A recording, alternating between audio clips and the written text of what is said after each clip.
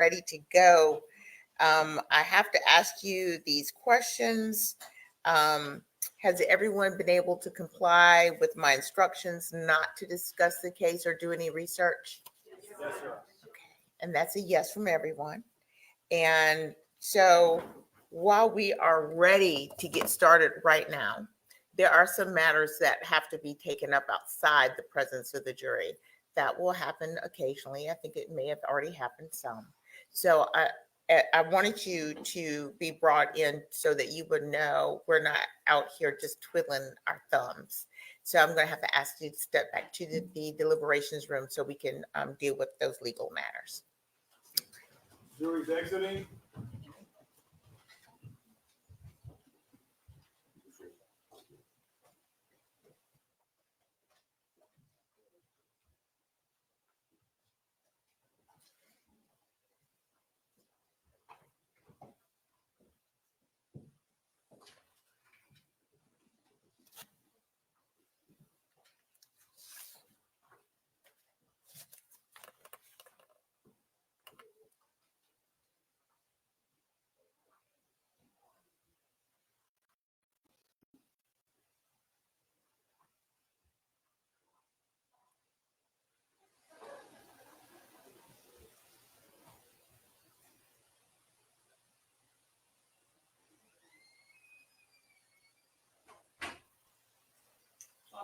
Thank you.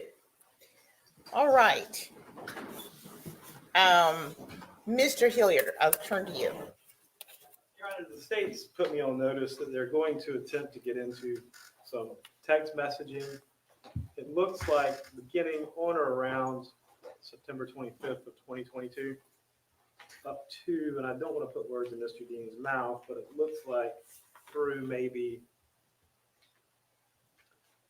the day of October 4th, 2022, of an alleged affair between Ms. Simon and an unknown subject by the name of Craig. And the text messages were provided in discovery, and they were part of the phone extraction, and they were done pursuant to the search warrant. I'm making a statement, let me know, Tim. However, the main thing is the motion in limine I'm making is to exclude these text messages as they're more prejudicial than probative, number one. Number two, they don't relate to any material allegation in the indictment. None of the false statements counts are in relation to these text messages. Number two and number three, I don't think that they do anything other than attempt to introduce her character into evidence and interject her character improperly. So for those reasons, I make a motion to exclude any testimony regarding these text messages back and forth between the unknown subject, Craig. So I think that's short and succinct to the point. So. All right. Thank you, Mr. Hilliard. Mr. Dean? The court will remember that our motion pertaining to intrinsic evidence that we intended to introduce listed as one of those categories, evidence of tension, unhappiness between the defendant and her boyfriend. And that has now been ruled admissible.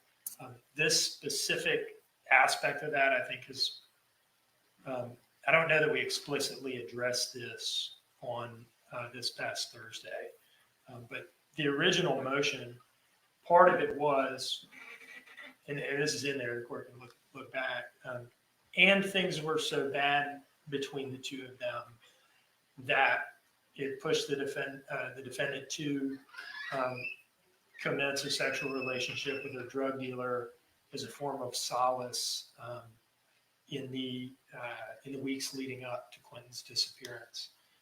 And this would be evidence of that. As Mr. Hilliard said, these text messages extend from September 25th to October 4th, so they're tightly connected in time to the day of the crime. And I'll talk just briefly about what they show. I have, as a matter of fact, I'll approach with what I've marked as State's Exhibit 83. All right. I have a copy of it as well. Thank you. Here's how it comes up naturally in this portion of Detective Lemon's investigation. At this point, we've just seen this interview, these interviews yesterday, where she identified the drug dealer whom she saw that night as Red. Okay, she calls him Red. Sometime after that, but still, this is the night of October 5th, early morning hours of October 6th. They go through her phone in some more detail, and they find a bunch of text messages between her and a contact saved as Craig. And they ask her who Craig is, and she says Craig and Red are the same person. So she's identifying Craig now as her drug dealer, and not just any drug dealer, but the ones that she ran off to that night after getting into an argument with the defendant about about his lack of sexual desire for her. Okay, so this is the person that she's going to in response to that incident between her and Mr. Youngkin. And now, after opening statement and some of the evidence, I expect the court to be a little more familiar with our theory of the case and how what was going on with the Danny defendant relationship, how it plays into what happened that night. In these messages, one, they make out a recent sexual relationship, and I'll just draw the court to a couple messages in particular, so you don't have to read them all. On page 9, so page 9 of the document, starting at line 123. This is an incoming message from Craig to the defendant on October 1, in which he says, "That was good as fuck. I'll take that anytime. Friday. No, I made you come for a long time." And she responds on line 124, "I would be down to do that again anytime." And then she sends another response at line 125. "And yes, you did for a good ass minute." All right, so that's thing number one. They clearly make out a sexual relationship. Thing number two is that there's some indications in here that there is a connection to Danny. On page 2 of the document, line 13, at the top, the defendant sends a message to Craig. Starting at line 12, Craig sends a message to her saying, you okay today? Your man here? And she responds in the next line, "Yeah, I'm okay. He's on his BS today, and I don't feel like arguing." So there's some of that in here that they're talking about Danny, and she's talking about him in kind of a frustrated tone. So we do think that these messages and the fact that this relationship are part and parcel of the Danny defendant status of the relationship kind of subject matter that has already been ruled admissible. They're sort of intertwined with that. And it's further intrinsic to that night because that's the guy who she was going to see and whose house she was at for 10 minutes. This is not just character assassination. It really does help tell the story. Okay. The other thing, and this is similar to the argument that I made for some of the Stingrays stuff the other day on Thursday, is that they in the interview that comes next, they've seen these messages. And so they ask her, "Who's Craig?" And she says, "Oh, that's Red, same guy. That's a drug dealer. This guy I saw that night." And they ask her point blank, "Is there anything going on between the two of you? Is there a sexual relationship?" And she tells them no. Right, so she denies it. Again, even if she hadn't denied it, even if she had said, yeah, I think it's still admissible for the reasons that I've articulated to this point. But then the fact that she denies it makes it further relevant because she's charged with making numerous other false statements in the same interview. We have to prove that those statements were knowingly false. And part of that involves proving that she was lying up and down about basically everything she talked about that day. So that's why we think this evidence ought to come in. I understand that there is some prejudicial effect to it.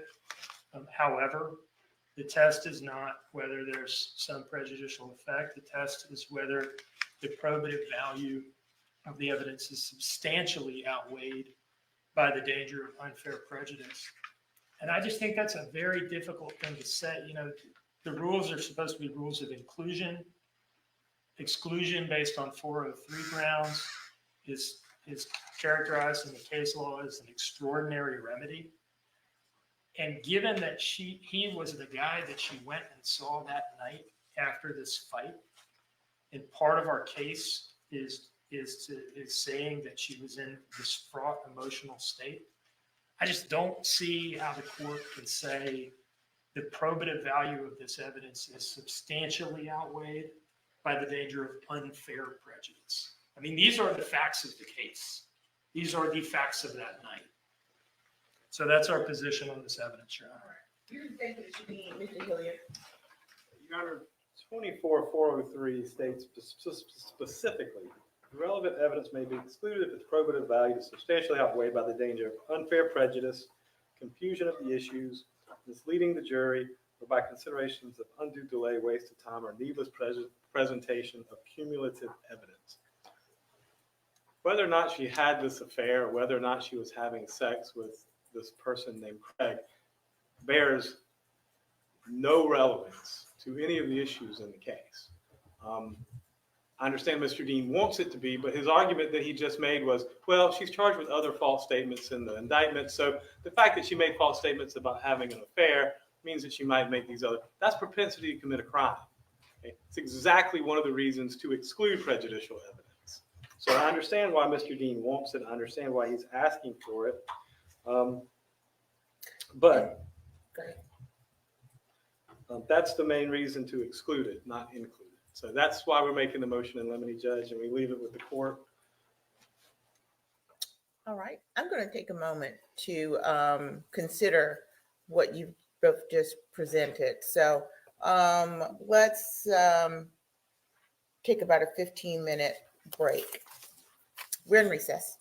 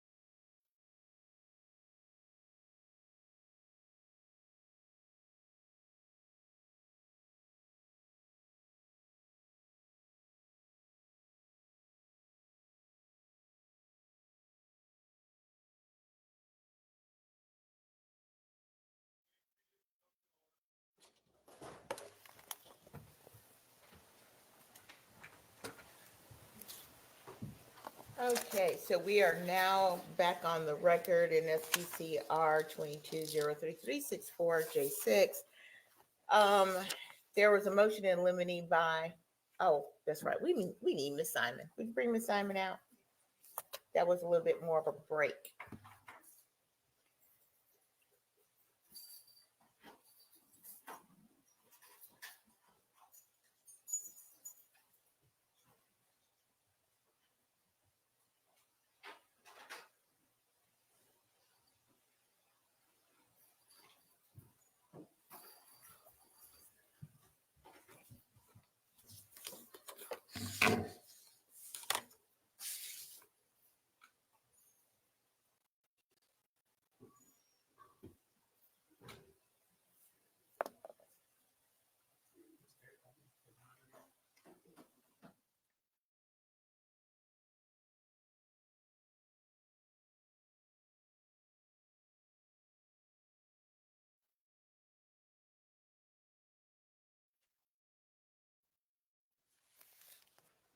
Okay, let the record reflect that Ms. Simon has joined both of her attorneys at counsel's table. The attorneys for the state are present as well.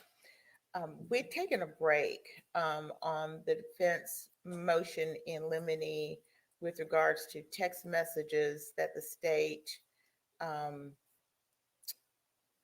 intends to present and admit into evidence. I've heard and considered the arguments for both. At this time, the court does find that the unredacted version of the text messages is inadmissible. I went through and read all of the text messages. The sexual and salacious nature of some of the text messages in exhibit are not relevant to the charged conduct. Now, after applying the balancing test, 403 balancing test, court finds that the probative value is that the prejudicial matters outweigh at this time the probative value. So they're not going to come in at this time. Now, if things change, the court will consider it, but at this time, that's court ruling. Madam Clerk, I'm going to pass down State's Exhibit 83.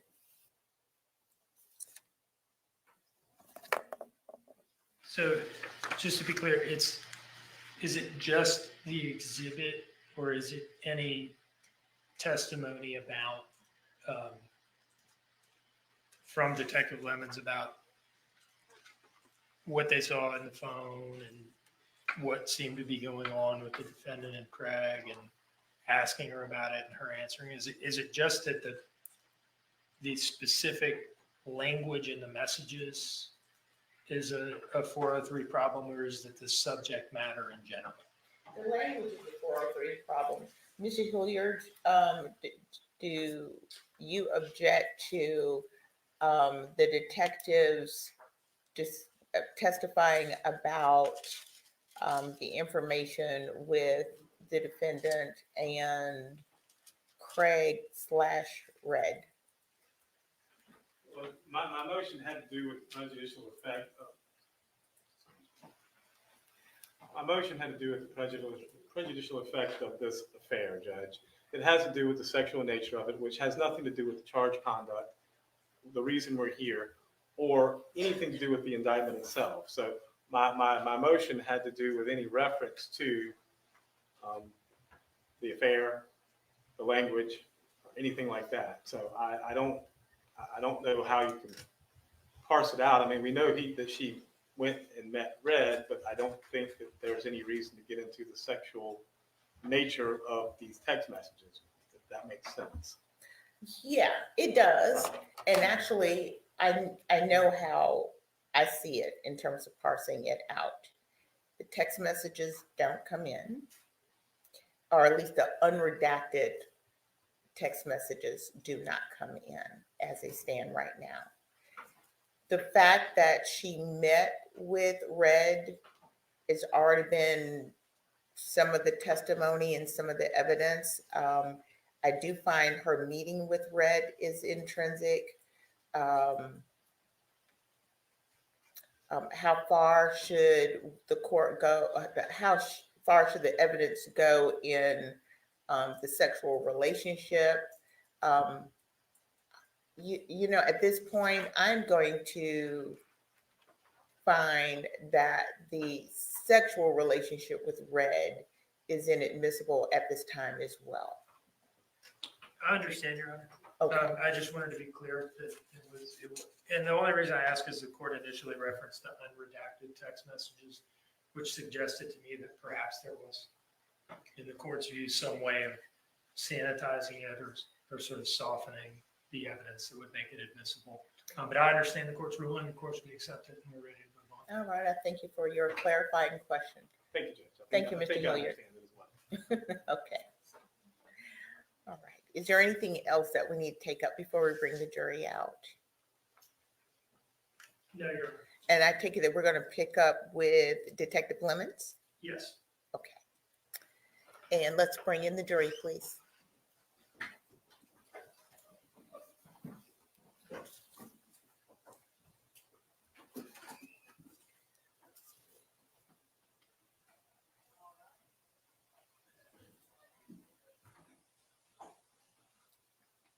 Jury is not entered.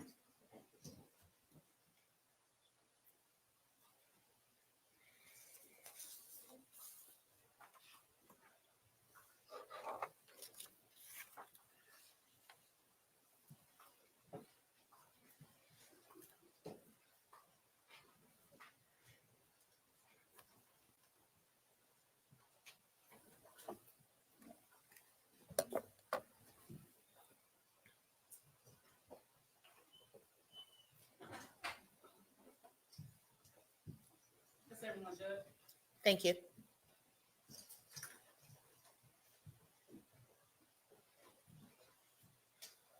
All right.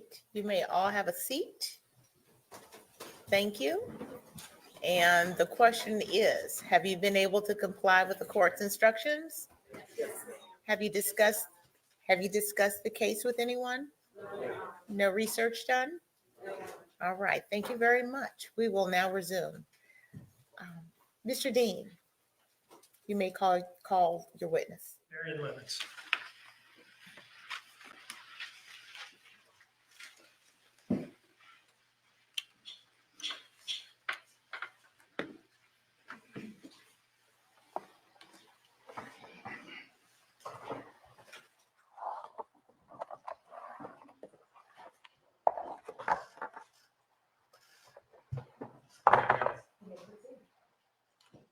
I think when we left off, we had just finished the interview that ended right about 10:30 at night on October 5th. Is that right? Yes, Later that night, did you and Special Agent Snyder interview the defendant one last time?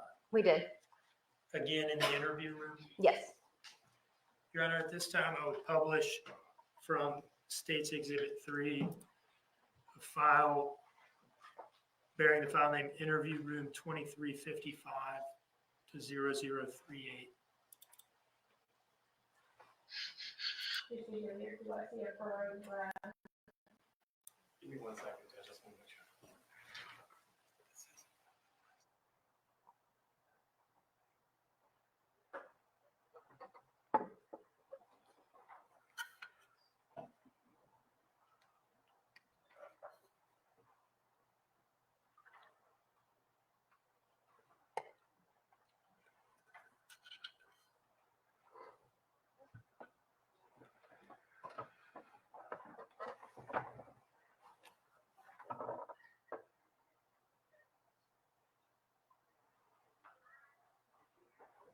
No, Mr. did not discuss it, Judge. There'll be a little bit added at the end, but other than that, no objection. Thank you, Mr. Hilliard. Mr. Dean, you may proceed.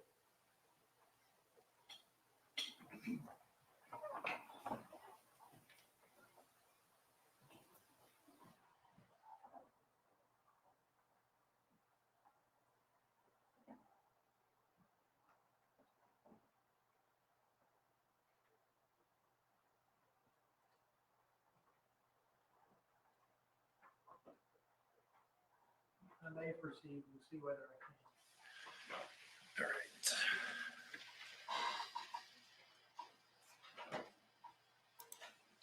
Come back to you. Hello. But we've come in here several times and told you. Was I ever open about everything that I could and whatever I didn't clarify or say right, whatever I'm clarifying, I would never be the reason when something happened to my baby. You can understand that. I am so serious. Well, they always say it. Just relax. Just relax. It's hard to relax. It's not only him that lost my son this morning when I woke up, he's not there. But by the end of the night, I'm sitting there being told that everything looks like it's my fault. It's my fault because I put my son to bed last night and woke up to him being gone. That's my fault. What happened? There's so many inconsistencies, Leona, in your story. How? I've even sat there and got on like 360 for hell, pulled up anything that I could to show that this is what happened. This is where I went. This is what I did. Here's the proof that this is where I went. Every time I'm at my house, you can ask Danny, you can ask everybody that them babies were all in that room. Every single one was in that room. When I went to bed, every single one was in that room. And yes, they were perfectly fine. Yes, they were breathing. Yes, he moved when I touched him. Yes, they were all in there. And they were perfectly okay. Okay? And then I got up, he was gone. You want to talk about a mother's worst nightmare? A mother's worst nightmare is not knowing dang well at all if her child is even okay or not. A mother's worst nightmare is not knowing if you were ever going to even know what actually happened to your baby. It's not sitting there wondering if he's going to get a proper funeral. He's wondering if he's ever going to get one at all. He's wondering if he's ever going to know what happened to him. Let's just say he's not going to until you let us know the accident that happened. There's nothing that happened. I never said that. There's no accident. There's no inconsistency. What? Because I forgot to say something about paying back up front, and then I came out true about it. Told you about it. Take a Percocet last night. No, I did not. I did not take a Percocet right now. I'm gonna go piss in the cup for you right now. What did you do? Right now. To alleviate the pain last night? It was the Orajel. There was even Orajel in that freaking bathroom thing. There's one that's empty, which is the one that I ran out of when I called and asked to see if I had more. To see if they had more. No. So I got the one from her. Now there's one in there that's empty and there's one that's not. You have to see that in that bathroom. It's in the mirror. Do Okay. you recall exactly when you left and where you met? Yes. Misty. Misty. Okay. Exactly where I met her at. It was right there, like where those mailboxes and stuff you got. What's Misty's last name? I can't recall. I worked with her over before Sky was born. Before Sky was born. We've got to talk to Misty right now. How do you know her? What I told me is I had her number in there. That's what I called her. I downloaded text now and tried to call that, and I called it and got through to her. So I asked her to straight up said, "Baby, you still have this mouth problems you got going on." She said, "Big old thing right here. I can give you where she works at. Where is she? I can at least give you that. She works at Bojangles. Bojangles On 17. On Akichi. On Akichi and 17. I can give you that. I don't know her Is last she name. a white lady or black lady? White lady. White lady? 4'11" maybe. 4'12. How old is she? 40s. Mm-hmm. Late 30s, early 40s. What kind of car does she drive? She walks, which is why I had to come all the way to her. What shift does she work at Bojangles? I can't tell you that no more. They were not even open up for dinner when I was there and when I was working there, and they are now. So I can't tell you what shift she's working. What color car was she driving when you met her at Bojangles? She lives over there by Chevron or whatever. So she walked up and met me at the front of her neighborhood and gave it to me. What other cars were there when you met her? Was it any? There was a tan older car, almost like a cop car Ford something, or whatever, tan sitting in her driveway. In her driveway or the driveway or at the Chevron? No, like when I pulled up, I could see like where she lived at. You could see her walk out of her driveway and walk up, and I'm pretty sure that was in her driveway of the tan car. So, but I've never seen her drive a car at all, ever. She's always walked to work and walked home, to the point that I was giving her rides because it was too hot at one point to do that. So, When did the cereal spill in the back of the car? that's in there. I won't lie. Even like over a month, my friend gave me a big old bag of a whole bunch of baby cereal that she didn't have anything to do with. I put it in the car. What type of baby cereal? Like the First- size that you put, like it's almost like a rice consistency? It's rice or oatmeal is what it is. And What it type was of a- container was it in? the actual container itself that comes in from the store. What does that look like? It's blue and it's about this big and comes up like this. And there's a screw on top that pops open. Oh, whatever. And what happened? How did it come? 2 of them that she gave me, she had just opened and she tried it with her baby, her 9-month-old baby, and it didn't work very well with him. So she gave me those and a whole bunch of the other ones that she bought. When I put it back in the car, got home, took it out, the bag ripped. It fell. It spilled. Got another bag, collected up what I could, and took it inside. I still have all that baby cereal from that day except for that one. And just describe to me again, when you came home at 10:50, That was from leaving red. I was leaving red, and that's when you went and you rubbed Quentin's hair. I moved his hair out of his face and did this right here, and when I did, he said, and curled up. Exactly like that. Totally like, it was like touching me and curled up. And then when you left again, when you left to go meet Mitzi, It was like 1:13. did you go by and check on Quentin as you walked out the door? Yes. Yeah.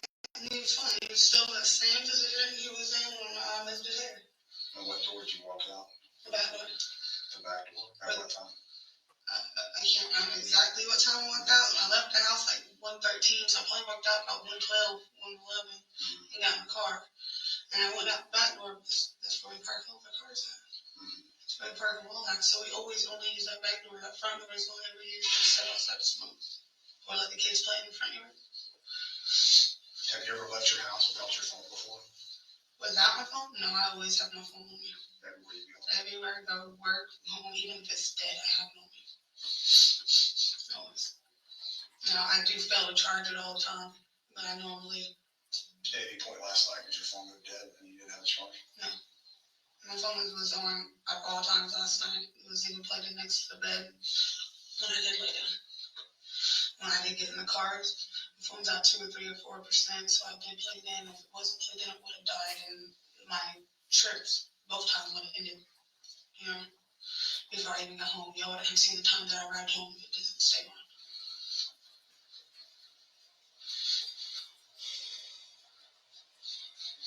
Do you normally meet Red out there at the Tacos Tacos area? In that general area, normally it's ride share that we got ride share across, but it had a lot of people there, and there was road work going to it. Where or who like coordinates with Red? What? You or Danny? Like who talks to Red? Honestly, it's got multiple different numbers, so like we message or we call one, or I'll get in contact with like his cousin. His name's Craig or whatever, and ask. It's never like he never has the same. You said Craig? Yeah, I got in contact with Craig and I'll ask him, but that's just because they live at the same property. Where do they live at? For our straight lane is right after that ride share. It's like one of the first driveways after the ride share on the left hand side. One of the very first driveways. Is it just Red and Craig there? And some other lady that lives in the back, but that's none of my business. That's the whole of the property. Okay. So, Is it just you that kind of deals with them, or does Danny too? and we both do. That do? We both do. Just whoever decides to go, if we do decide to go. They both deal the same thing? And we'll do the same thing. They don't even do nothing more than that. That's just what they do. And they get a hold of pills and get a hold of me. How long a time, or, minutes, seconds did you interact with Mitzi? Missy, she walked up. I said, "Hey girl, how you doing?" She said, "I'm good." And she was like, "How's your mouth?" I said, "Good, good." She was taking her out, but it's hurting like hell. And she's like, "Here you go." So that was literally like probably a 2-minute conversation, and then she went home and I got in the car and went off. Did the ordeal give you any relief? Enough relief to lay down long enough to fall asleep. When I woke up, my mouth was still hurting like hell, but it stayed down back here. The way that I did it with a cotton ball and putting the Oreo on it, and then start biting down on it, it stayed down long enough for me. You found that the Percocets helped with that some? I didn't take no Percocets back. I haven't taken Percocets in a long time, and I'm not taking any of them. If I can get them for somebody, just get them for somebody. So, all I did was cotton ball, Oreo was on the middle of it, call it up, put it in my mouth, bit on it. When I bit on it, my saliva going in it, made the Oreo come out, and stay in this general area, which allowed my mouth to get numb enough to let go. You'll see.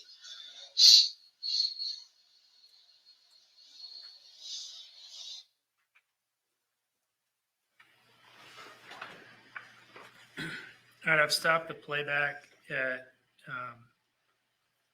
13 minutes and 47 seconds after midnight on October 6th of 2022.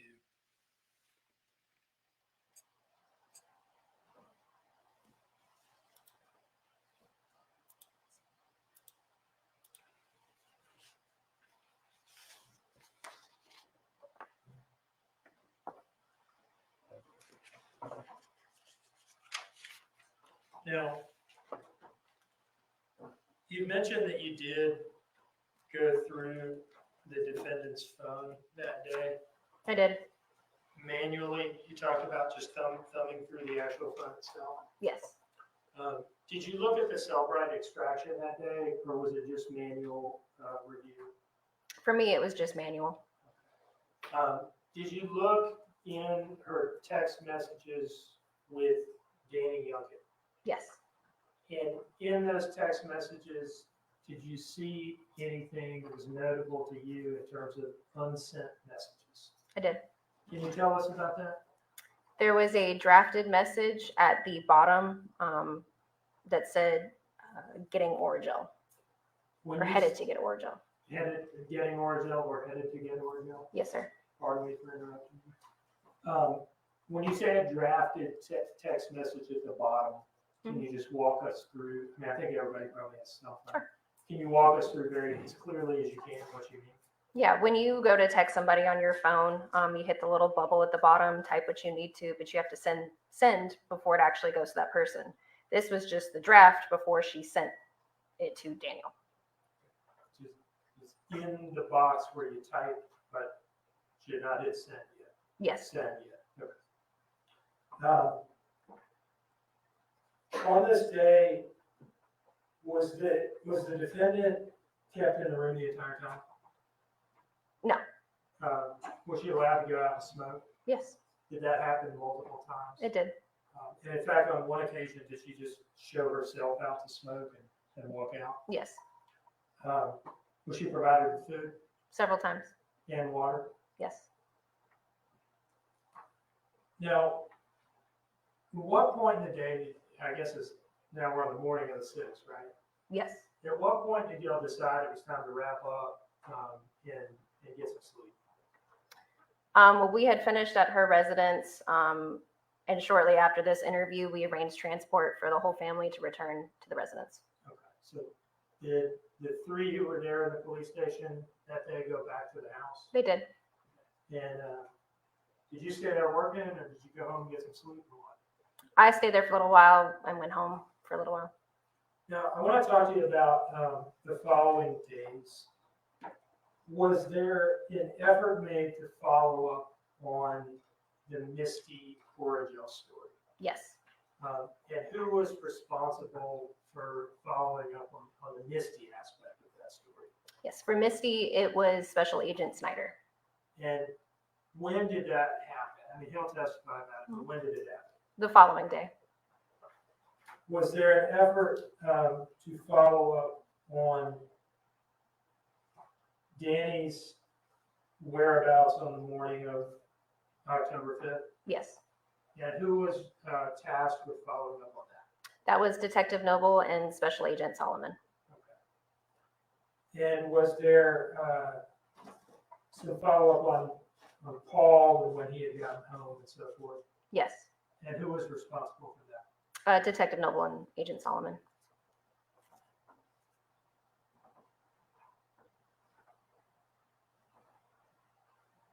Did they go out to the warehouse and get timesheets and some video? Yes, the warehouse where everyone worked. And there was some mention in these interviews of Henry Bubba Moss Jr. Correct.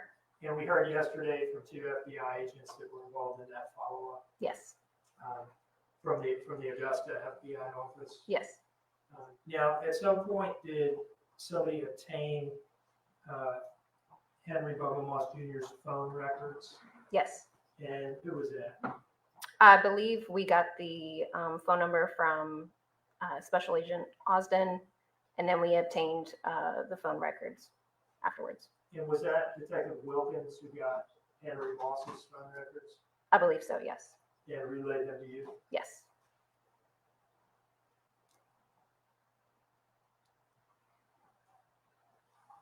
Now, was there follow-up on the vehicle, the Dodge Journey? There was. And what did that involve? A search warrant was applied for and executed on the vehicle where we examined the inside, the outside, and then we also did what's called an infotainment search warrant. And what is an infotainment search warrant? So the electrical box that's in your vehicle, that stores data. So what we do, it's called an infotainment search, and we're just seeing what kind of data is stored in that electrical system. And what kind of data can you get from those from some vehicles? From some vehicles, you can get as meticulous as every time a door opened or a light turned on. Others, we don't get anything. And you as the investigative team tried to do that in this case? We did. Was that effort successful? It was not. Why not? That make and model did not have the data in that system. Okay. But you tried. We did. Now, one thing on the vehicle I'd like to ask you about. We heard some testimony from Officer Schenker at cross-examination about a potential spot of blood on the driver's seat. Yes. And we also heard him testify that he provided all of his pictures that he took that day to you. Yes, everyone was in constant contact with each other. I'd like to approach with what I've marked as State's Exhibit 84.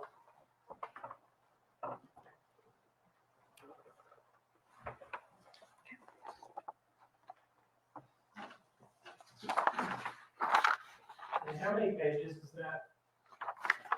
It is 2 pages and 4 photographs. 2 pages and 4 photographs? They're front and back. They are.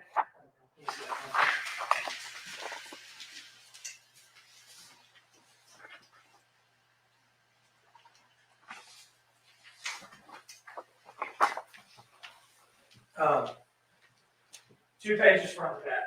Correct. It's on page 1. It's the same picture on the front and back.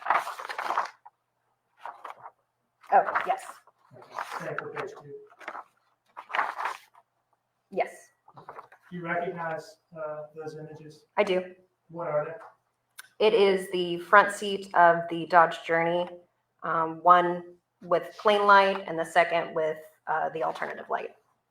Is that the blue star that Officer Schenker was talking about? Yes, Where you can see the spots lighting up a little bit. correct.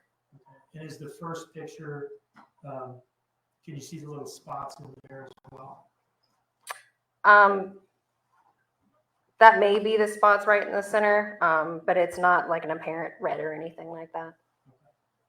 Your Honor, I would introduce this as State's Exhibit 84. No objection, Your Honor. Part 84 is it this?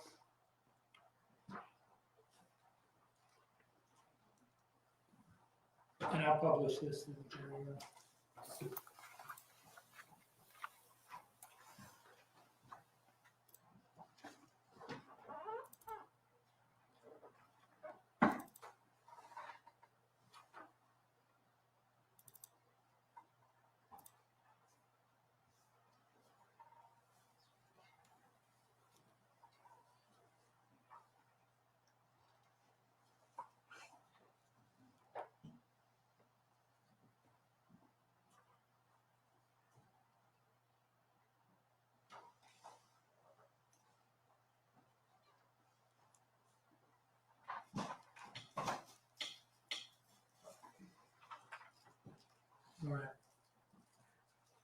On the screen here, are we seeing the first picture in that exhibit?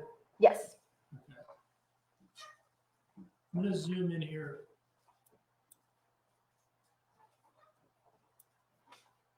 What do you see there? 3 small dots. Do they appear on their face to be blood to you? No, they don't. Can you tell whether they're fresh or old? No, it's not. It doesn't look like fresh blood. Moving to the next image. What are we looking at here? It is those same 3 dots under the blue star. Now, you were aware of this during the investigation. I was. Did you view it as significant? No. Is in an investigation, does every item that you collect or every observation that you or somebody on the team makes turn out to be important? It does not. Can you explain what you mean? Especially in this type of investigation, but really any, you start as broad as possible, collect as much as possible, and look at every single thing you can. And then you start to realize what's important, what's not. And this is one of those that we did not deem important in our investigation. Let me ask you a question, sort of for example, about electronic devices. How many phones are we going to be talking about in this case? Of significance, 3. Okay. How many electronics did y'all seize from the house in the course of the search warrant there? Probably over 15. Old computers, old phones, things Thumb like that? drives, CDs. And we have about like 37 people on our witness list. Yes. How many people were interviewed in the course of this investigation? Well over 100. And I think we introduced 100 some images that Officer Schenker took of the residents on Yes. September 5th. And how many did he take total? I believe it was almost 400. Were some of them in the RV under the carport? Yeah. Any reason to think the RV has any relevance to the investigation? No. Were some of them in Billy Joe Howell and Thomas Howell's master bedroom? Yes. Any reason to think that that room has any relevance to the investigation? No. How long do you think it would take to try this case if we were to call every person that you all interviewed and introduce into evidence every picture and item that you all collected at the broad stage of the investigation early on? Including the canvas that Special Agent Austin provided, months. Thank you.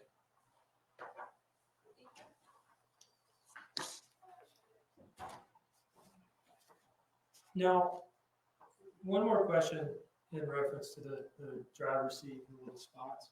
I have to ask you this. On October 5th at headquarters, you interacted with the defendant a lot. Yes. Was she menstruating that day? She mentioned that she was, yes. And did she have to go to the bathroom a couple of times to apply feminine hygiene products? Yes. Thank you.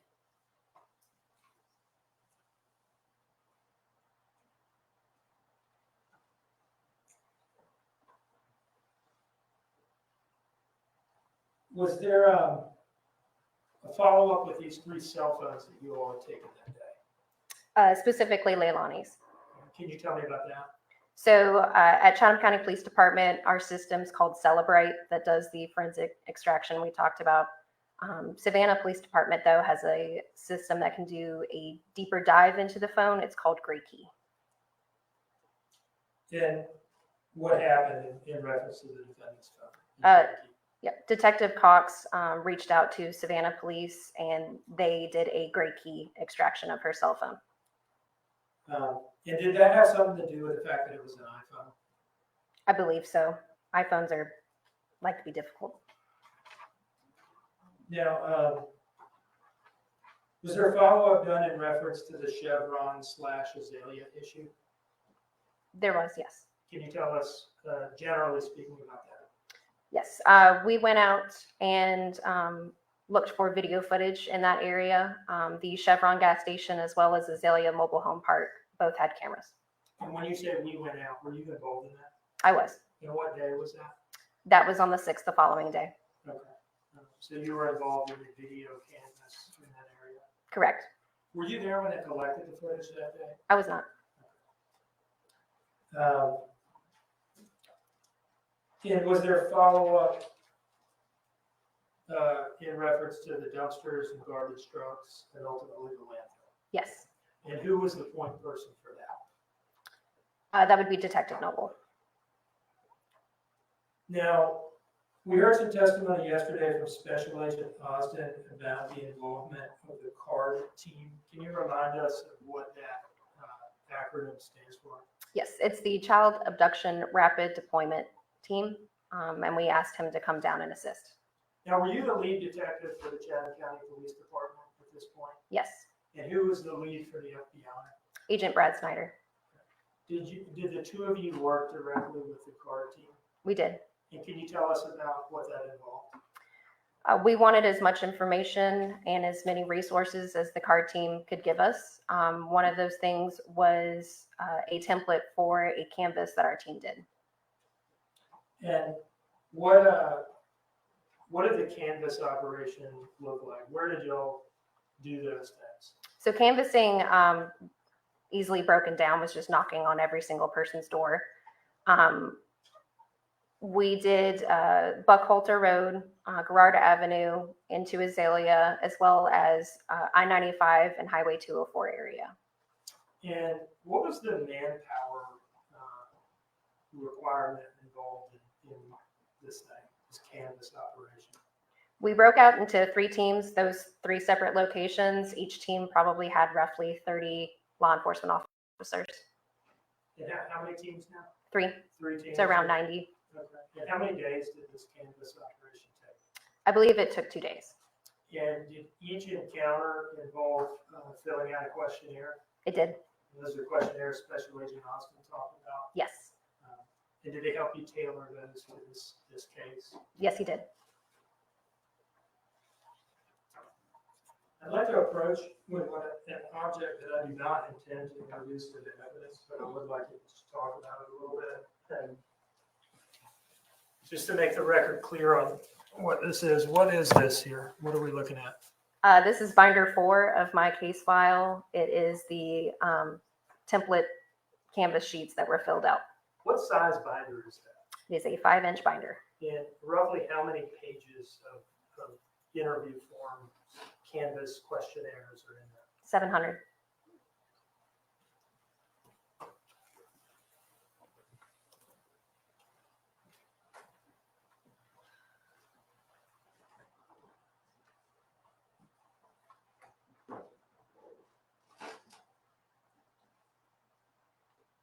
Did you guys also set up a tip line? We did. What is a tip line? So we just used a extra cell phone, and we put up a voicemail advising people to call this number, or excuse me, we put about a notice advising people to call this number if they had any information on Quentin Simon's disappearance. And then a voicemail was set up asking whoever was calling to give us as much information, and we would call back if it was something to follow up on. Was that something that was done on the advice of the CARD team Yes, as part of the best practices in investigating a child disappearance? Yes. Possible abduction? yes. Tell me about the manpower involved in responding to tip line calls. One of the detectives at all times was assigned to the phone and to follow up on each one of the voicemails that was left, to review them to see whether or not they needed additional follow-up. Does the Chatham County Police Department have a dive team? We do, yes. Was the dive team involved in on October 5th, 2022, or the days following? Yes. What is the dive team? So it's, I think it's in connection with Marine Patrol, but it's scuba divers who have the proper qualifications and do search and rescue. And did the dive team do anything in this investigation? Yes, they did. Can you tell us about those things? Yes. Behind the residence is a in-ground pool that had a layer of algae on it and standing above it, you aren't able to see inside. So the dive team went in and made sure there was nothing inside the pool. As well as during our canvas, there's several ponds in the area, and they made sure to look through those as well.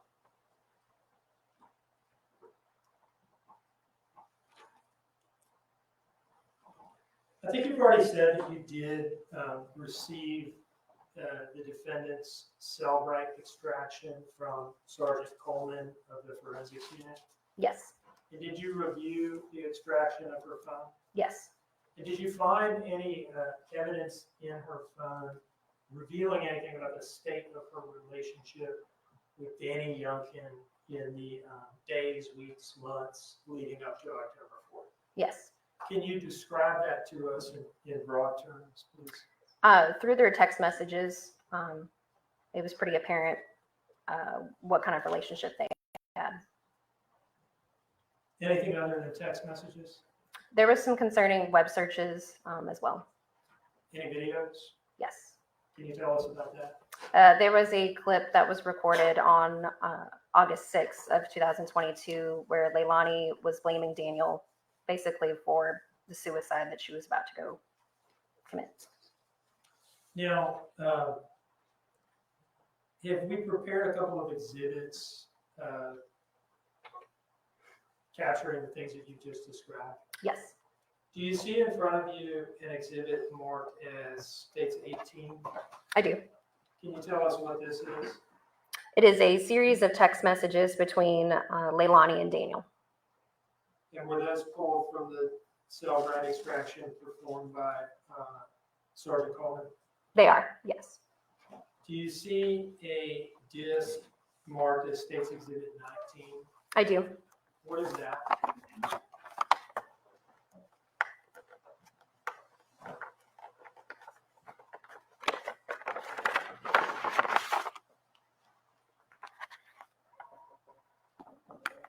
I believe it is the suicide video. The video that you just described. Yes, And do you see in front of you a document marked as States Exhibit 20? I do. And what is that? It is a web search that was found on her cell phone. You are out to introduce these items in as States 18, 19, and 20. Any objection? With regard to 18, Judge, no objection. You said 19? Or 20?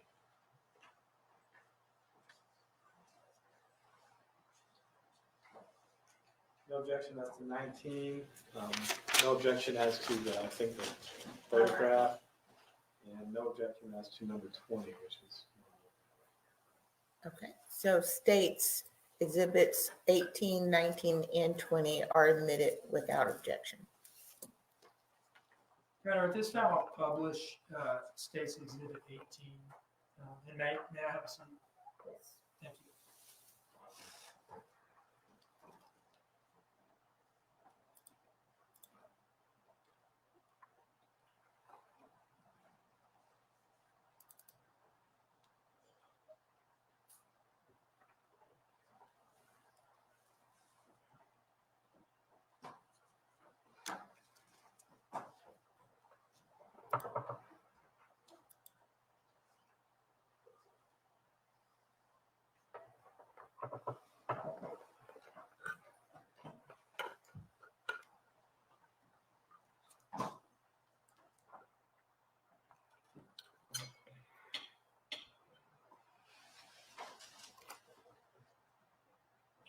We have on the screen here slide 1 of States Exhibit 18. And what I'd like to do with this exhibit is just have you tell us the date of the message and read the message, okay? So this was sent on 7/12/22. It says, I want to feel beautiful, not barely average. I want to feel loved, not just liked. I want to feel wanted, not just tolerated. I want to be able to look at you and know it's just me, not wondering how many others there are. I want to feel like my body is worth showing off, not like it's just been trashed from having 3 kids. I want to feel the way you made me feel in the beginning, like I'm treasured and safe, not like I'm just here because you really don't have a choice. Slide 2. Sent on 7/15/22. And I damn sure ain't the reason why you talk to other bitches in the first goddamn place or you put your dick in to begin with. Slide 3. On 8/6/22. Yeah, go get yourself some ass. I know mine is good enough. Never was, never will be. Now, the video that's been introduced into evidence is States Exhibit 19. When was this video? Were you able to tell when the video was filmed? Yes, we were. Okay. What was the date that video was filmed? On August 6th. At this time, I will publish States Exhibit 19.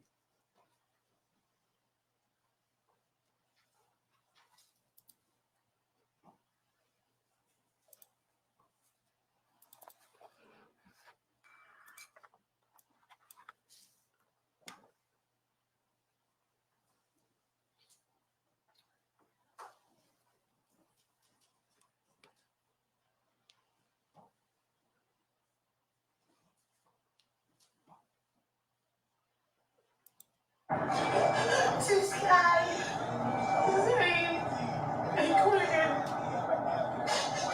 Mama tried. Your mama's not here no more because she doesn't want you. I do. I can't love myself. If I can't love myself, how can I love y'all? I've tried over and over and over and I failed.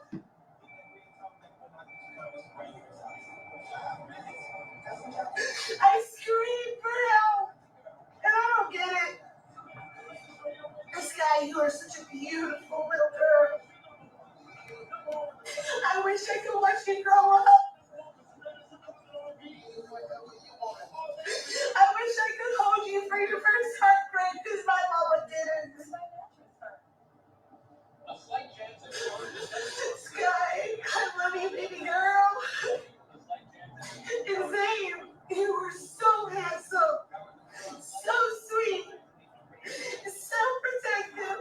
You were gonna be such a good man one day.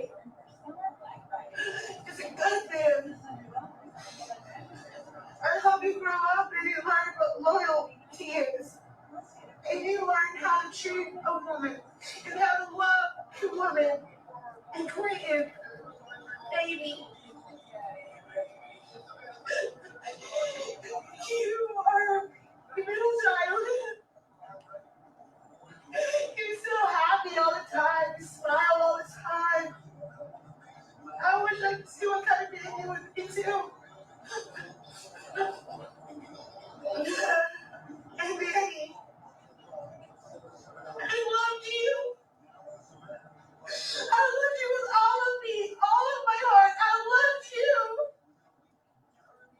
I wish that the ground you walked on, when we found each other,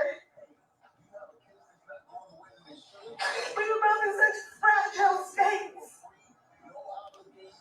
And I built you back up.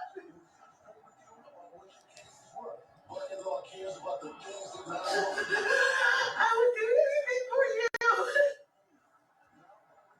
But during this time that I was building you back up, you were doing things that would eventually tear me back down.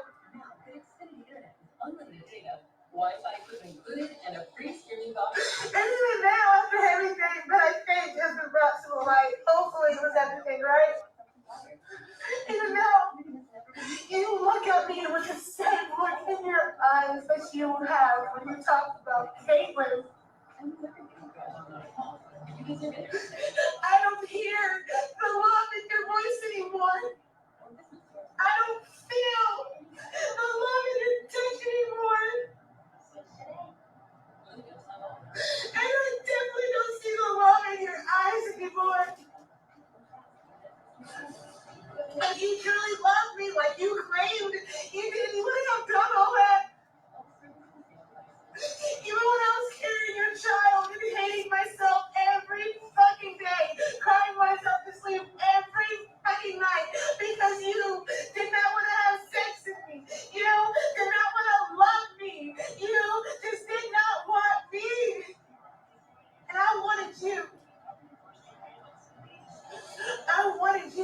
wanted you more than myself. But you've proven that it was only one way. That feeling was only one way. That love, that loyalty, it was all one way.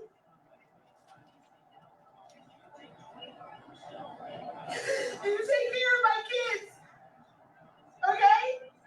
You couldn't take care of me. You couldn't love me. You couldn't do me right. So please, for the love of fucking God, do my kids right. And my kids turning up at the river now. Bye, Daddy.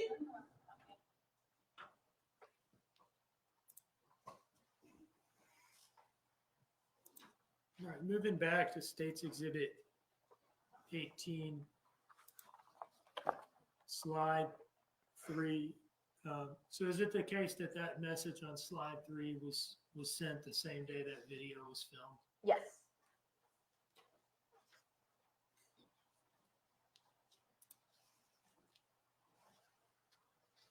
Slide 4. This is on August 22nd in 2022. There's no being past it when you have done nothing to make me feel better about myself, when you have done nothing to make me feel like you still want me like you did before, so stop.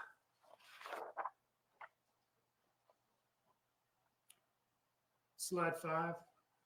This is on September 9th. Hope you had fun with whatever bitch you met up with. Slide 6.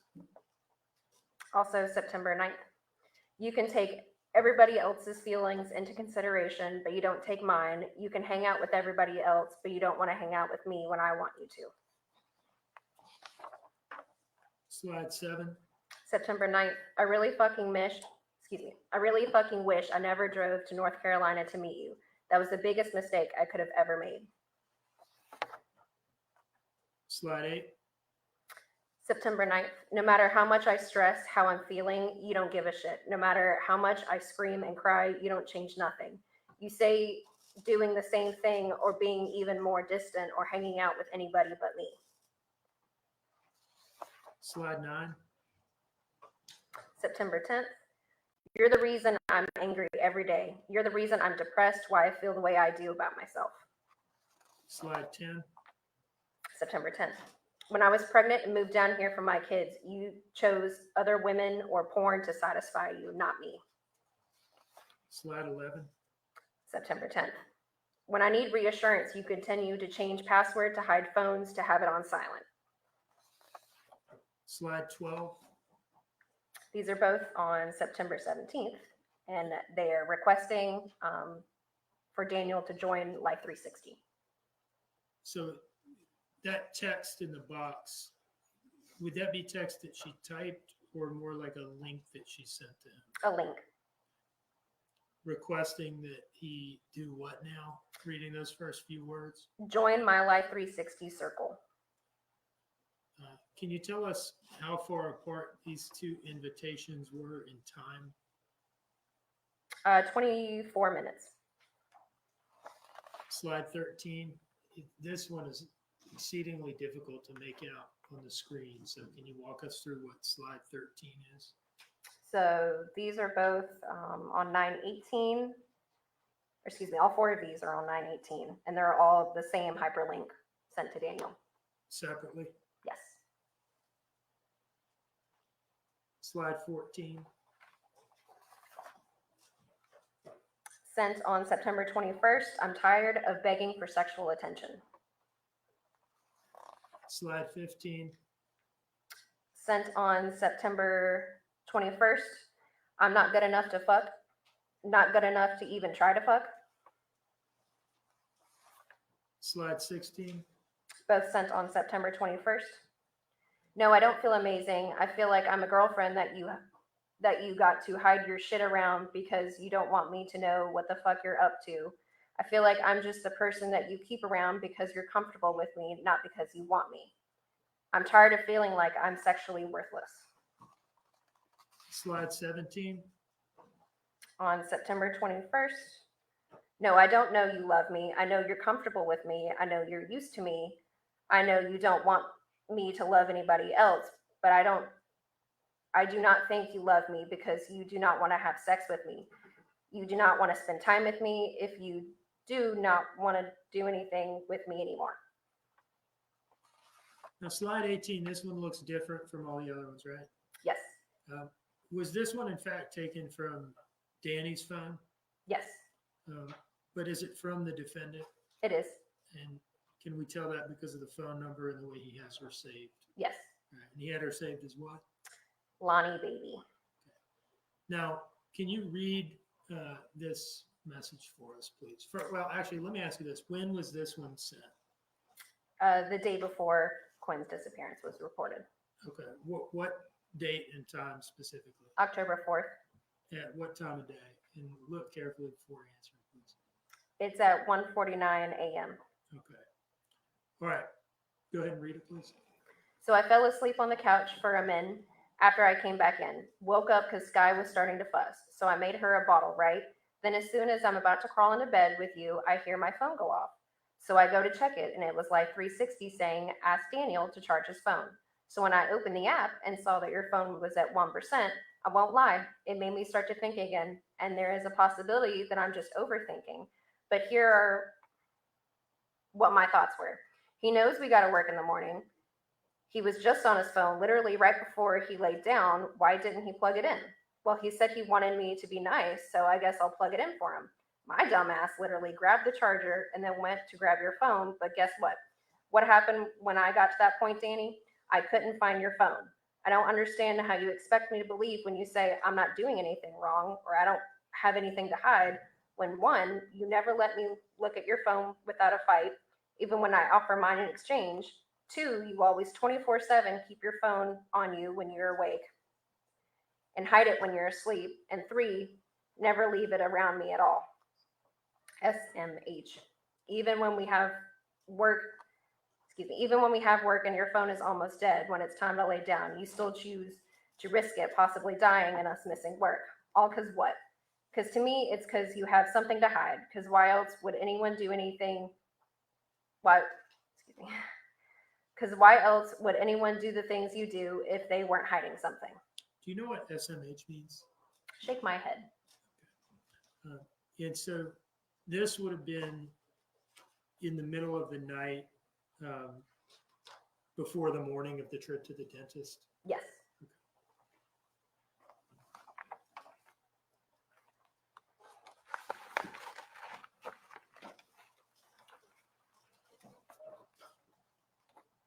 Was there an effort made to follow up on what exactly happened at the dentist?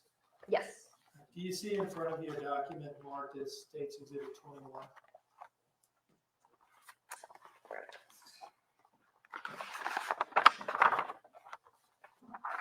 Yes.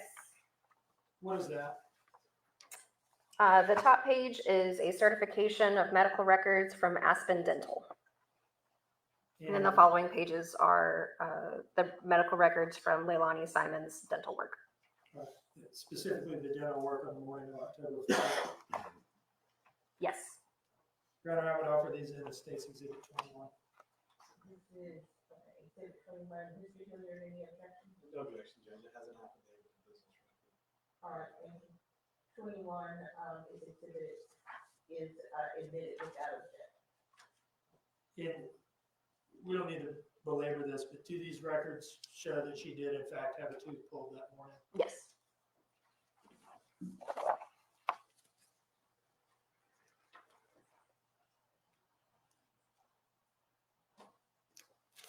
Now, during this investigation, did you follow up with Michelle McCarty? I did. And did you conduct interviews with her? Yes, I did. Did you conduct an interview with her daughter, Talia McCarty? Yes, I did. And did you conduct some follow-up on Quentin himself? Yes, I did. Did you obtain his past medical records? Yes, And is this a normal step in a child death case? it is. Where did you yourself get medical records from? The two search warrants I did were from the local pediatrics office. Well, locals in Georgia. But What was your goal in getting his medical records? To get some of them, to get all of them, what? all of them. Do you see in front of you a document marked as States Exhibit 27?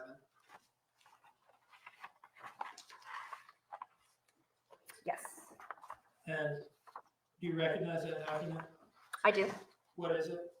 It is a search warrant order for medical specialist in Waynesboro, Georgia. What type of practice is that?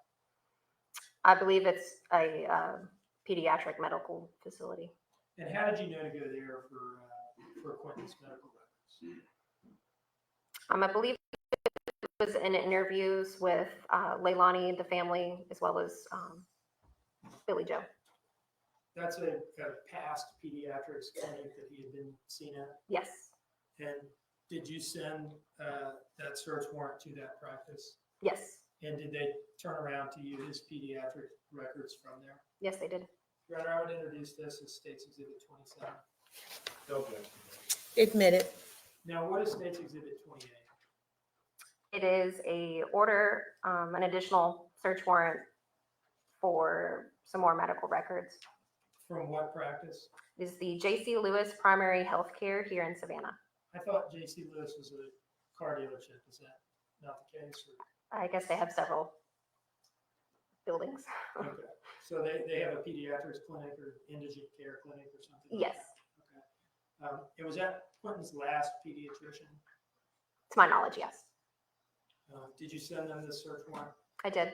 And did they turn around his pediatrics records to you? Yes, they did. Your Honor, I would introduce this in States Exhibit 28. Objection. Did any other detectives involved in this case get additional medical records for him at your direction? Yes, And who was that? Detective Cox. And did she provide the records that she obtained to you?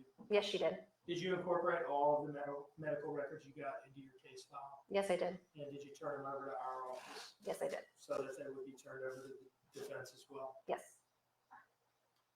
Now, do you see in front of you a document marked as States Exhibit 23?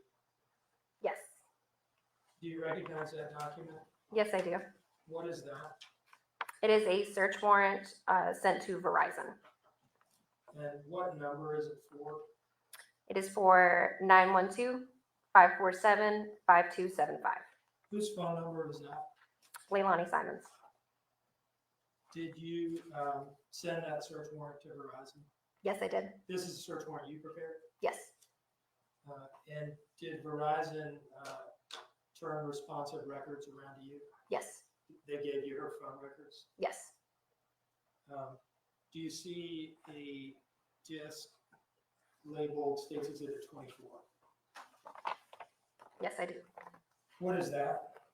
It is the response I received from Verizon containing Leilani Simons' cell phone records. Did Detective Cox also get some cell phone records in this case? Yes. Did she provide all the cell phone records that she got to you? Yes, she did. And did she obtain records from Life 360 directly? Yes. And did she provide those to you? Yes, she did. Were all of the phone records obtained in this case and the Life 360 records provided to the FBI for analysis? Yes, they were. And were the cell phone extractions, both the 3 cell write extractions and the 1 gray key extraction, were those provided to the FBI for analysis? Yes. I would introduce states 23 and 24 into evidence round. Your Honor, with regards to states 23, subject to the court's ruling regarding some of those text messages, we don't have any other objection other than that. What was 24 again?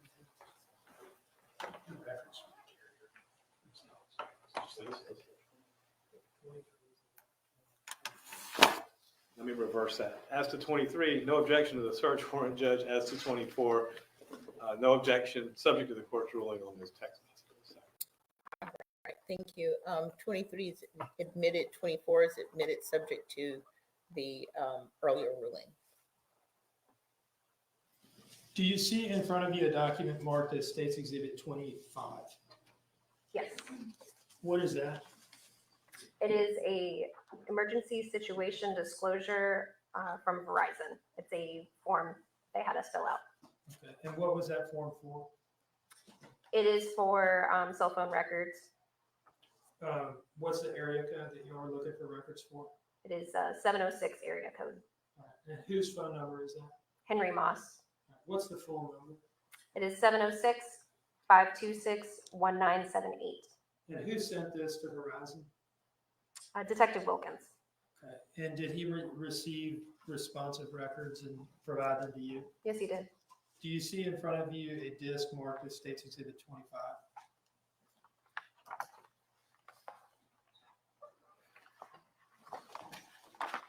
I'm sorry, 26. Yes, 26. And if you don't, just tell me. I have 26. Okay. What is that? It is a response from Verizon for that phone number. Your Honor, I would offer 25 and 26 into evidence at this time. No objection, 25 and 26, Judge. Thank you. 25 and 26 are admitted. Have I formally offered 28, Madam? Madam Clerk has, Was search warrant or for Casey or Yes, ma'am. I just don't remember whether I actually offered it or not. It's been admitted. Thank you.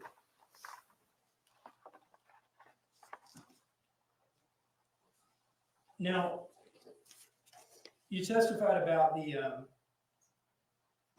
the fact that Special Agent Snyder went out and talked to Misty, right? Yes, And that you all did this video canvas at Chevron and Azalea, right? yes, And I think you said that both of those things happened on the 6th or the 7th or something along those lines? yes. On October 8th, did the defendant come to the FBI office in Savannah for an additional interview? Yes, she did.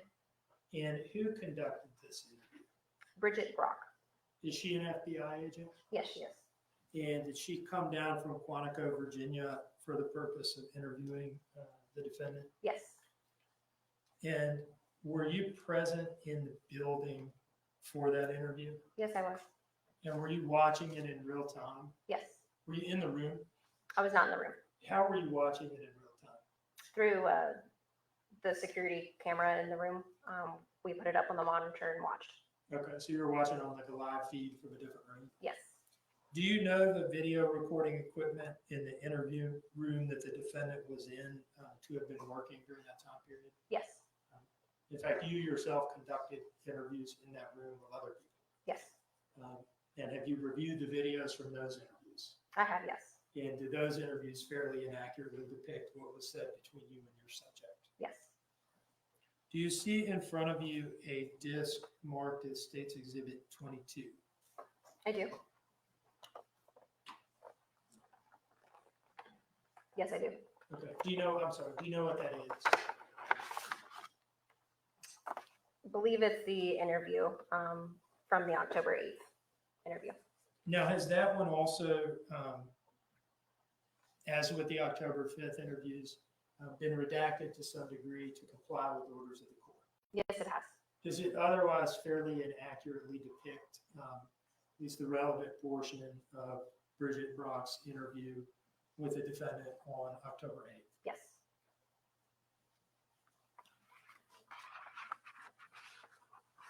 Now, did Bridget Brock confront the defendant in this interview with the fact that video footage showed her not stopping at the Chevron, but rather pulling into Azalea and remaining stationary at the dumpsters for 2 minutes? yes, she's directly confronted with that. And what did the defendant have to say to that? She says that that did not occur. Did Bridget Brock tell her that Misty had been interviewed and had told the FBI that she hadn't seen the defendant that night? Yes, And what did the defendant have to say to that? she says it did occur, that she did talk to Misty. Did the earlier 204 trip also come up? Yes, And what did she say on the 8th about what the purpose of that trip was. To pay off a drug front for marijuana. And is that the same story she had told about it on the film? Yes, it is.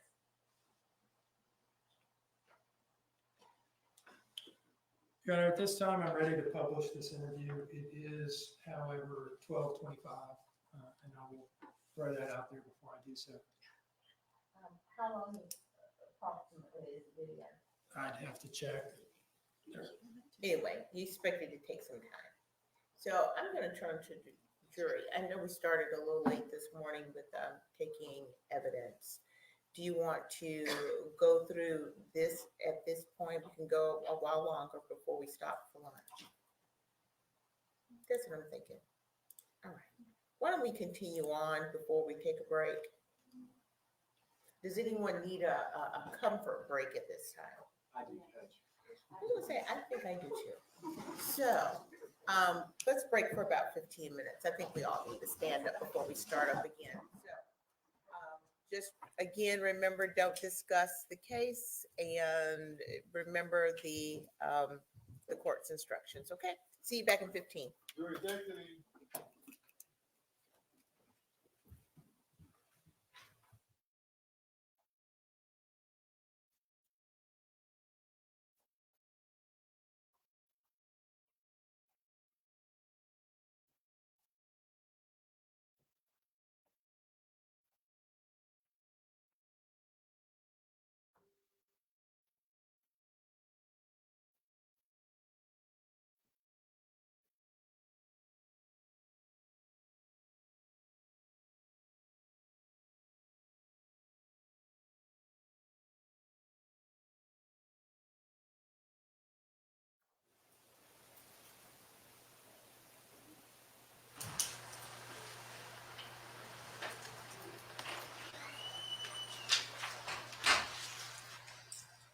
Okay. Thank you. Okay, let's take a 15-minute break. It's about, it's almost 12:30. Let's just come back in and plan to get started up again 1:45. Thanks.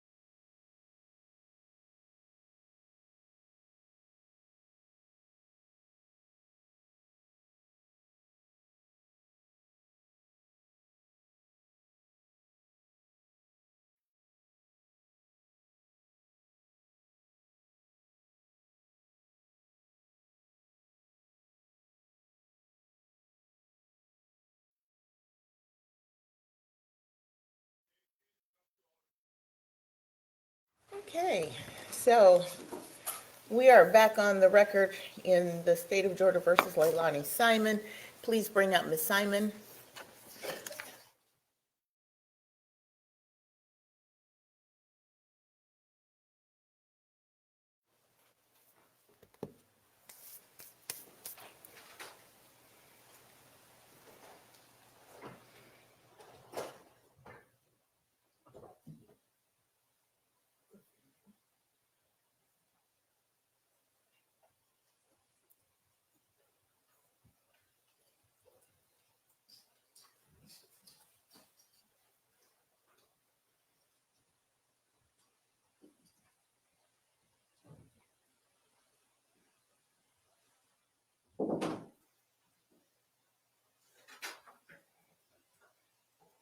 All right, Ms. Simon, come back in and join your attorneys at the table.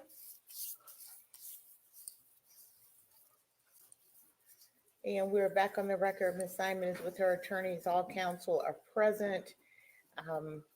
So we're going to move into the video that you have. And is there anything that we need to do before we bring the jury in? No, Your Honor. Okay. No, Your Honor. All right. Thank you. Please bring in the jury.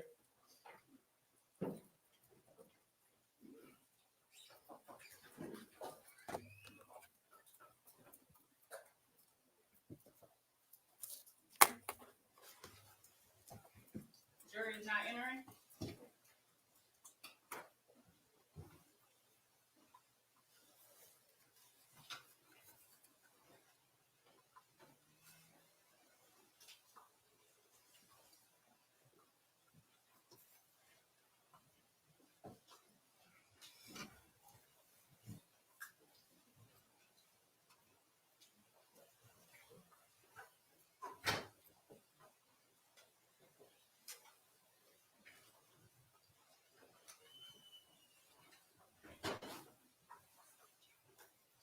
All clear, Judge.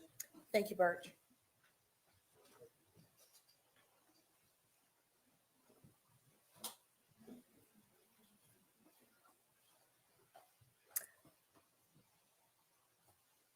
All right, and everyone please have a seat. And members of the jury, were you able to comply with instructions? No discussion about the case and no research? Okay, very good. Mr. Dean. When we left off, I was asking you about State's Exhibit 22, which you identified as the October 8th, 2022 interview recording of the defendant's interview with FBI agent Bridget Rock, right? Yes, And that was conducted at the FBI office in Savannah. yes. Did the defendant come in willingly and voluntarily to talk to Special Agent Rock? Yes, you did. How was it arranged with the defendant? I believe it was a conversation that we had on October 5th to do an additional interview later on. And she didn't have a problem with that? She did not know. How did she get to the FBI office on the 8th? One of the investigators drove her. Okay. And was that in part at least because the car was still being held in evidence? Yes. And then after the interview with Bridget Rock, where did she go? The defendant, I mean, not Bridget. She returned to the hotel room she had been staying at. How did she get there? I drove her. Your Honor, at this time I would introduce 22 into evidence. No objection, subject to the redactions. Thank you. Well, you may tender it. Before I do that, I want to circle back and just publish one exhibit that I neglected to publish earlier, and that's State's Exhibit 20. Do you have that in front of you? Yes. Remind us again of what that is. It is a web search from Leilani's phone.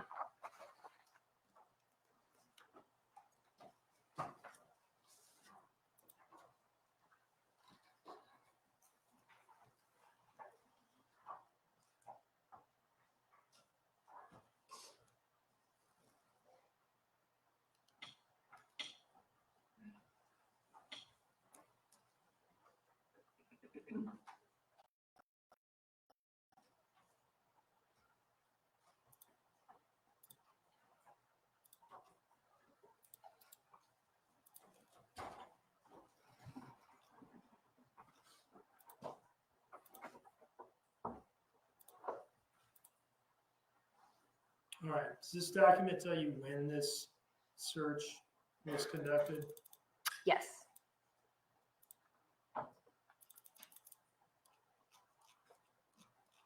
And when was it conducted?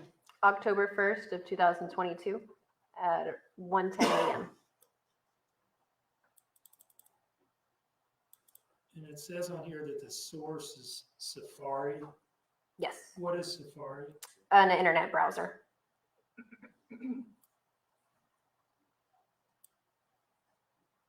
And can you read into the record the text of that search? Yes. Is it common for a mother to have resentment or even anger towards her child because of the father or another reason? Now that said, I will go back to State's Exhibit 22 and publish this.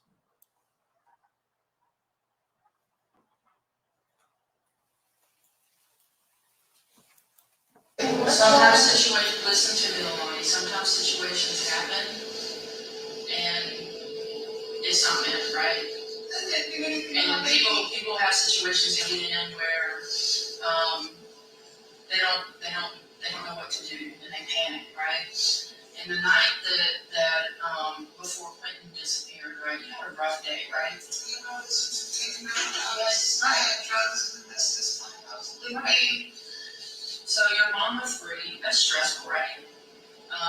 You had your wisdom teeth taken out, you're hurting and pain, right? You still gotta cook dinner for the kids. My understanding, you and Danny aren't getting along that night either, right? And sometimes people just get frustrated, right? And we do rash things, right? And things happen that we didn't mean to happen, right? And then we don't know how to deal with that, and we panic. And I know you know what happened. I don't know. And I know you know where Quentin is. I don't know where he is. Right? I don't know where he is. And here's why I know, right? Because the story that you already told law enforcement, that you've got that story in your mind, and you've been rehearsing it quite a while. I mean, you were like spot on what you told the other people, right? And we've already analyzed that. Your 360, right? Your cell phone data, right? Where you've been, right? And there's inconsistencies who you talk to, right? Okay? Okay. All right, so we know you to go to the SharePoint station. That was on the Life 360. It shows where I pulled it and around. No, you didn't. But we know where you went. It shows where I pulled it and around. We know where you went because we have video surveillance. Yes, I understand that. Okay. And it's not where the Chevron is. It is. The Chevron is right next to it. No, Leilani. Well, stop. I mean, seriously, the Chevron is right next to his area. Stop. You've gone off this story for a while now. And I know it's not true. It is. Leilani. This is where we're not going to make any progress unless you're being truthful. This is Chevron. This is Zelia. That's where I pulled into. I turned around. I was really going for 12 minutes. And my baby was in the bed when I left that house. Leilani, calm down. We're not getting anywhere, right? We're going to get to the bottom of this. Yes. Right? But you have to be honest. I'm being honest. We know through video surveillance you were not at that Chevron, but we do know where you were at. I pulled into the Zelia and I stopped where I got the motherfucking orange. When I pulled around and I told them that it was right next to Chevron, not at Chevron, right next to Chevron. So tell me that again. What did you just say? She was making a reference there to what she had told you and Special Agent Snyder on the 5th, right? Yes. And what is she saying she had told you? That it was right next to the Chevron The place that she met? that she went to. Yes. Is that what she told you on the 5th? It is not. What did she tell you? She told us that she met Misty at the Chevron, and she wrote it in her written statement. More than once, right? Yes. And that was stopped at 3 minutes into the file, which is 12:32:40 on the timestamp in the bottom left corner of the video. Pulled in, got the order, turned around, and went back home. And how did you turn around? Pulled next to Chevron, it's Azalea, right next to it. Azalea, and what kind of neighborhood is that? It's a trailer park. It's a trailer park. Yes. Okay. And when you were in the trailer park, you pulled right back out. Yes, I pulled it in and I pulled it out. Okay. So why does video surveillance show you stopping Stopping to get to the orange job. within the trailer park? Getting the orange job. You're not near the Chevron. No, because she lives in the Chevron. Pulled in, Who is she? let me see, the one who gave me, I gave her as much information. Well, let's talk about that, okay? Because Misty hadn't talked to you. Yeah, she has. She hasn't talked to you in quite some time. Yeah, she And has. she did not have a conversation with you about the origin. Yes. So in your mind, you've looked at all these timestamps and plausibly you came up with a story that is partly true. No, that is But true. there's very, very many missing pieces, right? And in your story, you haven't been completely honest about where you were at and why you were there. I was 100% honest about where I was at. I showed the Life 360. I told them I even gave her the orangel that she gave me. Right, and that didn't happen. We've already interviewed this. But I got no orangel. That did happen. She had that loaf beside her mouth. And that's the reason why I asked her for it. You have to stop saying this. It did not happen. Yes, it did. Right? And Lonnie, right? To get through this, you're gonna have to talk about what happened I'm told and where you took Quentin. I didn't take him anywhere. Okay? I didn't take him anywhere. He was at the house. He was in that bed. I was just here on the station where I'm in the bed. The only thing that I sit there possibly made myself on is when I came back in after I smoked a cigarette and I may not have shut that door all the way. And that's all I made me about somewhere. That's the only thing I can question myself about. I was looking at dressing myself up. I couldn't even feel my mouth. So I don't know if I locked that door and pushed it all the way in and it was open when I got up. And I'm sticking to everything that I'm saying because I'm telling the truth. So let's talk about the door. The door was closed. No, that's what they say, but the door was open. And Danny said that when he left that the door, the door that they said was open from 2:30 to 5:44 was shut when he left. I think my system was messed up. And that's my told them because the door was open when I got up and my baby was lying in that bed. Well, Lonnie, the door wasn't open. Yes, it was. And look, Yes, it was. The door was open. you said like you would never hurt or harm No, Quentin. no, I wouldn't. And in this circumstance, something happened, No, right? no, I did not. Nothing happened when he was in my care. I did not hurt him. I did not take him anywhere. I went in there with that baby in that bed and I got up with him gone. Okay? Okay. I am devastated. I've seen him being questioned. Now, last night, my own husband was questioning me, making me question myself. Well, did you shut that door? Are you sure you're not the reason that something could have happened? I mean, it's all stuff like that. Well, you keep telling yourself this story over and over. We're done with that story, right? And you can keep trying to convince yourself, but the evidence does not point to that, right? You try to put a timeline together to cover up I didn't try to put nothing together. I had what to happened show that it. night, and you're the only one that can tell us what happened. I'm doing And you said everything, and I know, like, I didn't even Listen, know my baby was shaking me. Leilani, listen to me. You told me how you felt when you and your mom were abandoned on the side of the road. Right? It was lost. I was scared. Right? So as a mother, look, we just want to find Quentin, Yes, right? we do. We all do. I've been asking help, searching everything. And they have been. They're still out there searching, right? But you can help us find him, right? I 100% believe that. You can help us find He him. was in the mind of Okay. sleep. So when you left and you drove through the trailer park and you stopped for a while, I just stopped for a while. what was going through your mind? Let's go through the mind, get the seat, get the order up. I did speak to her and I did get order down. So you did not talk to Missy. Yes, I did. We've already talked about that. I spoke to Miss. And until you start being 100% honest with me, you're going down the same road, okay? We're not getting anywhere. You said you wanted to be healthy. I do. That's why I've done everything that I can and I don't know where my baby is. Okay, I don't know. Right? So, I did not hurt him, but I don't know where he was at. He was in that bed when I woke up. so what we do know is that when you pulled into the trailer park, you stopped. Right? I can't imagine what was going through your mind at that time, right? Where you were trying to make a decision. No, I stopped for, like, I was gone from the house for a total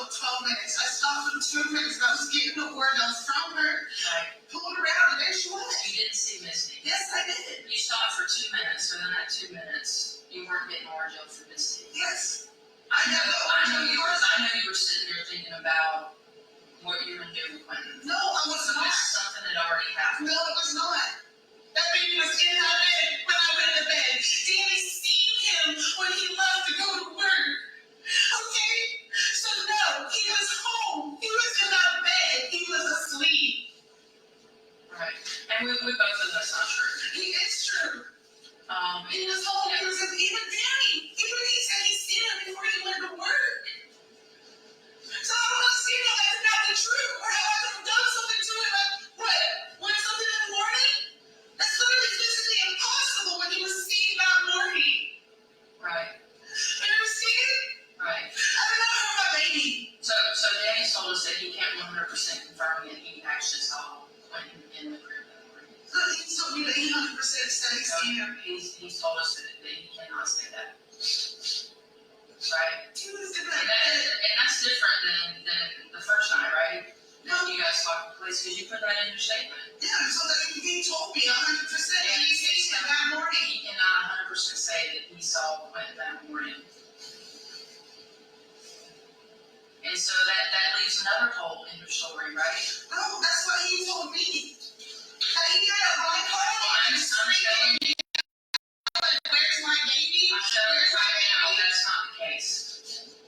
Because we know that you know what happened. I do not know what happened. Leilani, you do, I don't. right? I don't know where he is. I don't know what happened to him. I don't know where the fuck he would be gone. He was in the bed when I went to sleep, and then when I got up, he was gone. I was freaking out, screaming, yelling, crying, calling the ambulance, searching the house. As many times as you repeat that story, it doesn't make it true. But it is true. It's not true. It is. Right? And you just talk about how much you love your I do. I love them all, but that is true. and you want to help us find Quentin. Yes. And you can do that, And I'm trying.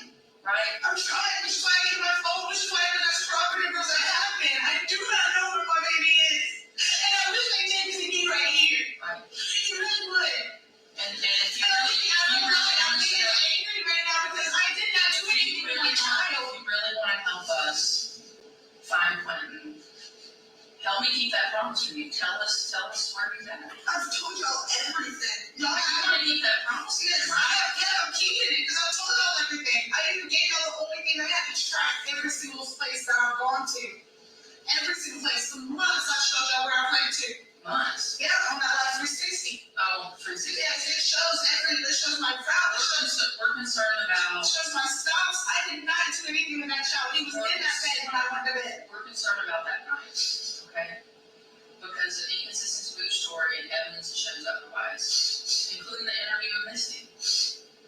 You can say you talked to her all day long, but that is not true. It is. It's true you went into the trailer parks. We had videos of that It's stuff. true that I got the ordeal from her because I have the ordeal in the closet. It's true that you parked in the trailer park. I stopped for 2 seconds to get the ordeal. You said 2 minutes. You know what I mean? Okay. I was gone for a total of 12 minutes from the house. Right, and you stopped in front of the dumpster. No. Yes. They already stopped next to it. No. I had to stop in front of it. That was the front of the neighborhood. Right there is the front of the neighborhood. Okay. I don't know what my baby is. Okay. So, we're putting together bits and pieces from what you originally told us with the evidence we've collected so far. I don't know what it You is. know where Quentin. I do You not. know what happened, I do not. I do not. I really do not know what happened to him. right? He was in that bed when I went to sleep. I woke up devastated and I have a child there. Look, He's normally the first one standing up. He's normally the first one standing up looking at you smiling when you get up in the morning. Look, Lonnie, I can't imagine how you felt that night, right? I'm not in your shoes. So being frustrated, being a mom, 3 kids, running a household, right? You're in pain, you're in an argument with Danny, I haven't been in that situation, but I think you can help me understand what that was like and what kind of got you to the point of really what happened in that house that night. Nothing happened though. But Nothing happened. Nobody thinks you're a horrible person. Because I didn't do him. I didn't do anything. I didn't take him anywhere. That baby was at that house all night long. And I know. But in circumstances, things happen to. Okay?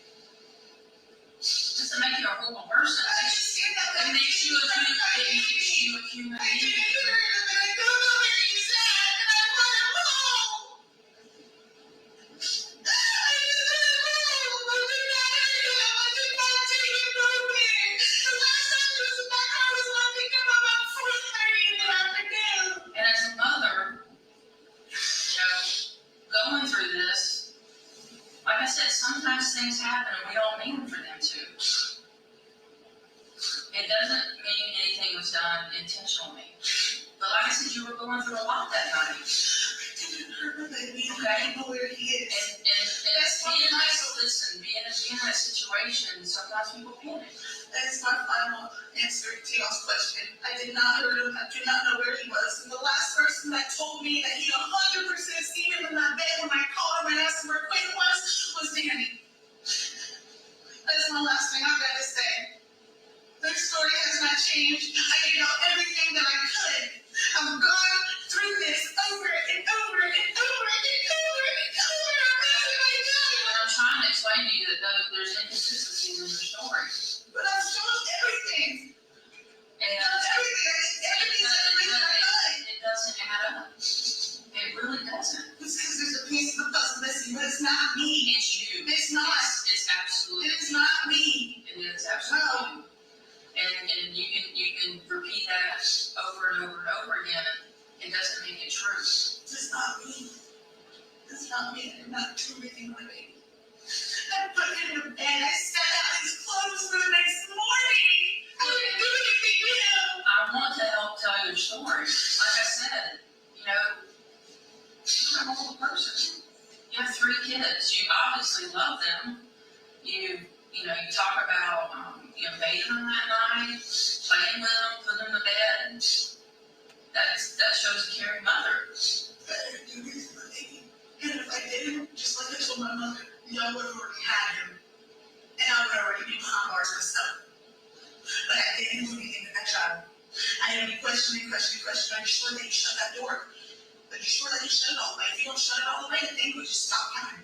Right. I don't know. You gotta push it really hard. I was loopy on my medication. Loopy as hell. I had to use Life 360 just to make sure that my times were right about when I left the house and got home. Right. And that helps out the timeline.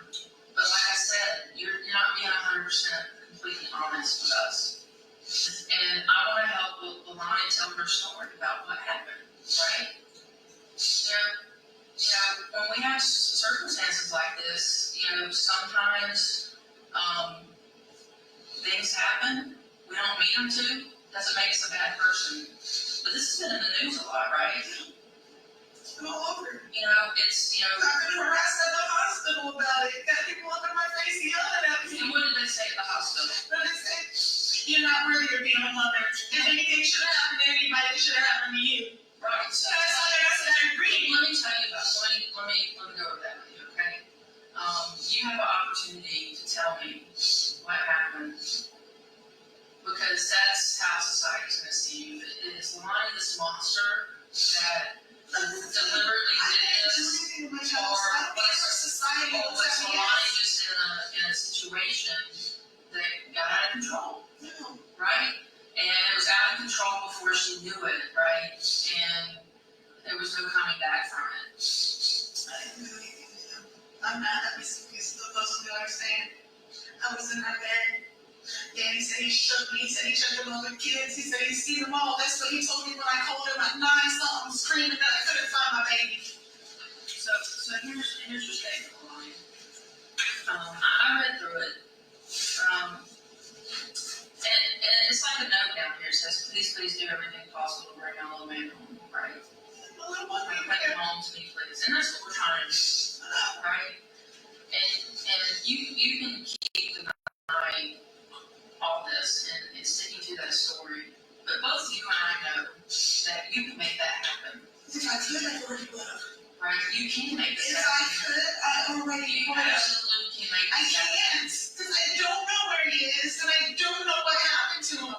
Do I believe that something happened that night? Yes. Was it me? No, it was not. Okay, so let's talk about that.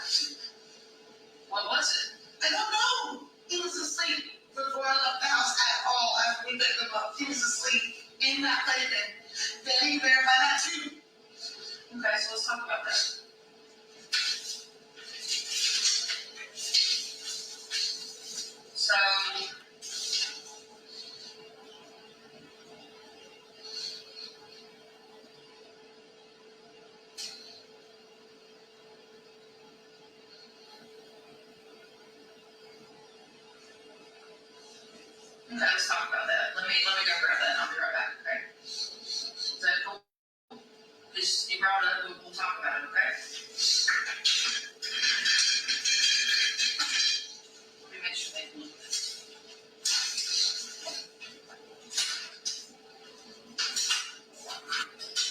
Alright. So let's go over some things, okay?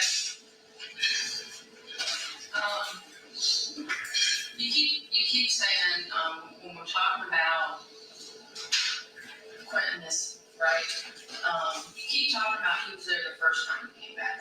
Yeah, he was there every time. Okay. Let's talk about the second time he came back. He was there when I started smoking cigarette. Before I did, I checked on all the kids. Like, moved his hair in his face. He gonna move the ground blanket, told him up to it. I went outside to smoke my cigarette and went inside on the bed. And the timeline is showing us, so when you drive through the trailer park and you park, that's not in any of your statements. Your statements are you went to the Chevron. That's exactly.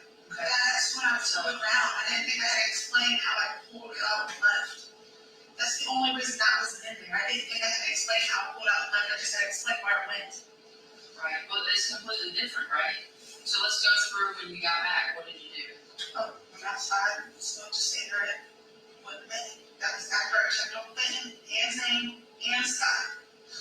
All three. All three. I checked on all three of them. Okay, so the second time you came back, Quentin was in his plan. So that's what I And he had his hair hanging out in front of his face right here. I knew it. He said, okay, rolled over, and he grabbed one bit and was asleep. right. And you keep mentioning that you were loopy. Why were you loopy if you're on ibuprofen?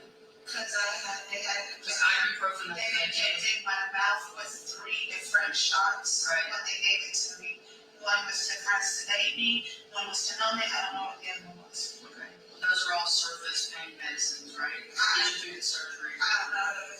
But ibuprofen doesn't make you loopy. I was raised that the medicine and everything that they got, and they had put more. They injected me twice with it because I was still numb, which wasn't numb. Right. So we need to unmask what it is that happened, right? And we gotta get there. Yes. And you have to help me do that. I'm helping everything I can. I did not leave my baby. He was in my bed when I went to sleep, and when I got up, he was gone. When I called Daniel and asked him, is for some reason did you just take the put him to the babysitters or what? Where's he at? Where's my baby? And he said no, he was there when I left the house. I said, well, he's not here now. So he left work and called babysitter. Well, we've gone over that several times, right? And that's the story you keep repeating over and over and over. And the thing about 8:59 in the morning, yeah, you probably did have that conversation with him. But we're talking about the night of Quentin going missing, right? He was not there. And what truly happened He was in that bed. in that house. He was in that bed when I went to sleep. When me and my mom was sitting there trying to discuss what happened between 2:30 and 5:44 when that back door was supposedly open. Let's talk about back door, right? That's what I wanted. That's what me and her were confused about too. So you're talking about, going through the night, you left about 10:30 to go to 2:04 to get $20 or pay somebody $20. Okay. And who are you paying the $20 to? Red. And what for? For weed. For weed. Yeah, I went up $20 from Okay. And then you return back home. Yes. Okay. So when you return back home, that's the first time you return back home that you're talking about. Yeah. And I in was that, laying on the bed watching TV. The kids were laying down. Zane had his tablet. Clinton was asleep, and Sky was fussy, but she was having one. okay. And then we talk about when we get into later on in the night, and you talk about your statement too. You talk about the leaving, and I think you and Danny had an argument too at some point in time. Maybe it was because of lack of sexual tension that I was getting frustrated with. Because the whole reason why I left anyways, was the reason we did. Okay. So you got back. So you got back with Danny, and then you got back up at some point. Yeah, because I couldn't get comfortable. You couldn't get comfortable. And when you got back, take me through, and in general, I don't need times or anything like that, just in general. I was uncomfortable. I was laying there for almost 2 hours. I was laying there, I couldn't get to sleep. My ear was just hurting. So I got contact with getting order gel. At first I called Circle K. They didn't have any order gel. So that's why I got in contact with her. Came out there, rode over the road, pulled in, put in the neighborhood, got it, put her down. Okay. And I went home. And I went home, and when I was outside the front door, smoked a cigarette, shut the door, went to bed. Okay, so the second time you came home, And I did check on them before I went outside, all 3 of them, because it's hard not to. The door's right here, here's Quinn, here's Scott, and here's Zane. so you're back home, and then,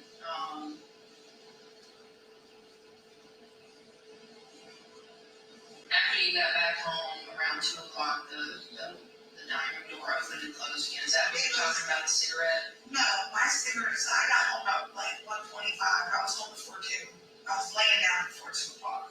Okay. So I went outside and smoked the cigarette, came right in, and I didn't know anything about that door. Danny didn't say anything about it either until the officers or whatever came. And they said that door was open from 2:30 in the morning to 5:44. I was asleep. And 5:44 was when Danny left the house for work. He said that the door wasn't even open when he left. So it says dining room sensor left open. Yeah. Okay, that could mean the door's not completely just shut off. It's not that it's wide open, it's just that it's He not said, locked. he said that it was locked. It was locked. Like, he didn't show it was open. Okay, so the second time you came back, you saw Quentin. Yes, he was laying down And there. describe Quentin for me. He was laying there. First it was like this. He got his hair, he's got curly hair, paint all over his eyes. So when I moved out his leg, he would roll it over, grab his leg, and went to sleep. And I let him sleep. And you talked a couple times about the color of his skin. His little cheeks, they're red, like a pea gray. Pink? Yeah, Are they normally pink? Yeah, normally, he normally has some type of colors on him. Normally, he's just an active child, but the way he was sleeping, or whatever, the playpen, I was thinking maybe it was pushing up against his cheeks, but he was fine, he was moving, breathing, he rolled over, his little cheeks, it's just like he was sleeping good, you know? He was just fine, woke up, he wasn't there. And you talked about how you could see like something could happen like this. Why would you think that? Like sometimes in these situations people blame themselves, right? I blame myself because what if I didn't shut that door off? Right. I'm not talking about the door, I'm talking about Quentin, right? Yeah. Something happened to Quentin. But I didn't do it. Right, but you agree something happened. Everybody agrees something happened. And we have to figure out what, and I'm not the one who is what. You are part of it. I know I'm part of it, but I'm not the one who did anything to him. Right. I did not take him anywhere. Right. I didn't do anything. I think it was Listen, I understand the emotional. When we start talking about getting down to really what happened, when you start getting really, really emotional, I get it, right? There's a lot, Leilani, you're holding on to, and that's gotta be hard.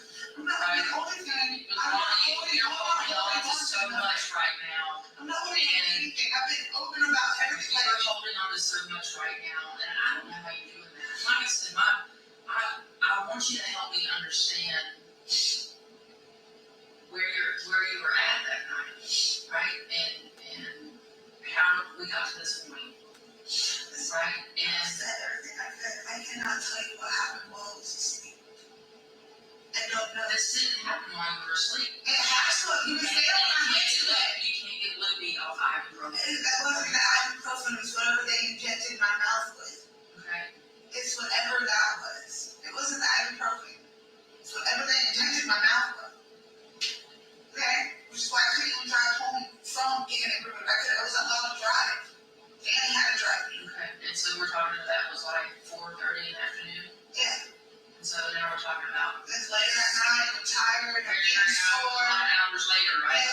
I'm tired. I'm being sore now. Has worn off, and And I go to lay down. I was tired too. The night before I was up all night. Went to the hospital because of pain. Yeah.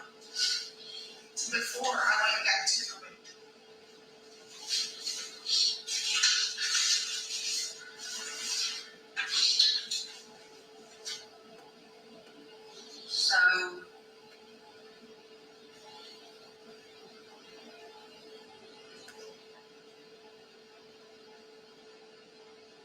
these situations,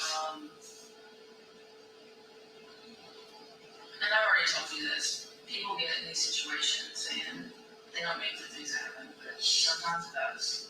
Bad things do happen, and sometimes sometimes bad things happen to people that are the sweetest and nicest people, right? I didn't take anything because my baby told me sick. Right. And you keep saying that over and over and over, and I get as a human being, right, that we don't want to be responsible for something. I'm not responsible for what happened to him. Especially for, our own child, right? But if we can't protect them then, right, we gotta protect them now. Like I said, I want to keep your promise. You said, you want to find them, right? Help me help you. I'm helping. Like, help me help you keep that promise. I'm giving everything that I can, everything that I'm recalling, everything. I'm giving you what I can. I was even the last, he said to me, and he was the last one who seen him, which is why I was 100% certain that he was there when he left. And when I got up at 9, that's why I kept thinking something happened between that 3-hour period. And also, like, people convince themselves after they tell the story so many times, right? Because they don't want to feel the guilt.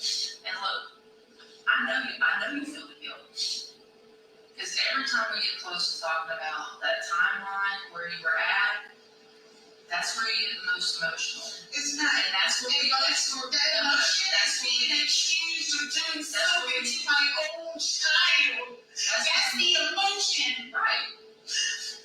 I didn't do anything to my own baby.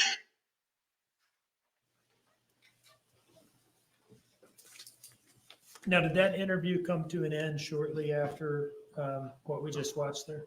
Yes, it did. Thank you. I have some more questions, but maybe this would be a good stopping point. We'll stop here. I know we have a ways to go as far as the testimony. So, ladies and gentlemen, let's stop here. We're going to break for lunch. I'm going to remind you once again, do not discuss the case. Do not do any research. Do not consume any media, watch any stories. Do not allow anyone to talk with you about the case. We're going to break now, and it's 1:20. I know y'all have a very short walk. We're going to be ready to go at 2:30. Right? You're excused. Jury's exiting.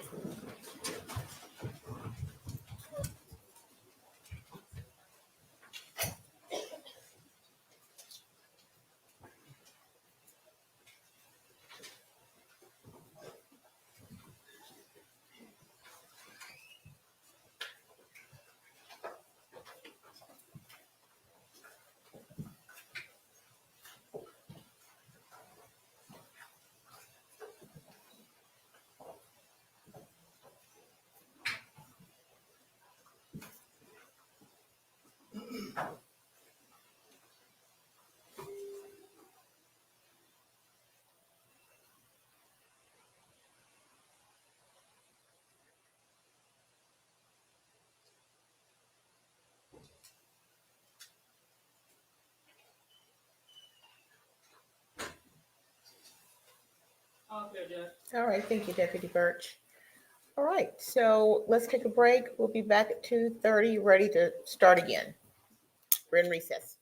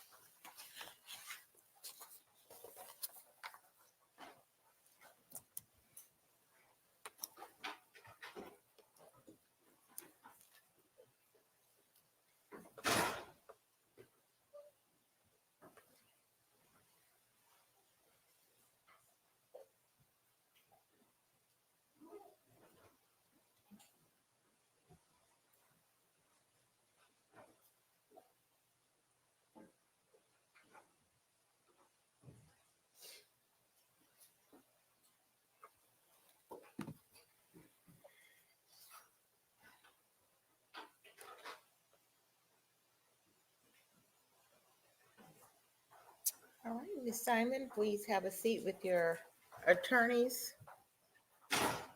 We are back on the record in SPCR 22-03364J6. Counsel for the defense is present and seated with her. Counsel for the state is present as well, and Detective Lemons is back on the stand.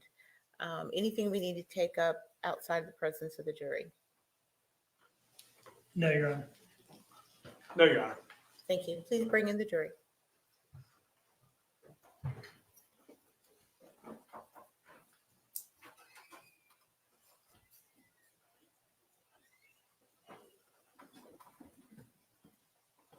have one in the restroom.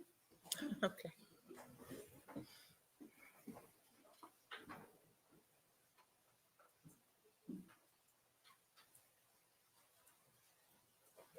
Everybody can have a seat until the jurors are ready.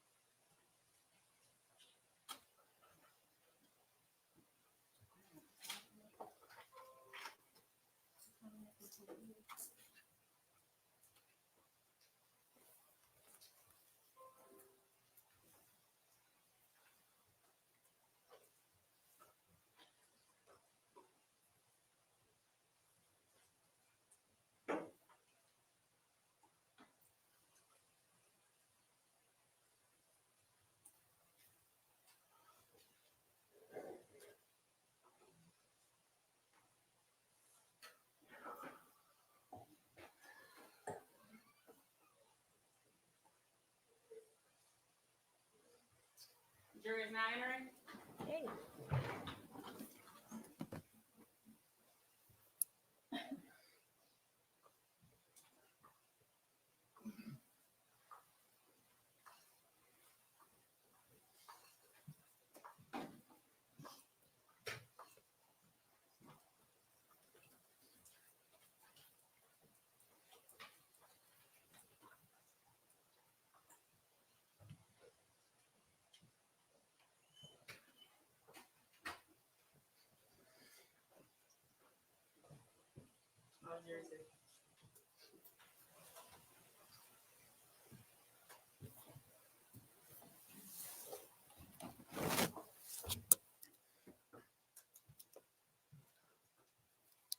All right, ladies and gentlemen, welcome back. Please have a seat. I hope you enjoyed lunch. I hope you enjoyed the break. Thank you. And I have to ask you, were you able to follow the court's instructions? Okay, and did anyone do any research? Did anyone engage in any discussion with anyone? All right. And were you exposed to any media or social media? All right, thank you. Everyone has indicated they have not. And so with that, Mr. Dean, let's begin.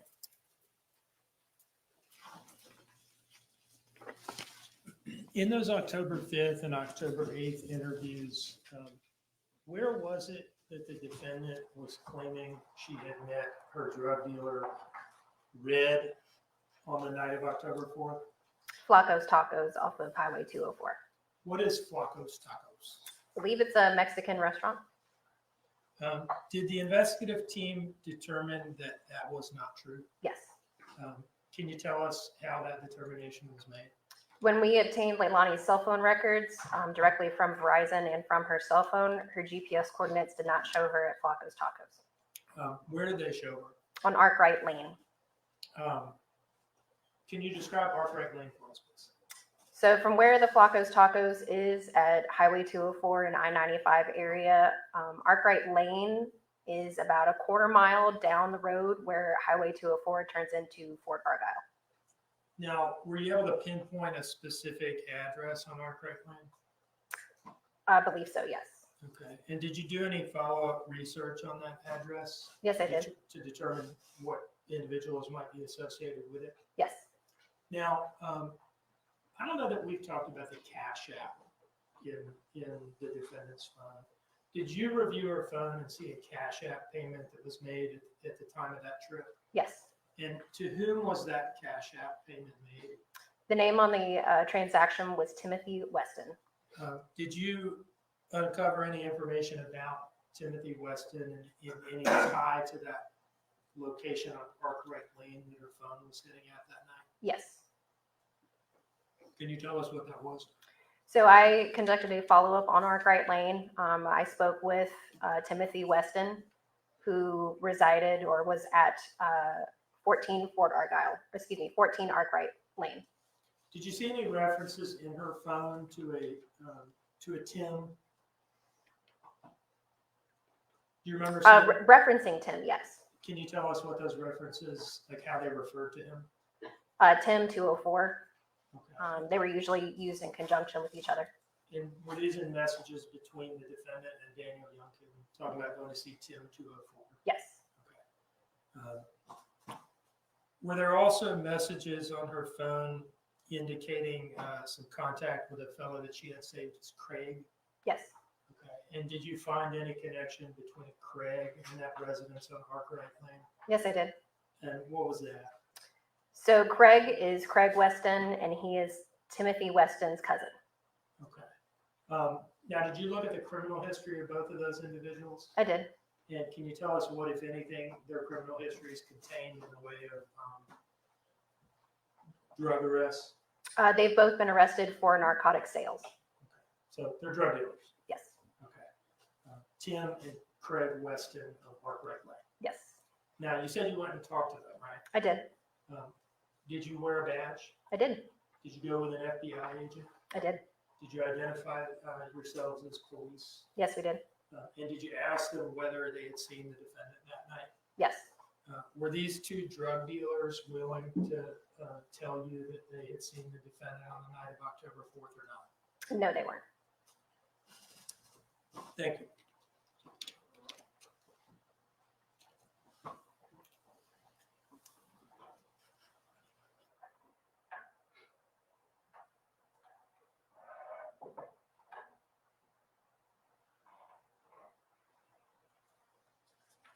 Let me just ask you real quickly. We've talked about how the defendant came back in on the 8th for an interview with Bridget Brock at the FBI office. Yes. Did Danny Youngkin come in that day as well for a follow-up interview? Yes, he did. And did Paul Simon come in that day also? I'm not sure if it was that day. It may have been a later day. His second interview was conducted. Okay, he did, in any case, come in for a follow-up interview. Yes, he did. How would you rate Paul's level of cooperation during this investigation? He was very cooperative. And how would you rate Danny's level of cooperation during this investigation? He also was very cooperative. Anything in particular that he did that causes you to say that? Both of them were in constant contact with us. Daniel specifically wanted to do anything that we asked him to find Quentin. Did he agree to any monitoring of his contact with the defendant? Yes. And can you tell us about those things? Yeah, so there was two things that we asked Daniel to do, one of which was a monitoring of his cell phone. Specifically, we wanted to monitor his cell phone in a live manner anytime he communicated with the defendant, which means if Daniel's getting a phone call, we're hearing it. That applied to all of his phone calls, not just the ones with Leilani. So he agreed to a wiretap. Yes. Any other monitoring he agreed to? Yes, he also agreed to a hotel monitoring where we set up recording devices in a hotel room that he and Leilani shared so we could listen to their conversations while Leilani thought nobody was around. How long did the phone monitoring last for, roughly? I think it lasted 3 months. And when was the hotel recording operation conducted? It was between October 7th and 9th. So it was it in effect then on the day of the October 8th interview that we just watched? Yes. They were recorded that evening in a hotel? Yes, they were. Just a couple more housekeeping questions so that I don't forget. Mhm. 535 Buckhalter Road, what county is that in? It's in Chatham County. in the Azalea Mobile Home Plaza. What county is that in? Chatham County. Now, the route between 535 Buckhalter and Azalea Mobile Home Plaza, does it pass through any counties other than Chatham? No, it doesn't. And is the landfill on Little Neck Road in Chatham County as well? Yes, it is. The Chatham County Police Department has jurisdiction over what geographical areas in Chatham County? Do you mean like the boundaries? Well, let me ask you this. The Chatham County Police Department, is it responsible for policing unincorporated Chatham Yes. County? And is 535 Buckhalter Road in unincorporated Chatham County? Yes, it is. So if it happens there, it's y'all's responsibility. Correct. No further questions, Your Honor. All right, thank you, Mr. Dean. Mr. Hilliard? Your Honor, at this time, if I could reserve questioning, I think we're going to take a witness out of order. We are. And so Detective Lemons, I'm going to ask you to step down and take your place at the state's table.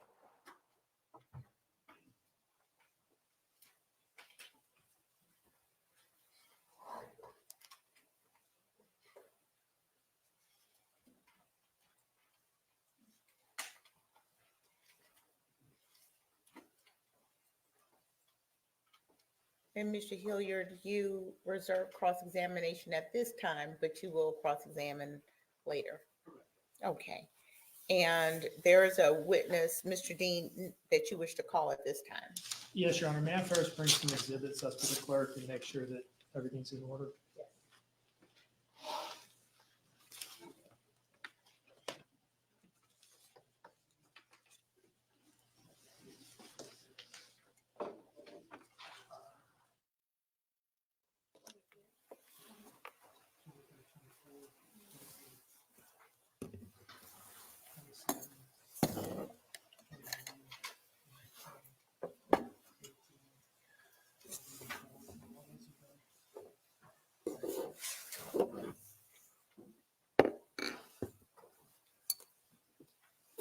The state calls Dr. Angie Christensen.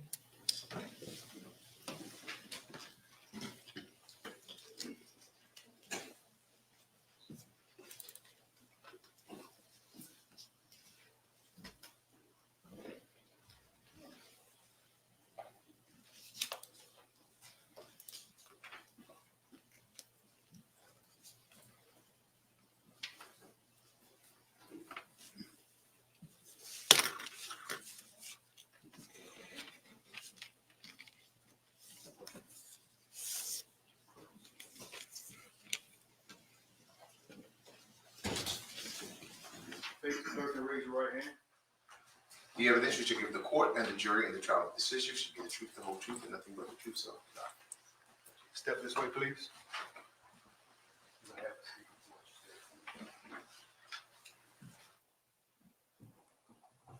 All right, good afternoon.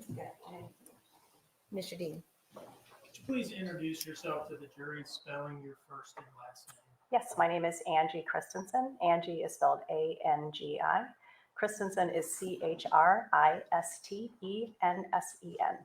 And where do you work now? I work at the FBI laboratory in Quantico, Virginia. And what is your position there? I work there as a forensic anthropologist. And what is a forensic anthropologist? A forensic anthropologist is a scientist who studies the human skeleton in forensic contexts. How long have you been a forensic anthropologist?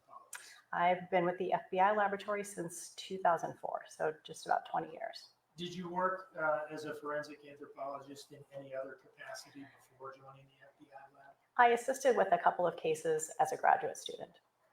Can you tell us about your education, training, and experience that puts you in a position to serve as a forensic anthropologist with the FBI lab? I have a bachelor's degree, a master's degree, and a PhD, all in the area of anthropology.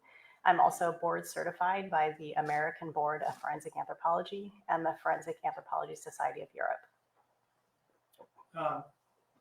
When you conduct forensic anthropology work in a case, how do you first get involved in the case? How does it come to you?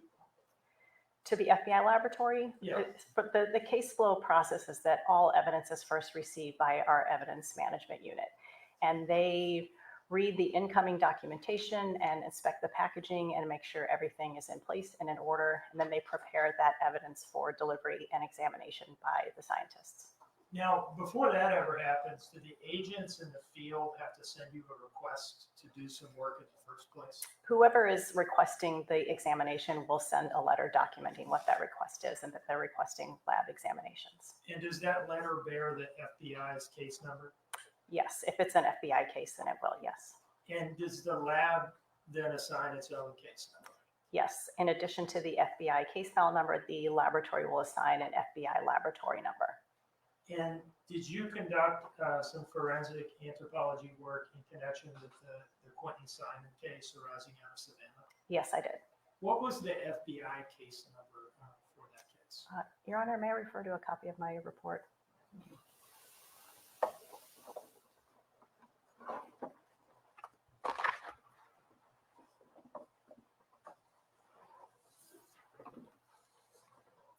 The FBI case number for that case is AT, which stands for our Atlanta Field Office, 3665337.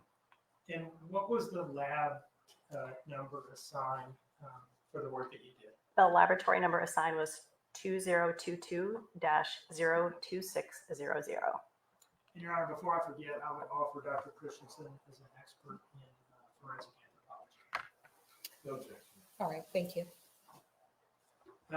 Sometime in late November, mid to late November, did you first get a request from some agents in Savannah to look at some photographs? Yes, the first request I received was on October 28, 2022. And how many photographs did you receive at that time? That day I received 6 images as well as a bone that was depicted in those images. Okay. And did you take a look at those photographs, and what were they asking you to tell them about? The photographs depicted a bone that they wanted me to determine whether it was human or not in origin. And what day was that? Again, did you get that? The communication was dated October 28 of 2022, and my report is dated October 31 of 2022.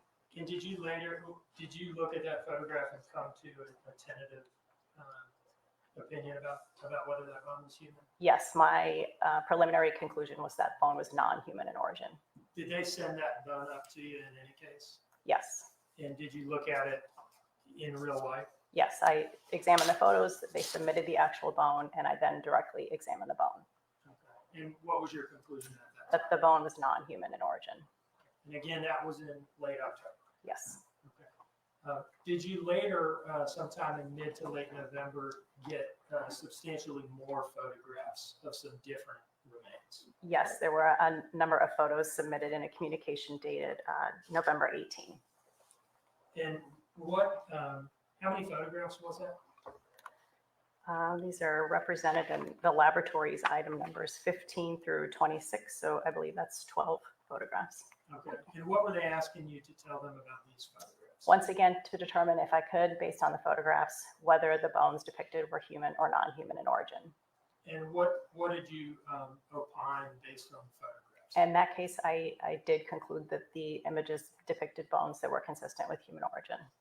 Now, shortly thereafter, did you receive a box of suspected human remains from the agents in Savannah? Yes, the laboratory did receive subsequent to that physical submissions of some of the material depicted in those photographs. And what specifically did the lab receive? What did it look like when it got to you? When it got to me, so this is different than when it was received by the lab. It would have initially been received by the evidence management unit, who then inspected and then sent it to me. I received, in this case, I might refer to my notes just to refresh my memory, one box containing 4 additional paper bags. And did you examine the contents of those paper bags? Yes, I did. And did you photograph the contents of each of those paper bags? I did. Your Honor, I'd like to approach with what Marcus States Exhibit 78.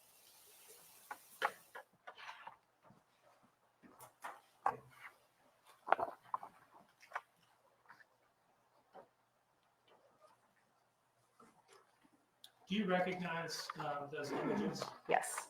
And what are those images? These are photographs that I took of the contents of those 4 bags as I received them. And what was the date of those photographs? Those photographs are dated November 21 of 2022. Okay. And is the items in those photographs, is that what the Savannah agents had sent you pictures of a couple days before? It includes what was depicted in those images, but there's also additional material depicted here. Your Honor, at this time, I'd like to publish the exhibit by displaying it on monitor. Now, were these the contents of these bags, or did these bags receive lab individual numbers at the lab? Yes, they were assigned item numbers by the evidence management unit.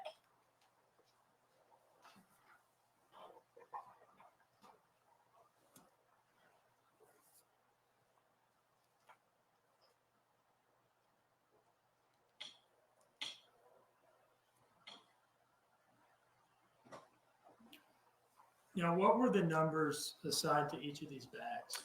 Items 27, 28, 29, and 30. Does this first image here depict the contents of the bag numbered item 27? Yes. And what are those numbers we see in the bottom right-hand corner? In the bottom right, you see the FBI laboratory number, which is 2022-02600. It then says item 27, dated 11/21/22, and to the side, my initials. Can you tell us what it is that we're looking at here? This is the photo I took documenting the material as I received it. Upon later examination, I determined this piece of tissue to not contain any skeletal material. Did you do any further examination of this particular item?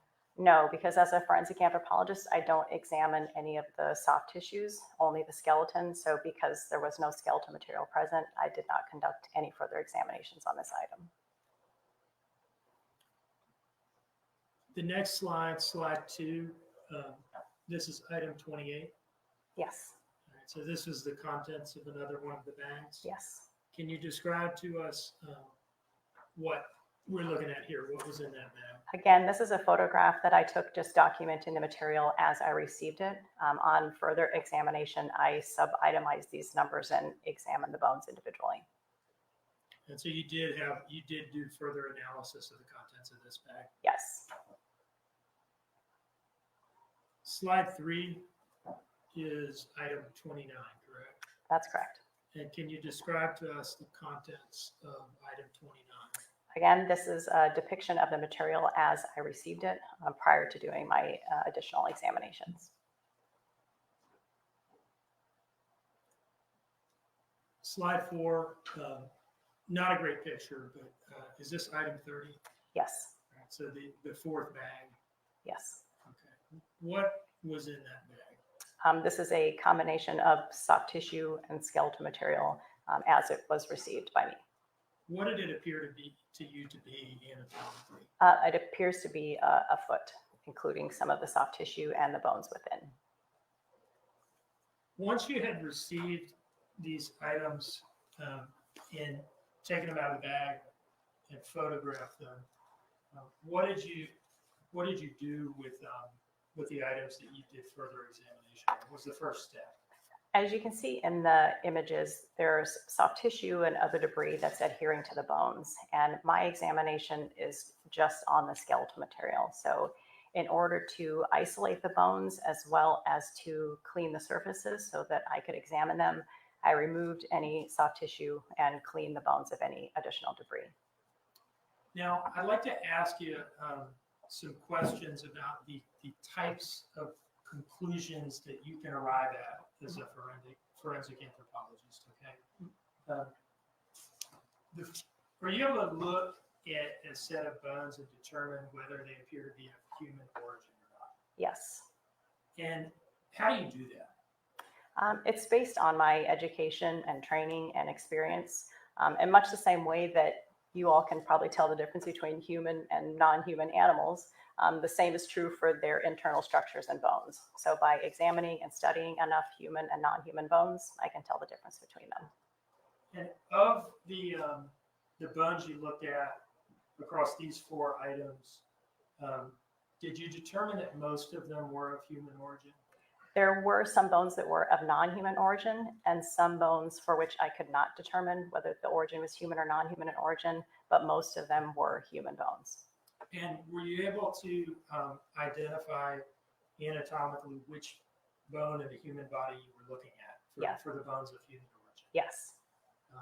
And did these include a left and right femur? If I might refer to my reports, these are listed by item number and bone name in my report. But yes, there was a left and right femur.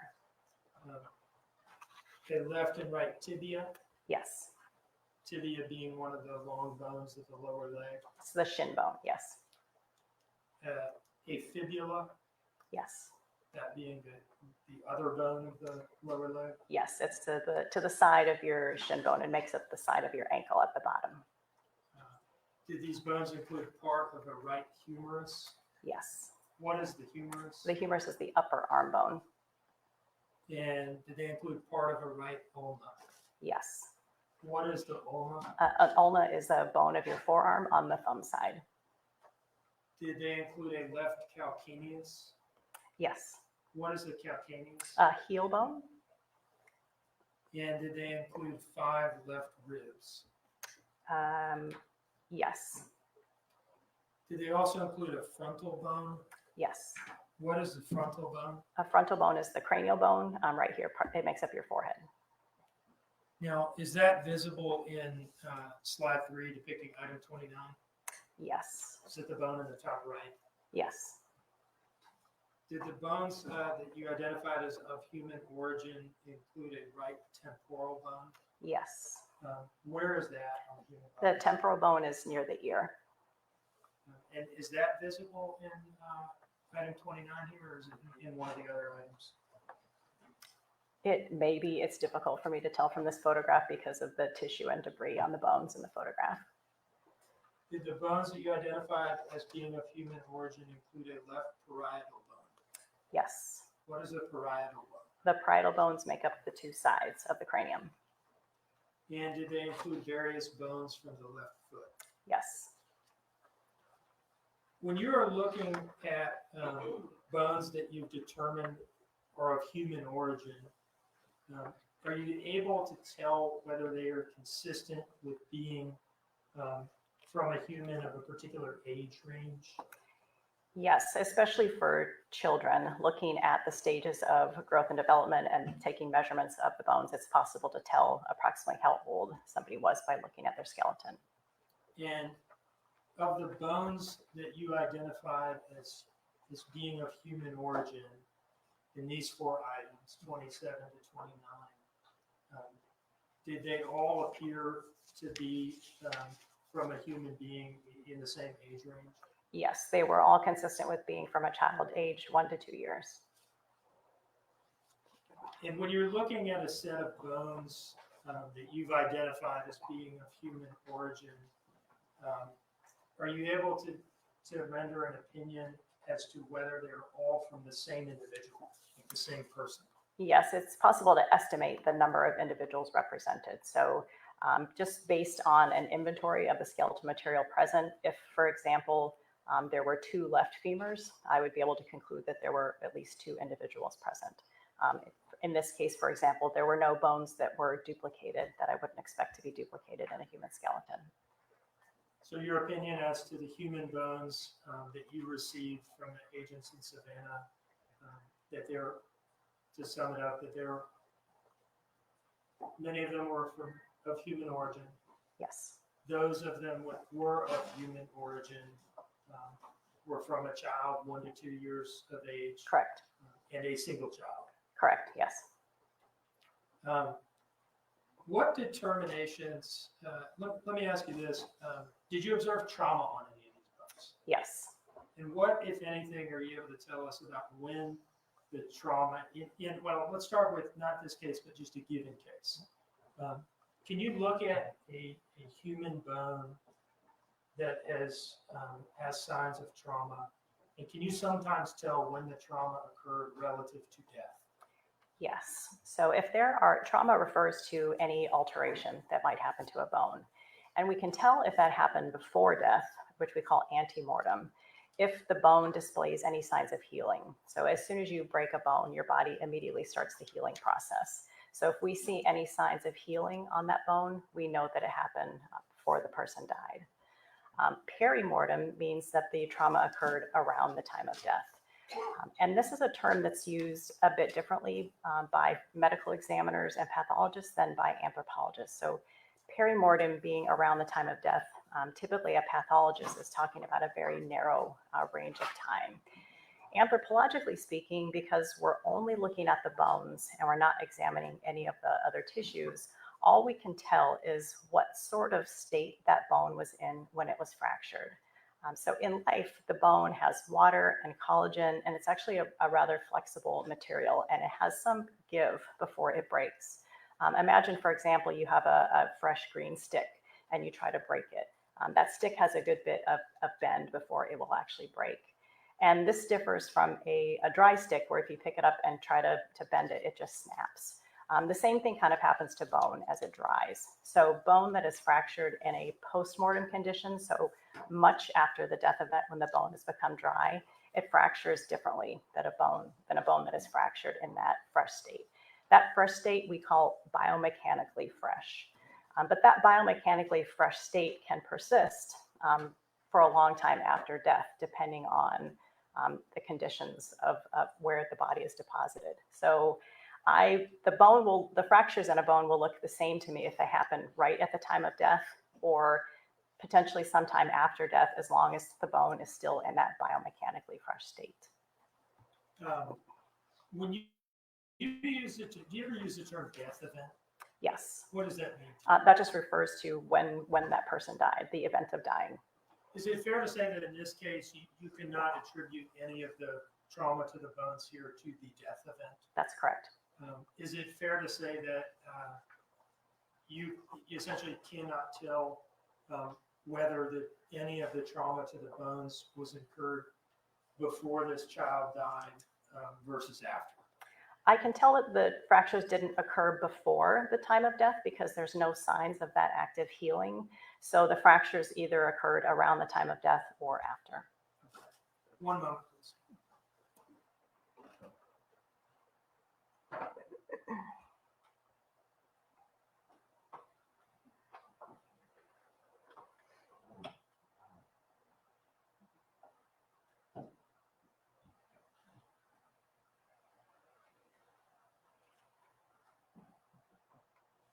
These images that we've been looking at, these are the pictures that you took in your lab? I took these photos, yes. Do they fairly and accurately depict the evidence that the lab received from Savannah in late November? As I received it, yes. Your Honor, I would introduce this as State's Exhibit 78. Any objection? No objection, Your Honor. Okay, State's Exhibit 78 is admitted without objection. One moment, please. Your Honor.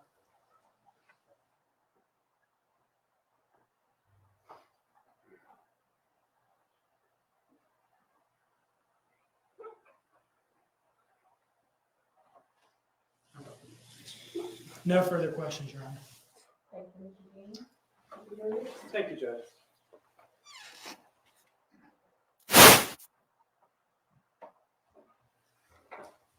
Dr. Christian, good afternoon. My name is Mark Haley. How are you? Good afternoon. Very well, thank you. I just want to follow up with some questions, if you don't mind. Okay? You said I'm going to skip the first items from October 31st because I just don't think they're relevant. Okay? I'm going to skip straight to the items from November 18th, if that's okay. You said you received 4 items in it's 1 box, 4 bags on the inside of the box, correct? Correct. Items 27, 28, 29, and 30. You didn't do any analysis on item 27, correct? I did an initial assessment, and once I determined that there was no skeletal material present, I did not conduct any additional examinations. So let me rephrase that. You looked at it, realized it didn't have skeletal material, and didn't do anything further than the initial Yes, assessment. that's correct. Yes. Item 28, you said they were bones, and most were human bones. I found that I'm not trying to put words in your mouth, but I found it a little odd. So what bones did you find in item 28?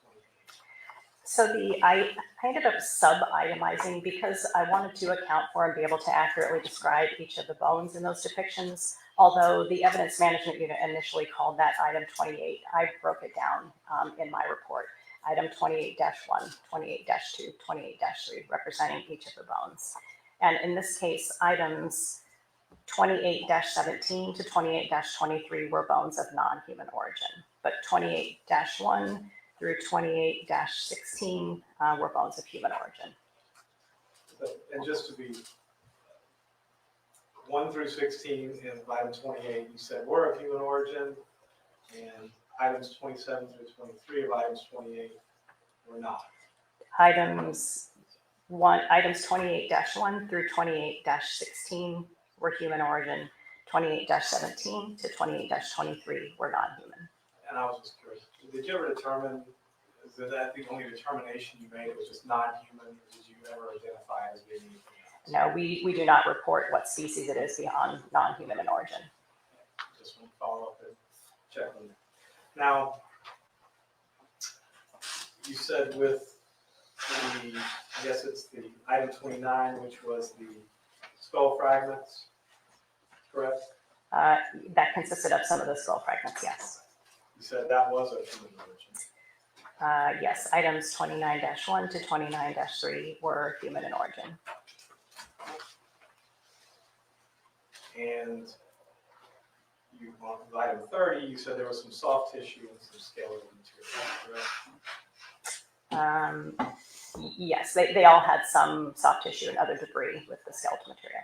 And with regards to item 30, I assume you didn't do anything with the soft material, but you did identify the skeletal material. I did remove and examine the skeletal material, yes. And did you find that item 30 was human remains? Yes, these were portions of a left foot. And you kind of glossed over it, but I didn't really understand. You said that bones are, I guess, a little bit more flexible in life That's correct. than in death, correct? Then once they dried, yes. So you didn't find, and I'm not trying to put words in, I'm just trying to make sure I understand it. You said that you cannot attribute any of the trauma to the bones to the death, correct? I can't say when they occurred with respect to the death event, no. And with regard to these bones and this testing, was that all of the involvement and all you were asked to do with these items? Yes. So you did identify the items you discussed as human material, correct? Correct, yes. And you couldn't attribute any of the traumas of the bones to the death of it, correct? Correct. And that's all the conclusions you were asking me.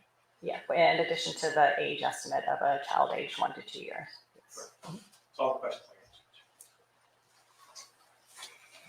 answered. Any redirect? No, Your Honor. May this witness be excused? Yes. Doctor, thank you. You're excused.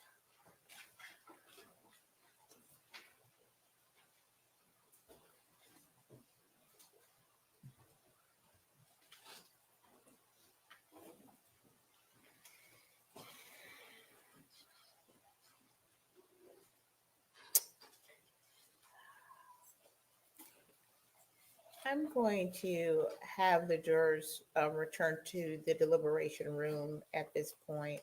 We're at a point where we're deciding going forward or stopping for today.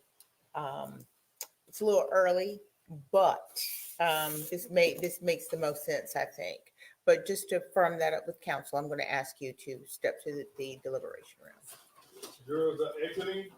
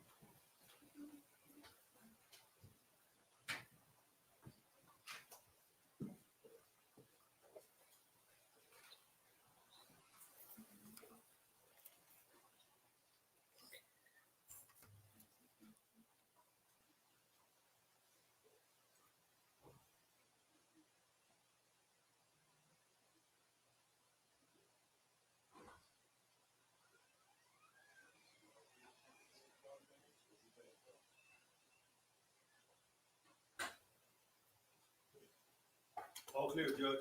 Thank you. All right, so I think this is the stopping point that we anticipated. I think so too, Judge. If I could have I don't know, I mean, I'd like a few minutes to talk to Mr. first and kind of decide which way we're gonna jump at this point.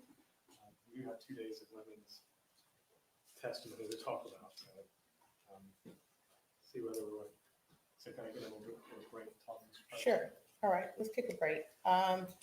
Let's break until, I think it's, I can't read that clock on here. That 3:20. 3:20. Tell me what that clock says. 3:19, actually. It's got, with the light, there's a glare to it. Okay, all right, I'll look at my own watch. Okay, let's just step back in at 3:30. That's fine. Thank you, Judge. Okay, thank you. Mind if we step out? Sure. Yeah, we're in recess.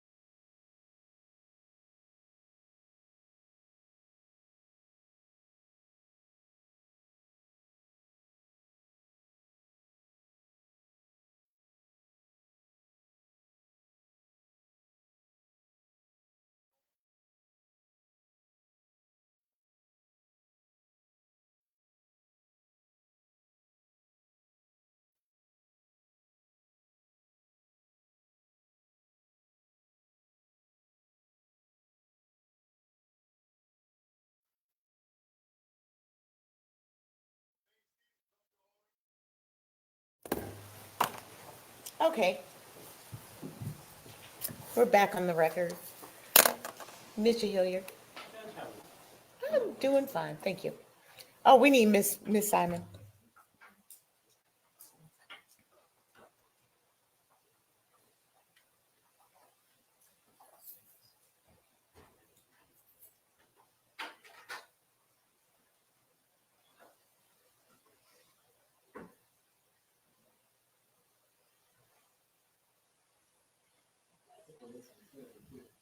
Hmm? I mean, he's gone from the meeting. Tim? Yes, ma'am.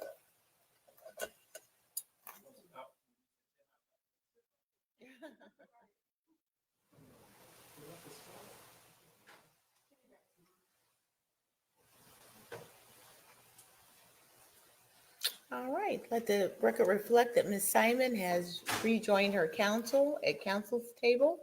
The state is present as well. Mr. Hilliard, you asked to take a short break with your co-counsel. We did. I discussed it with Mr. Person. I think we're going to wait and do the cross of Detective Lemons. She's going to be recalled later on. And to me, it makes more sense to do it all at one time than to try and break it up. I think it's less effective if I break it up. So I just discussed it with Mr. Person. That's what we're going to do. As far as the next witness, I think the next witness, just to be completely candid, I don't know how long the state plans to take. It will be a minute probably with me. So Okay. I still think today's probably still a good time to take a break today since it's the middle of the week. We have Thursday and Friday, but I'll leave that with the court judge. Let me turn to Mr. Dean. The next witness is Daniel Youngkin, the defendant's boyfriend at the time. We're ready to call him. He's here. He's been waiting. We are ready to proceed. We started it, after 10 We today, did. and we've only taken one complete witness. We've got a little bit of a late start today. Let's press on with Daniel Youngkin. He is here. He's ready. Yes. State's ready. Defense is ready.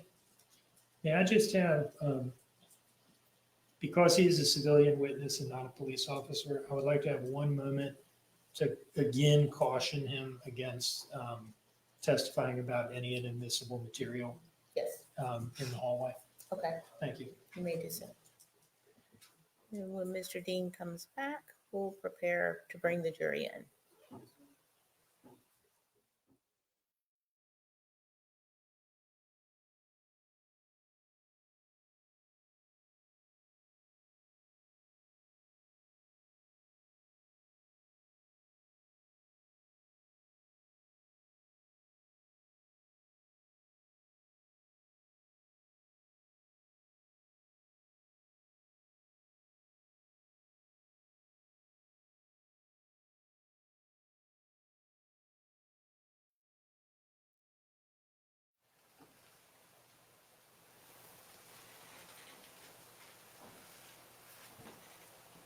Is the state ready to proceed? Yes, Your Honor. Okay, and with that, the defense has indicated that it's ready as well. We're ready as well, Judge. Okay, thank you. Please bring in the jurors.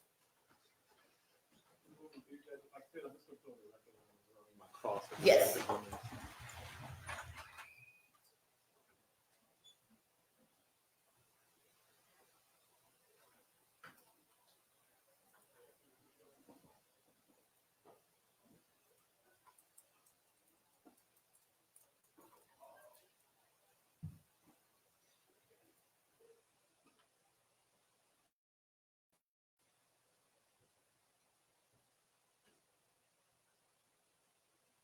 Jurors entering.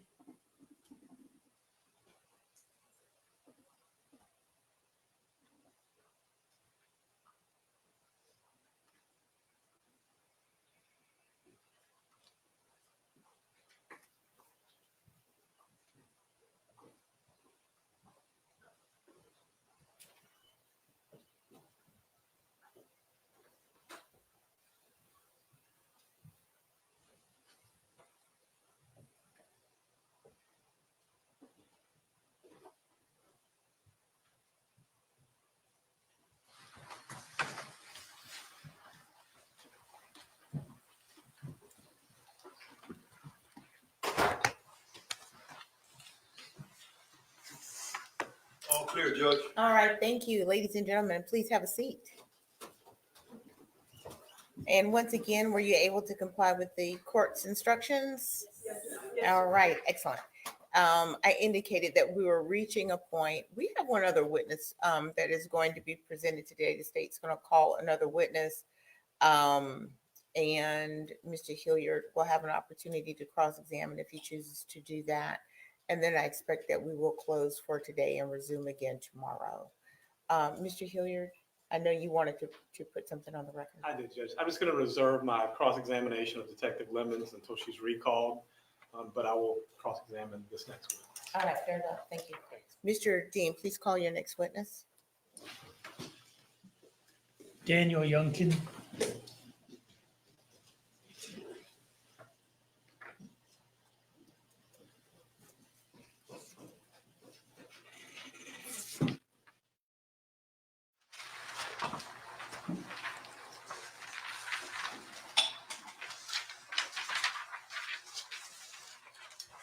State's clerk to raise your right hand. The evidence you shall give the court and jury in the trial of this issue shall be the truth, the whole truth, and nothing but the truth, so help you God. Step this way for me, please.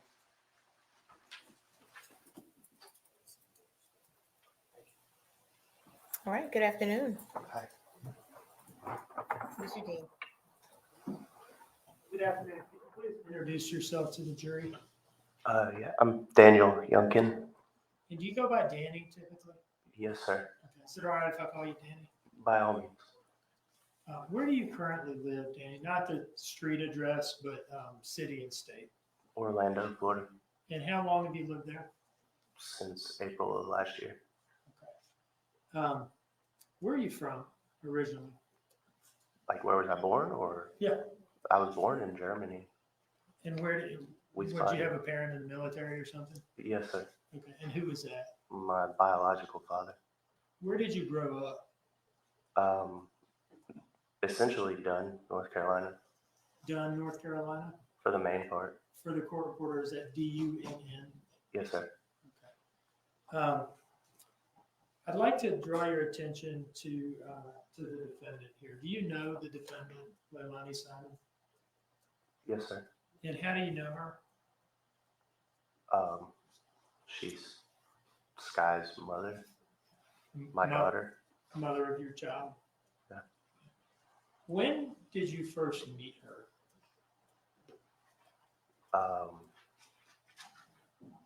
Maybe 2020 or something like that. And how did you first meet her? She drove up to North Carolina from here to see me. Had y'all had some contact, not in person, I guess, before that? Yes, sir. How did y'all first, so you're talking about the first in-person meeting, if I understand you correctly? Yes, sir. How did y'all know each other before that? Some social media network, something like that, like Snapchat or something. Are you saying you had met online? Yeah. Can you tell us what you remember about that? Honestly, not much. Just speaking with her over social media and arranging a meeting. Let's go back to that first time you met in person in North Carolina. Can you describe that for me? Yeah, she drove up in her friend's car to see me in North Carolina, and I was at my job where I was currently working. Where were you working at that point? Love's Travel Stop off of Hodges Chapel Road in Dunn. Okay. So you said she came to see you at work? Yeah, I was trying to get off that day so we could hang out. And did y'all end up hanging out that day? Yeah, I think, she stayed at night with me. Okay. And was that a one night stay at that time or multiple nights or what? I believe at the time it was a one night stay. Okay. And after that, after staying with you for that one night, where did she go? Back down here, I believe.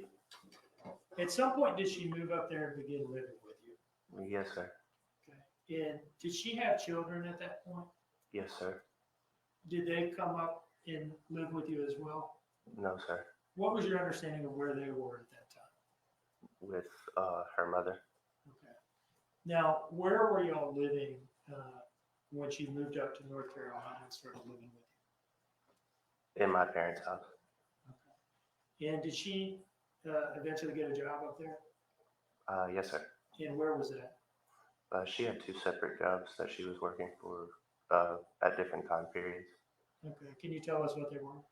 One was at Love's Travel Stop on the gas station side, and the other one was Smithfield's Chicken and Barbecue, where I used to be a manager at. Okay, and I'm not sure I understood you. Was she working those jobs at the Separate same- times. Separate times. What was the first one? Love's Travel Stop. Okay, and you mentioned that you worked. I'm not 100% sure on that. Did y'all work there at the same time? Yeah. Okay, so y'all overlapped at Love's. Yes, we worked sometimes, like occasionally work the same shift on different sizes. So I was working at the Subway there, but normally it'd be different shifts. And you're living in your parents' house with her. Yeah. About how long did that go on for? I don't want to I don't remember, to be 100% honest. Okay. At some point, did the two of y'all move down here to Savannah? Yes, sir. And where did y'all move into?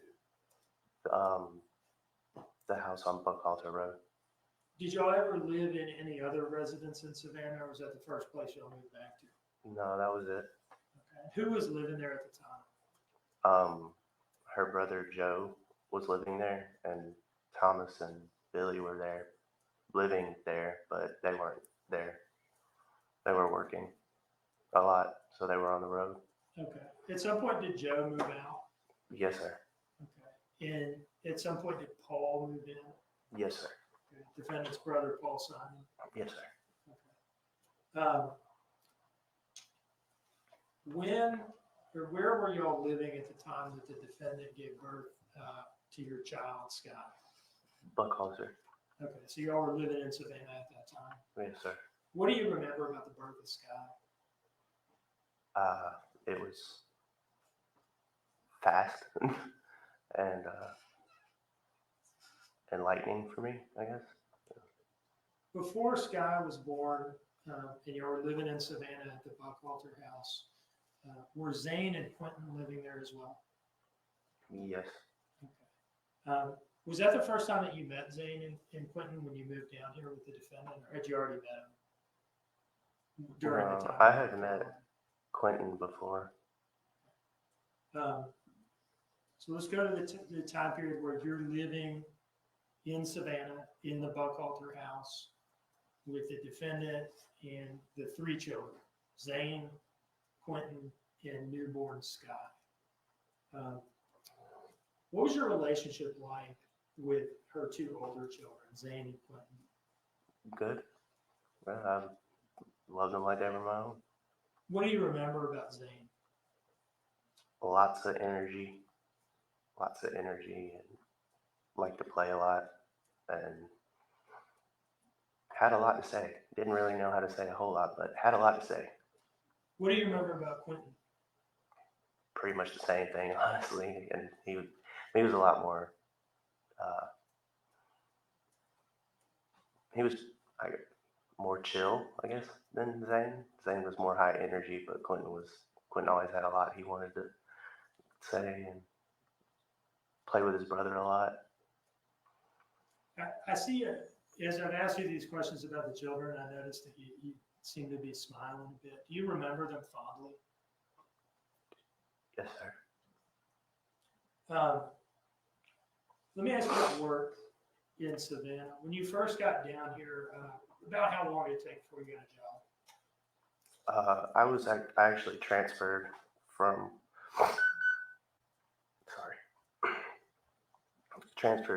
the Love's Travel Stop in North Carolina to the one off of Dean Forest Road and worked at the Hardee's there.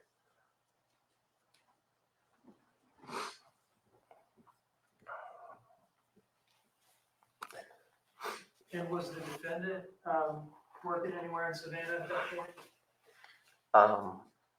Yeah, I think she was working at this gas station off of 204, I think. Now, moving forward to the time frame of Quentin's disappearance, okay? I want to ask you about October 2022. Do you remember the day of the 911 call and all that? Yeah, I do, but vaguely, but yeah. In that general time frame, where were you working? I was working at a warehouse for a company named Eclipse. And where was that warehouse located?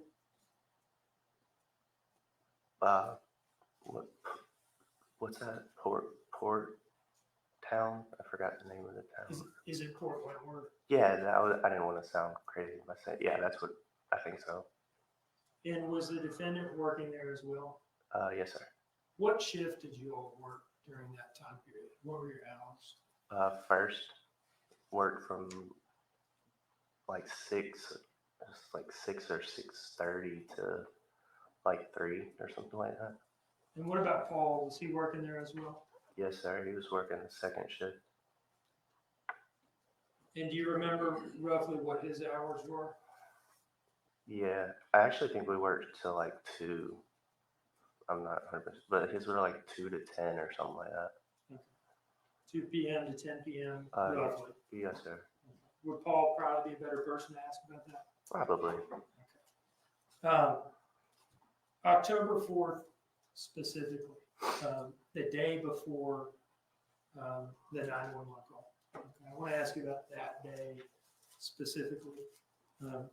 Did you go to work that day? The day before? Yeah. Yes. Okay. And No, maybe. I'm not gonna lie, I don't remember. I know I took her to get her tooth pulled that morning. the morning before the 911 call? Yeah. Okay. You said you don't remember whether you were I- awake before that? I don't remember 100%. I'm not gonna.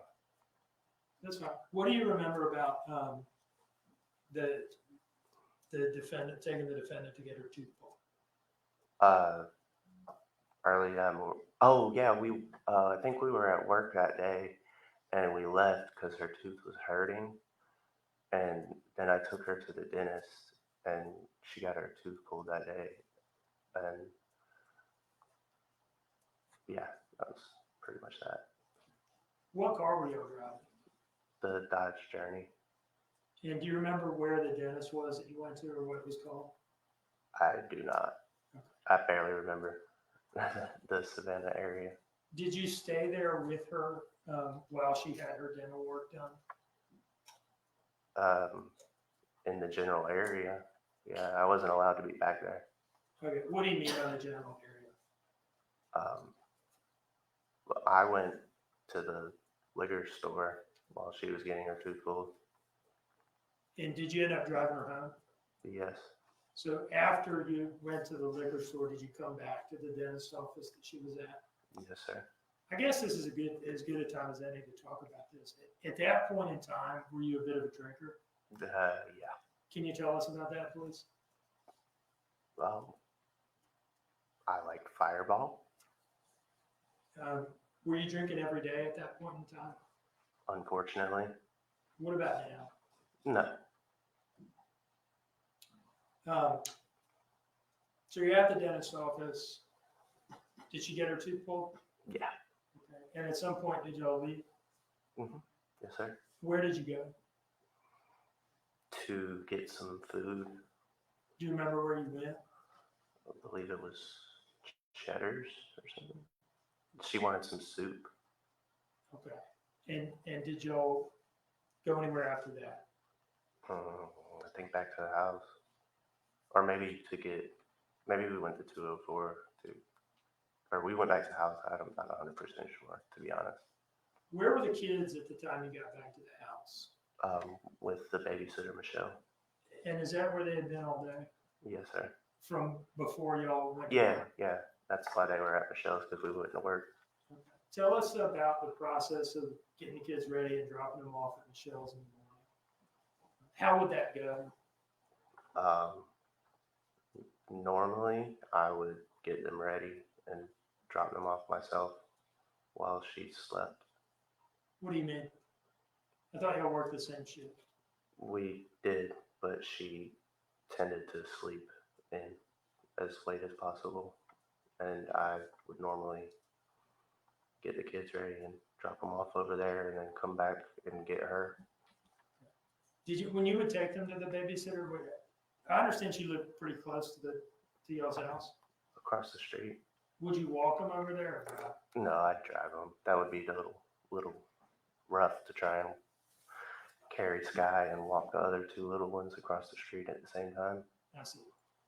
So the morning before the 911 call, the day of the trip to the dentist, had you done that in the morning? Taking the Drove children? them over, yes. Yeah, okay. And let's go back to Cheddar's. You left the dentist, you've gone to Cheddar's to get some soup for the defendant. I believe it was close by, if I'm not mistaken. I'm not 100% sure. And after Cheddar's, you said you came home, right? Yeah. What happened after you got home? What did the rest of the day look like as far as you remember? To be honest, I really don't, other than like, I know she went to sleep and I tried to clean up a little bit and stuff before I went and picked up the kids, and then picked up the kids and came back and kind of just followed suit. And do you remember when you picked up the kids? Not the exact time, no. But I know the general time was around like 4:30 or 5 is when I was supposed to.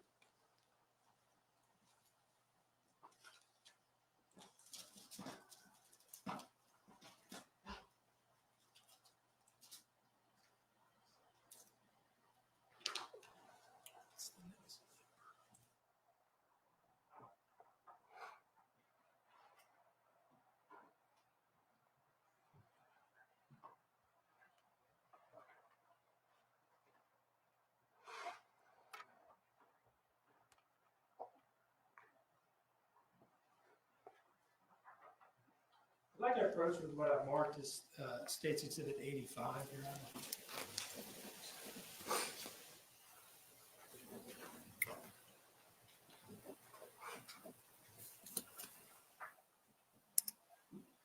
Take a look at that. Do you recognize the document that I've just handed you? Yes, sir. What is that? Text messages between me and Michelle, the babysitter. Did you text Michelle about picking the children up that day, October 4th? Yes. All right. Does this document that I've given you fairly represent your text messages with Michelle during this time frame? Yes, sir. Your Honor, I'd offer this in as State's Exhibit 85. Mr. Hilliard, No objection, Your Honor. United States 85 is admitted. Can you look at that and tell me when you texted Michelle about when you were going to pick the children up on October 4th?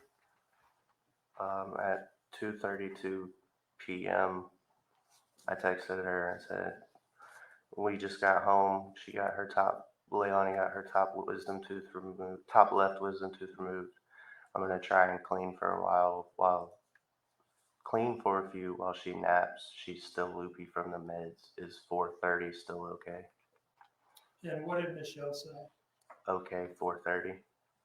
And did you end up picking up the children around that time? Around that general time, yeah. But I think it might have been 5 o'clock or something like that, but general time frame, yes. And did you bring them home? Yes. So now we're in kind of the late afternoon. And who's in the house? Me, Leilani, and the Quentin, Sky, and Zane. And was Paul at work during this time frame, as far as you know? Yeah. Did you make any trips away from the house to get a beer or go to Redbox or anything like that? Probably. Okay. And what do you remember about dinner that night? I think I might have like remade some spaghetti, like added another can of sauce and more meat and stuff like that to some spaghetti I made like the day before or something like that. Did the defendant participate in preparing dinner that day, from what you remember? not from what I remember. What was she doing?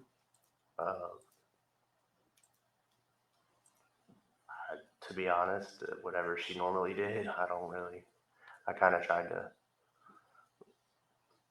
not stress myself out too much about whatever she was doing.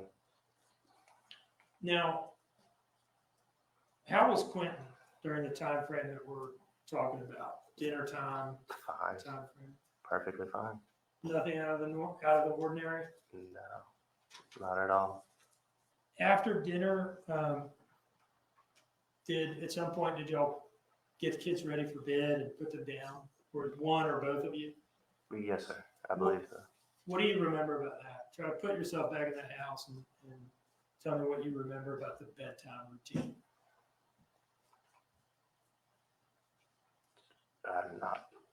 I really don't, to be honest. I was not fully. I probably just the normal, get them changed into their night clothes and make sure they're all cleaned up and fed, and Zane would have his little tablet and Quentin would have his tablet, and they just watch TV until they fell asleep. Now, from this point forward, did you leave the house again that night at any point? No. And did the defendant? Yes, sir. What is the first trip that you remember her taking? To 204.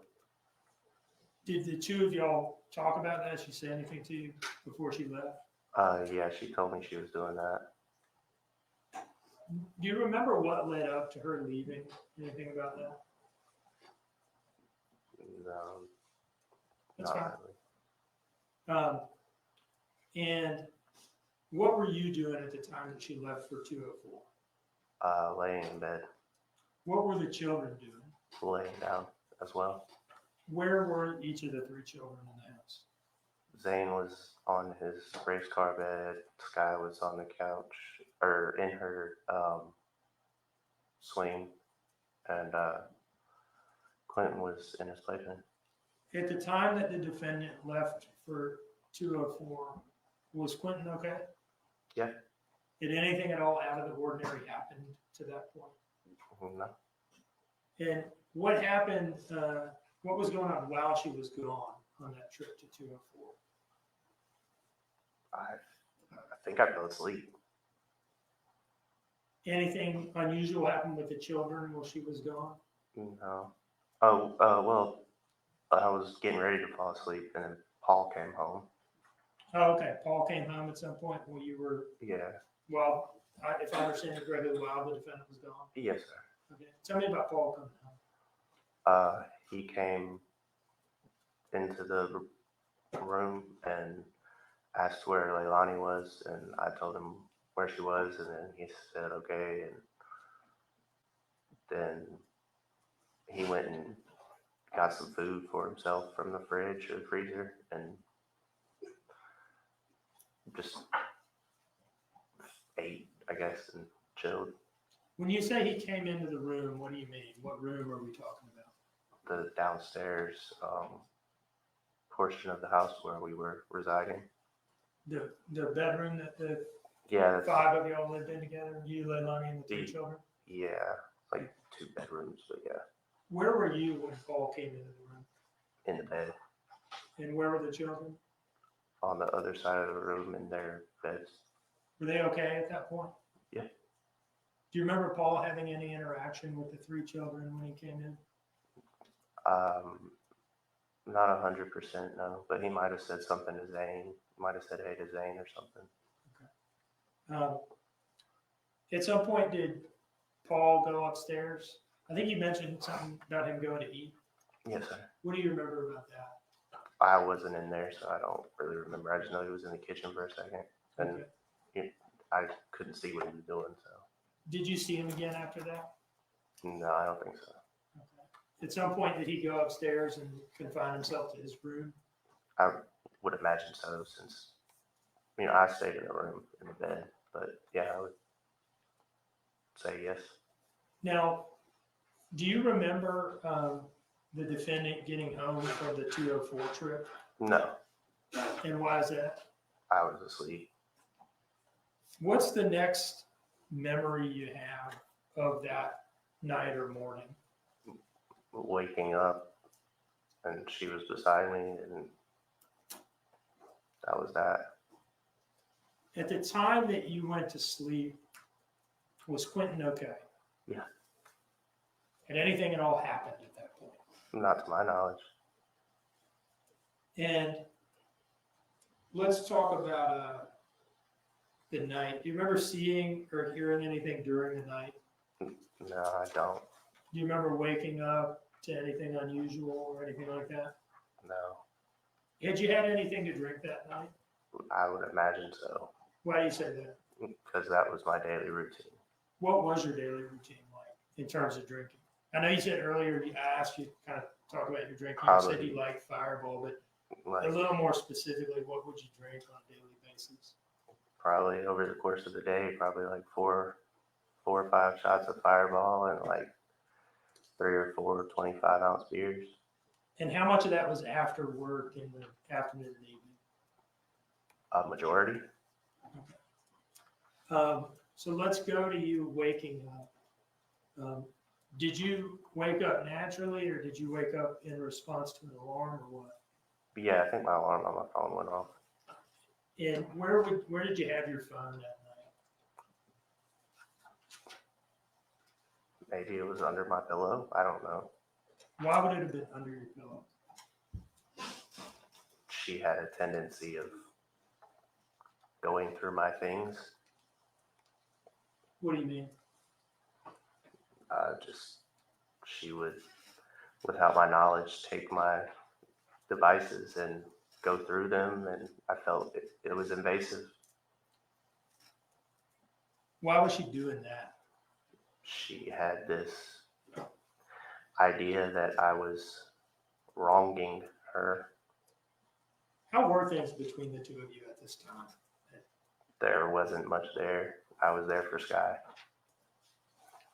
So you think you had an alarm set and your phone might have been under your pillow? Is that kind of where we left off? Yes, sir. Okay. When you get up, what do you do? Normally try and be quiet so I don't wake any of the kids up. And I tried to wake her up, but she was,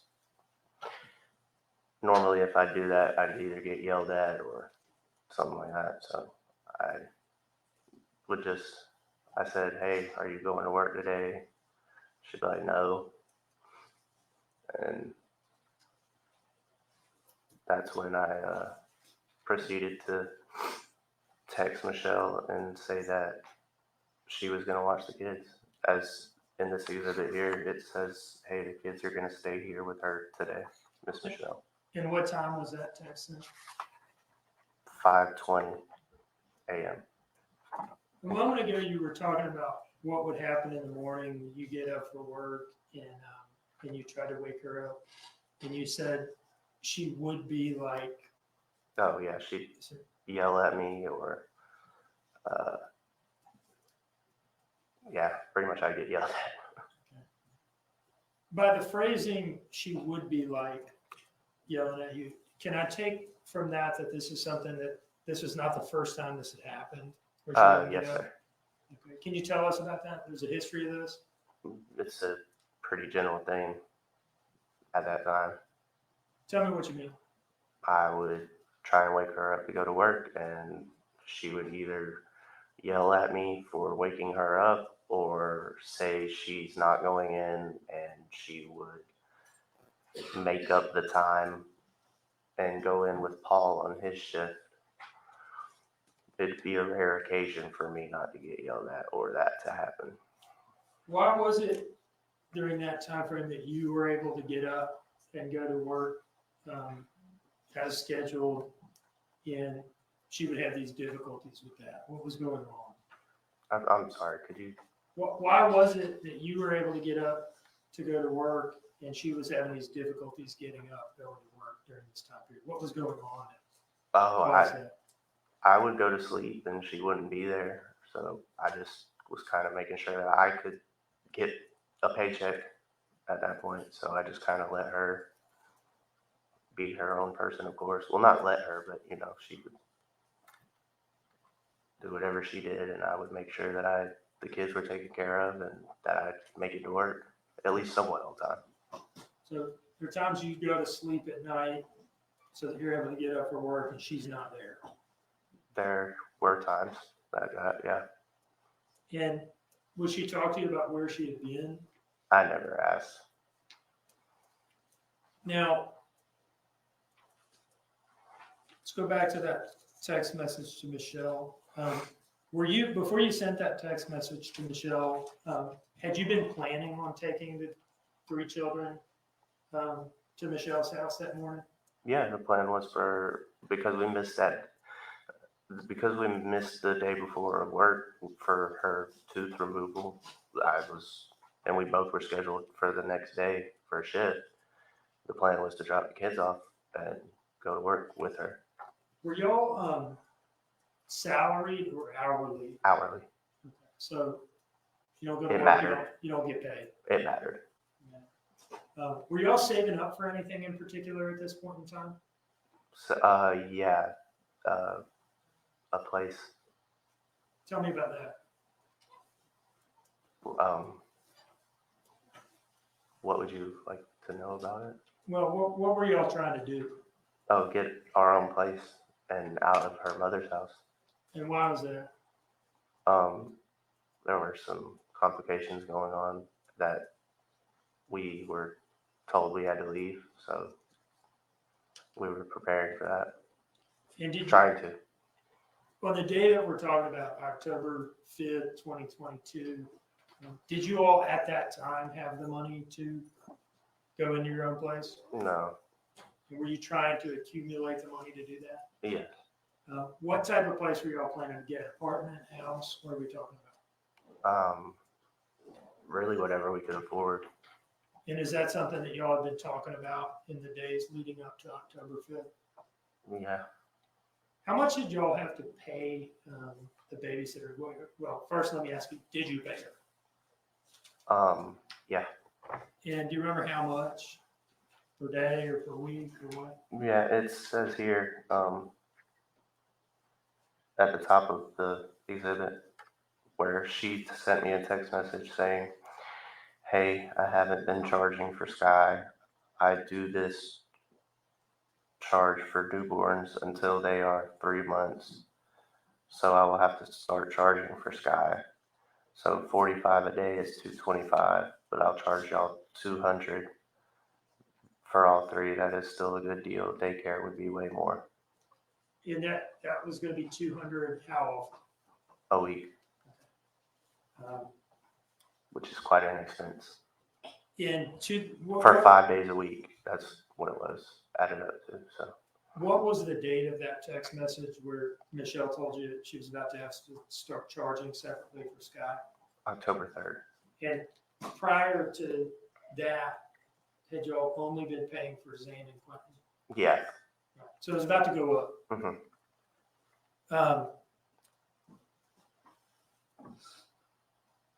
So when she wouldn't wake up on the morning of October 5th, were you frustrated by that?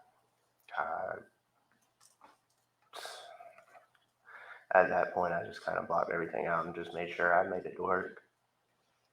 How did you get to work? I drove the vehicle that her mother had bought for her, Which vehicle was that? the Dodge Journey. Did you notice anything out of the ordinary in the vehicle when you got in it? No. If there were fireball and curveball bottles in that vehicle at the time that police searched it, is it possible that those are attributable to you? Yeah, quite likely. Did you sometimes drink in the car? Yes, sir. Okay. Would that be like while you were driving or when you were on break? Or Unfortunately. what do you remember about driving to work? Anything out of the ordinary? No, nothing out of the ordinary, just trying to get there. Getting out of the house that morning, when you left the house and got in the car, did you have any idea that Quentin was gone? No. Did you turn the lights on in that room before you left? No, sir, I did not. Why not? I didn't want to wake any of them. Did you believe that there were 3 sleeping children in that room when you woke up? I did believe that. Is it fair to say that you were kind of trying to sneak out without disturbing them? Yeah, because if I wake them up, then it's a whole thing. Did you look in Quentin's pack and play before you left? No, I didn't. You okay? Yeah.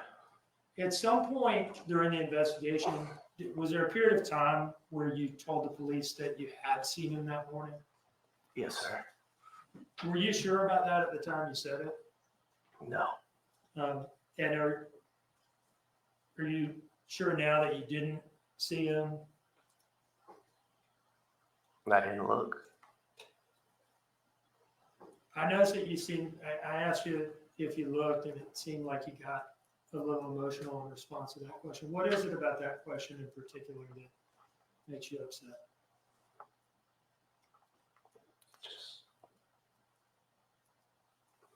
I wish I looked. No, I don't know if it would have made it. Just wish I looked. Anything out of the ordinary from your perspective when you're leaving the house that morning? No, sir. Anything out of the ordinary in terms of the drive to work? No, sir. Anything out of the ordinary in terms of arriving at work? No. And when you left the house to go to work, which door did you go out of? The back door by the pool. Is that the one where you have to walk out through the bathroom? Mm-hmm. Yes, sir. I'm sorry. I apologize. Now, did you work a full shift that day? No, I didn't. Why not? I received a phone call from Leilani saying that Quentin was missing. Where were you when you got that phone call?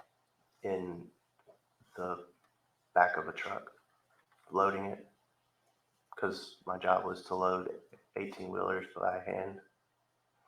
So you're in a truck loading boxes and you get this call. Yes, sir. And what is your best recollection of what she said to you on that call? Have you seen, or Quentin's not here? I'm pretty sure it just began with, where's Quentin? Where's my baby? Quentin's not here. How long was that phone call, as far as you remember it? From the time she called me to the time I got to Buckhalter. And what were y'all talking about during that time period? She was crying most of the time. I just stayed on the phone with her the whole time. Did she tell you anything about what happened when she woke up? The door was open or something, and Quentin wasn't in his playpen. And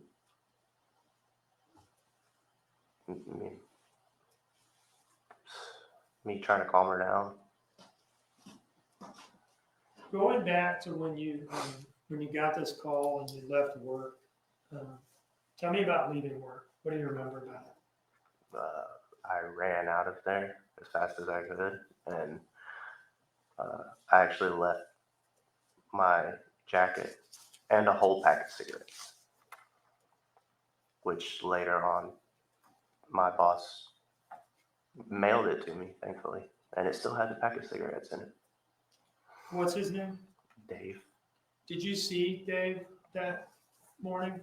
Yeah, I passed him in the parking lot. I didn't say anything, but he stopped me and he said, "Hey, you can't run past security like that." And I explained what happened, and he said, "Okay," and I left. Was this when you were on the way out to go home? Yes, sir. There was security at the exit to the warehouse? Yeah, there's security there when you go in and when you leave. Why is there security when you go out? I think they just stay there all day for people who come in. Okay. And you're supposed to get checked out by security when you go out? Well, you're supposed to talk with whoever your supervisor is, but I didn't even care to stop. Okay. You just kind of blew by? Yeah. I'd like to approach with what I have marked as State's Exhibit 30 Your Honor. Okay.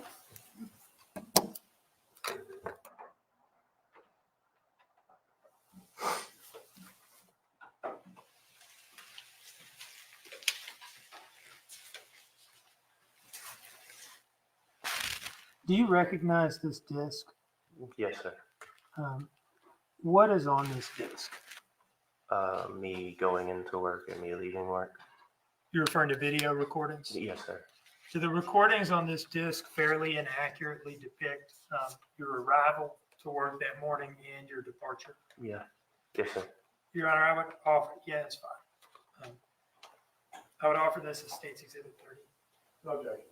All right, admitted without objection.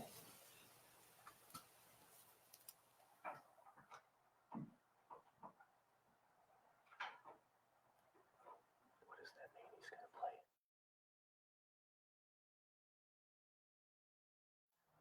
Sorry. Ask the court, does that mean you're about to play it? And I responded, yes. Sorry. It's okay. Everything is being recorded. Everything that we say is taken down.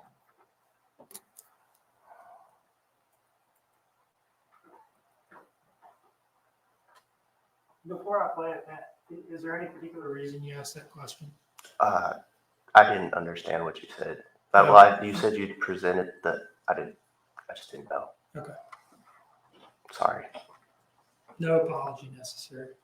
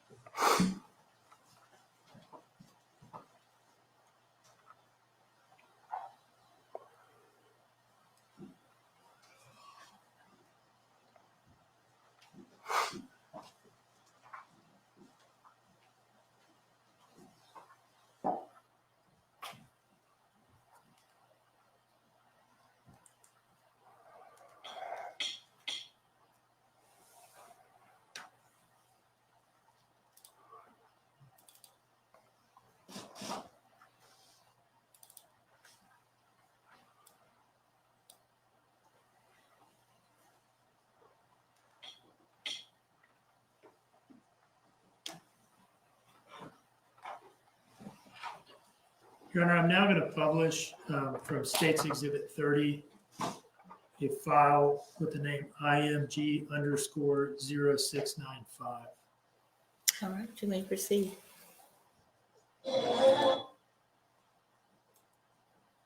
Do you see yourself, before I play it here, and again, Yeah. I don't know why every video is sideways, but this one is. Do you see yourself in this video? Yes, sir. Where are you? The bright orange. What is that bright orange garment that you have on? My North Face jacket.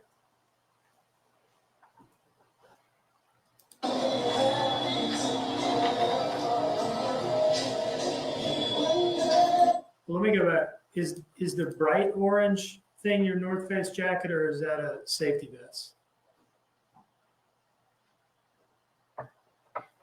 I believe that's my jacket. I believe that's my jacket. Okay. Because my jacket is bright orange.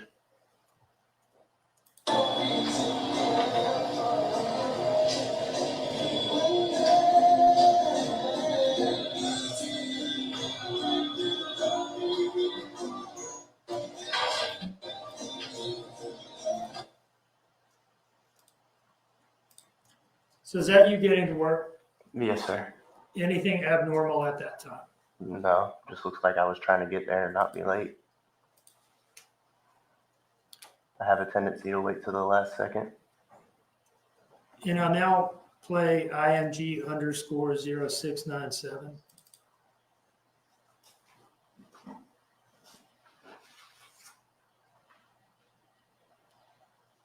And what do we see in that video? Me running very, very quickly. Without my jacket. What did you think at this point was going on? I wasn't sure. I had just received a phone call and was still on the phone with her, so I was just trying to get back to the house as soon as possible. some point, did you get home? Yeah. Yes, sir. And did you talk to the defendant once you got there? Yes, sir. What was going on when you arrived at the house? She was outside on the back porch crying. Were the police there yet? No, sir. What did you all talk about at that point? I asked her what was going on, really, like details, and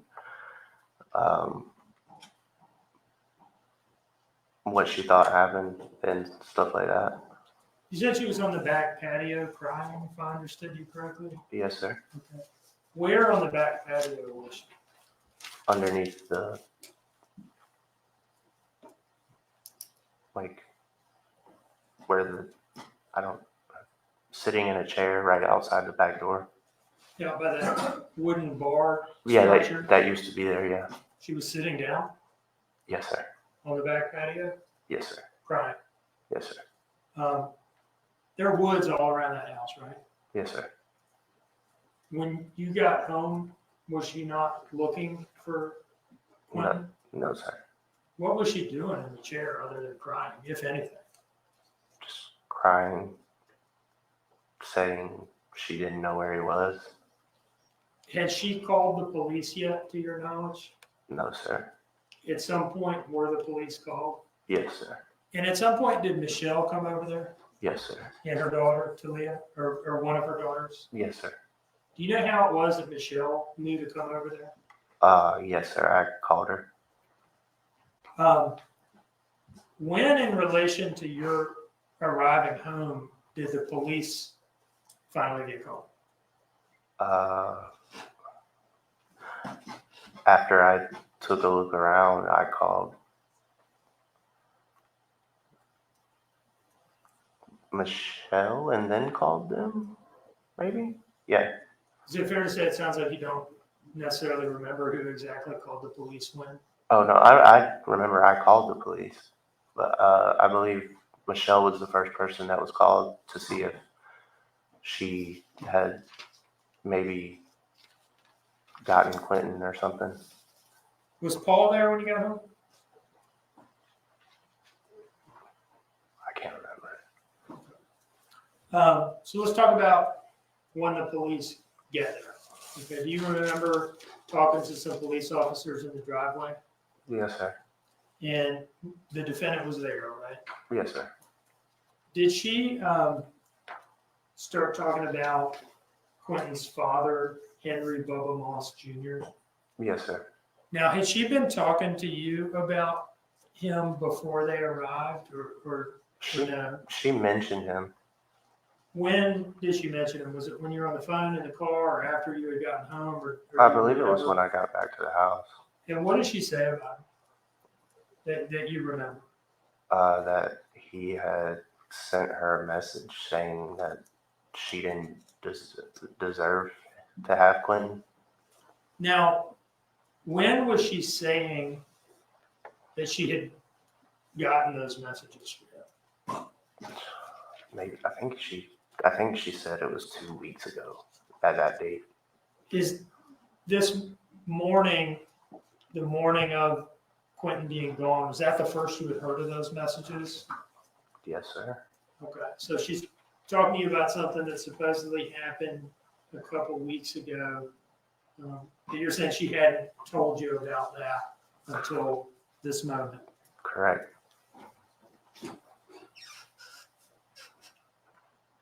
Now, did you all talk during the time period between when you got home and when police arrived about what she had done during the night? Where if anywhere, she had gone? No. But there was some period of time between when you got home and when the police got there. Yes, sir. And then the police were there for quite a long time, right?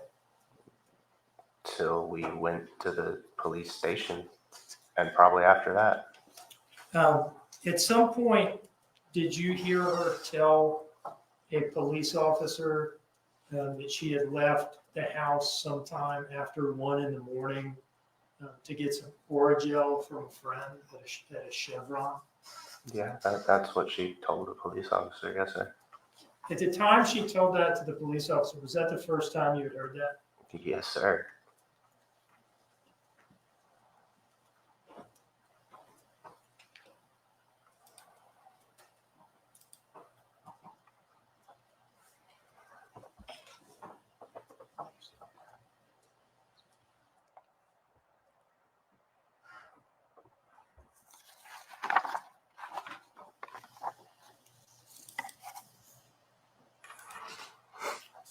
I'd like to show you a clip of body-worn camera footage that's been admitted into evidence as State's Exhibit 8, okay?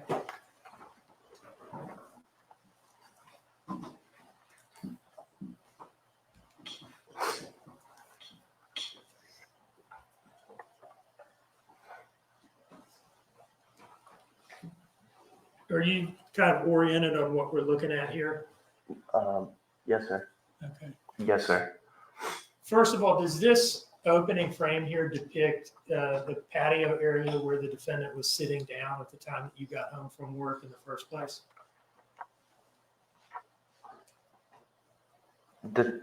Is that where she was sitting when I got home? Well, I mean, does anything in this image show where she was sitting down? Yeah. The far left beside Paul, but Paul wasn't. I don't know where Paul was. She was sitting in the far left chair, the empty one. And you're saying she was alone at that point? Yes. Okay. This is sometime later, correct? Yes, sir. I'd like to play this for you now and ask you some questions about it. Okay.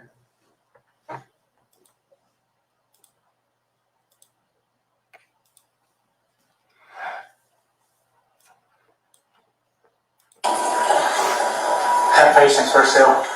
They just got here. Did y'all go anywhere last night or yesterday with baby? That maybe he could have followed you or something to that effect? Y'all didn't go anywhere? Not even with my kids. No, I mean, just maybe you yourself. Yeah, I know. I could have got my tooth pulled yesterday, so my tooth maybe I went to get some Oreo. That was it. 2 o'clock yesterday afternoon? No, like morning. Why? I couldn't go to sleep. Okay, so where'd you go? Right up the road, right here, that Chevron. And I met my friend that I used to work with. She had Oreo because they didn't have any extra okay when I called. Okay. Did you go anywhere else that you maybe been home? So when did you get home? I can tell you exactly the time on that. Stop the playback at 12:13:19 on the timestamp. Could you hear as you were standing there? First of all, is that you in the orange reflective vest there? Yes, sir. Yes, sir. Could you hear what she was saying to this officer? I mean, obviously the body cam picked it up, but could you hear it standing there? Yes, sir. How were you feeling? What were you thinking as you heard her say this? Well, you can see me tilt my head to the side as if I had no knowledge of what she was referring to. Did it, I mean, how did it strike you? How did this story strike you? What did you think? What the hell? Sorry. Excuse my language. What the heck? It's fine. You had no knowledge of this at the time. Yes, sir. You said that you tilted your head to the side when you first heard this story. Can you, I'm going to play it back, and I want to see if you can point out to, first of all, show us what that looked like just from the stand.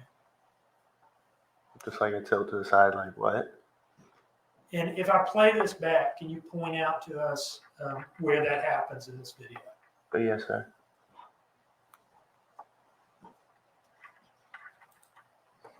Have patience for sale. They just got here. Did y'all go anywhere last night or yesterday with baby? That maybe he could have followed you or something to that effect? Y'all didn't go anywhere? Not even with my kids. No, I mean, just maybe you yourself. Yeah, I know. I could have got my tooth pulled yesterday, so my tooth maybe I went to get some Oreo. That was it. 2 o'clock yesterday afternoon? No, like morning. Why? I couldn't go to sleep. Okay, so where'd you go? Right up the road, right here, that Chevron. And I met my friend that I used to work with. She had Oreo because they didn't have any extra okay when I called. Okay. Did you go anywhere else that we maybe have been followed? I'm pausing it because I see you pointing at the screen. That's 12, 13, 15. We can kind of see your head tilt to the side a little bit. Yes, sir. I'm going to play that one more time from just a couple seconds back for anybody that might not have caught it. Because you would agree that it is subtle, right? Yes, sir. And he was moving around, so you could kind of, you have to pay attention to see it. Okay. Did you go anywhere else that we maybe have been followed? So when did you get home? Right, so you had not seen that before, or you had not heard that before, I should say. No, I hadn't. And your reaction was what the hell revised to what the heck? Right? Yes, sir.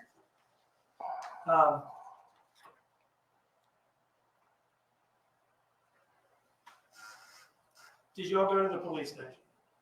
Yes, sir. And did you cooperate with an interview or perhaps multiple interviews that day? Quite a few.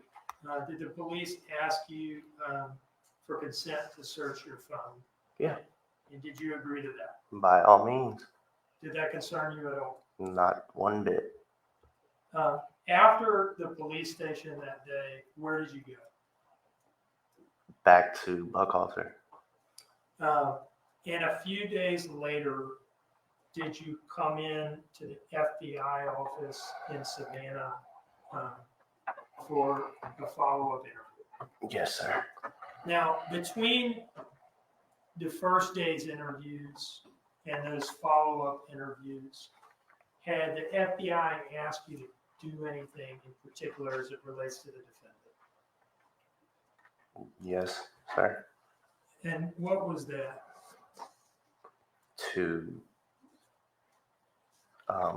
Let me ask you this. Did the FBI propose to you that they put you up in a hotel room and that they wire that hotel room up for audio and video? Yes, sir. And did they tell you why it was that they wanted to do that? Yes, sir. What was it? What was the reason for this? To collect evidence against Leilani. Did you know at this point what had happened to Quentin? No, sir. I just know what I was told. And did you agree to this monitoring of the hotel room? Yes, sir. Did you have any concerns about doing that? No, none at all. Did you have any concerns about you yourself getting in trouble from something that might be said on that recording by one or the other of you? Not at all. Wait, by me getting, no. Did you sign paperwork agreeing to this? Yes, sir. I'd like to approach with what I've marked as State's Exhibit 31.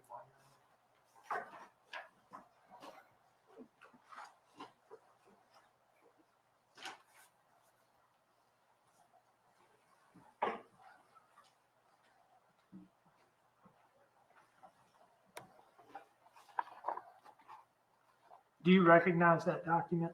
Yes, sir. What is it? Me initialing for permission for them to bug the hotel room, quote unquote. And does that document have your signature on it? Three places where I initialed. And when does it reflect in terms of the date that you agreed to do this? 10/7/2022. Now, did you all go through with this? Yes, sir. Now, before agreeing to this, let me ask you this. After the first day of interviews, you all leave, but before the follow-up interviews at the FBI office, did you talk to her about that night and what had happened? I'm so sorry. It was a long, kind of convoluted question. I'll try again. So y'all go in on October 5th and you're interviewed by the police at the police department. Correct. At some point y'all leave, right? Yes, sir. And then at some point y'all are in a bugged hotel room. Yes, sir. Okay. Between those two things, between leaving the police station on day one and the hotel room operation, I'll call it, Were you and the defendant together with each other? Yes, sir. And were you talking to her at that point about like what had happened to Quentin and where she had been that night? Yeah. Did she ever? Did you ask her about this Oragel story that she had told the police on the scene? No, not in detail. Did you ask her about that during the hotel room thing? Yes, sir. And did she repeat it to you? Repeat denying it? Well, keep saying that that's what she had been doing. Oh, yeah. But, yeah. Yes, sir. I don't know where my head was at when I was saying that. Ms. King, you might want to ask that again. I'm sorry. I'm not sure that Ms. Youngkin understood. Were you skeptical of the Oragel story? Yes, sir. When you're in the hotel room with her, did you ask her about Yes, sir. it? And what did she say about it? That's what she did. That it was true? Yes, sir. And she stuck to it. Sorry about that. I'd like to approach with what I marked as State's Exhibit 32, Your Honor.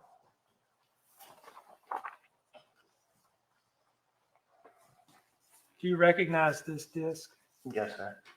And what's on it? Recording of the hotel. Right. The room that we were in. Just a couple selections, right? Yes, sir. Does it fairly and accurately depict some of your interactions in the hotel room with the defendant? Quite well.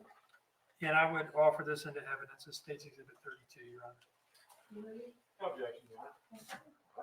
Exhibit 32 is admitted without objection. And I would introduce 31 at this point, Your Honor, to the consent form. No objection to that spot. All right, very well, it is admitted.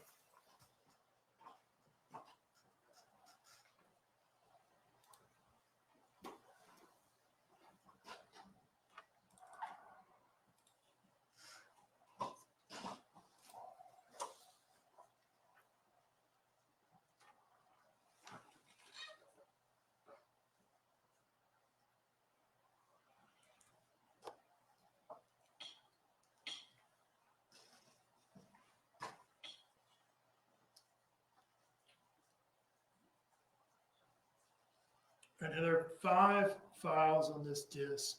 The first 4 are each about a minute long, and then the last one is about 7 minutes long. I'll start with the first one, the file name beginning 1941.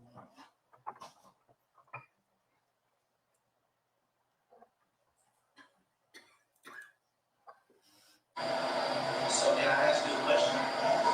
Do you mind? Are you gonna get mad? I'm asking you a question before I ask you this question. No, because I need to know. Are you gonna get angry? I can't tell you if I'm getting angry, but I want the questions. Why did you lie to me about the origin? I didn't. I did not lie to you about the order. So you went and met Misty. Yes, and I drove in and I drove out. And they tried to say that again, and I asked them to show me a picture of this or whatever. Did y'all speak to my phone lady? Did you speak to her? Did you speak to her husband? Is what I wanted to know. You know? And they said her husband. Why didn't you speak to her? Okay.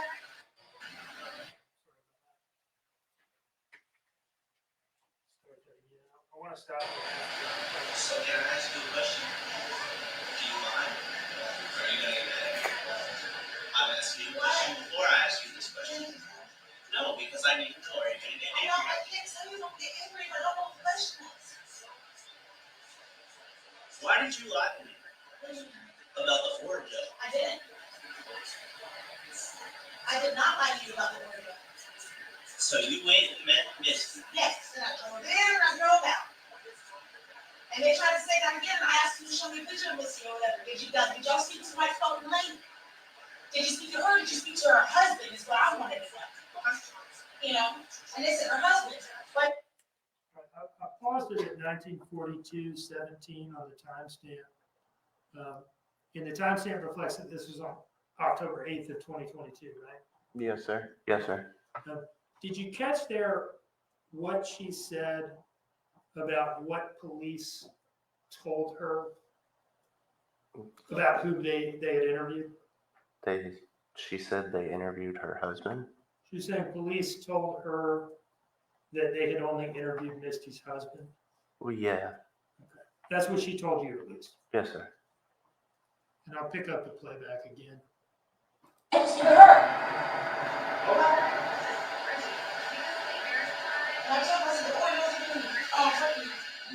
No, there is orange gel in it. There's orange gel in it. So you went and got orange gel? I went and got orange gel. Pull it out, just like I told you last night.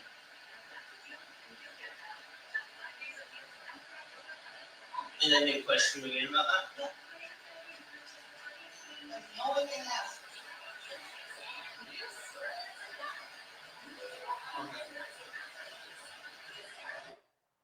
We heard you say there that there was orange gel in there. I'll give you that. What were you referring to?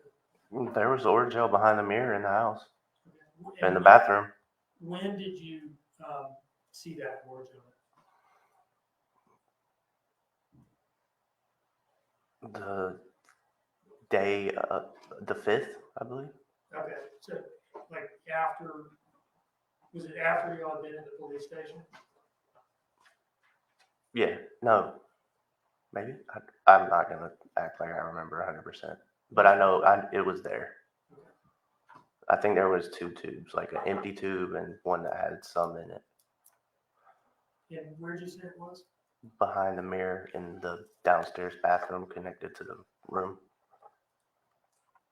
The second file here with the file name starting with 2013. We'll publish that now. So what did you do when you left? At 1 in the morning. What did you do? I went right over there to the cellar, right over to the cellar, shut mine, got the orange gel, looked around the neighborhood, and came home. That's what you did. Yes. You can look me in my I eyes. am looking you in your eyes, Danny. That is what I did. You can look That me is in what I did. Just don't. You don't Stop. want to yell. Look at me in my eyes too. That is what I did. There was nothing else that I did. I came home and I went to bed, and I woke up to my baby gone. Do you understand me? So you didn't do anything else? No, nothing else at all. I was gone for 12 minutes. And who did you meet? Misty. You met Miss. Yes.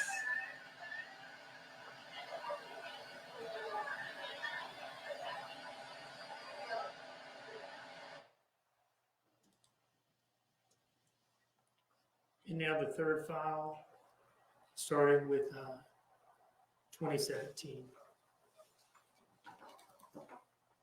That's like my whole family believes me more than my man does at this point. I just don't know everything. We do. Nobody knows everything. The only thing we don't know is what happened to Quinn. So what did happen in your thoughts? I don't know. What do you think? I don't know. I have no idea what to fathom. I cannot make up something in my head about what could possibly happen. I have no idea what happened that baby. I'm asking you, as a man to my woman, what do you think may have happened? Yeah. I'm just, we ain't talking in a minute about what could have happened. But we did spoke about it last night, and I have no idea what could have happened. I don't care about what could have happened. I want to know what happened. So where's he at? I don't know. I'm sorry, I'm not talking about you. No, you just sat there and said, so where's he at? I'm getting picked up. I'm doing other thing I brought for you. No. If there's an only person I'm sitting here wanting the love and support from that I thought would be on my side 100% is on the fucking FBI side.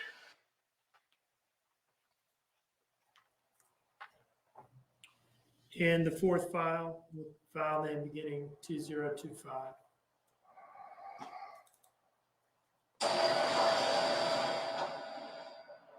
Well, go smoke your cigarette and I'll wait till you calm down a little bit.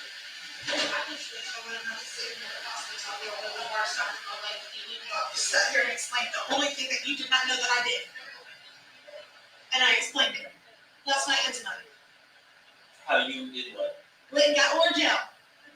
That I didn't know about. That's the only thing you didn't know. That when I left you at 204, you were awake. When I got back, you were awake. From 204? Yes. Okay. But not from here. Not from that. I like shook you and said, I'm going to go get Orgel. You said, no. I was like, all right, whatever. I'm up. And I came back. Okay. And you remember that clearly? I remember that clear as day. You made that little sound that I hate you fucking doing. Okay.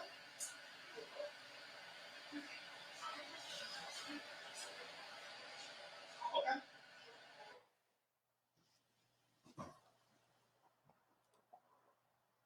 And then the last file started 2029. You should have possibly saying that. What, because I just need support? But I'm asking for your love and support and not your questions and doubt? I'm asking you questions so I can understand. But how many times do you have to ask me the same question about the same time, just like the fucking FBI does? Okay, so it's just like the FBI, but you don't talk to me. Yes, I have. I just sat here and explained to you. You just talk I told you about it yesterday too, about what I did. And you made me promise not to. Okay, so you promised me with your pinky promise. Yes. That you went and got Orgel. And I went and got Orgel from Missy. I pulled in the neighborhood and I turned around and I went home. You didn't go nowhere I else. didn't go anywhere else. You didn't do anything. Nothing at all. Nothing. Okay. Let's smoke your cigarette. I love you. I think what you're going to do is you don't know that FBI in your head, and now they got you over here questioning me. No. That's exactly what it is. Danny, No, this is one of the hardest times of my life, and I did not need you to question me. I need your love and affection and support, and somebody sitting there telling me that we're going to find him, that it's going to be okay, that they're going to do their job. We're going to find him. We're going to find Clint. They are going to find Clint. They're going to find him. I hope they do. I do too. I really do. So they told me that they still didn't have any leads. They ain't have none? No. Makes sense. What did they tell you? That they didn't have anything they could tell me. And it's aggravating. It's frustrating as hell. Yes, it is. Yes, it is. Yes, it is. You just sit here and go split your spirit. Let me question you that way. Like you have a question twice as hard as I have. Twice as hard? Nah, baby. I'm the only other person in that house that's involved. You don't think I got interrogated like a goddamn fucking... Bro, you know that. It's funny to you. Oh, it's funny because you think that I'm sitting here not in the same position as like you think that the shit is a game to me, but I don't. You. Woo, boy. My life. You gonna call somebody to pick you up? That's what you're doing? Alright. That's all you do. I wanted to come in here and I wanted to lay Well, I down, wanted you to and chill. I wanted to be comforted. I wanted to be sat there and told that we're going to do our best and that we're going to do what we got to do. We are. I did not want to sit here and be questioned the second time in a row by you about 1 o'clock. It's the second night in a row, and it's not 1 o'clock. It's 8:30. About 1 a.m. Oh, I'm sorry. That's what Life 360 said. And it wasn't 1 a.m. Lola. It was like 1:15. And I got back at 1:25. I was gone for 12 minutes. It was And you went and met Misty. Went and met Misty, got Orgel. And you said they talked to her? I think so, yes. What did she say? And she confirmed it. She confirmed I'm it? pretty sure, yes. It's not like they sat there and told me what was said. Oh, but they. They said that they spoke to Misty and they didn't question me no more about Orgel. Oh, okay. I did tell. I mean, because there was Orgel in that cabinet. But I'm not lying to you. So I need you to come back over here, like to me, like not right here physically, but I need you to come back over this way, okay? Because I did tell you there was Orgel in that cabinet. You know, there was 2 without a cap. There was 1 with a cap, from what my knowledge is. Like I know there was 3 things of Orgel in that cabinet, okay? That's fact. And they didn't check behind that meter. I don't know. They didn't. I know that. Okay? But it was there. And it is, if you didn't grab it, why didn't you grab it? Because my mom wasn't hurting no more.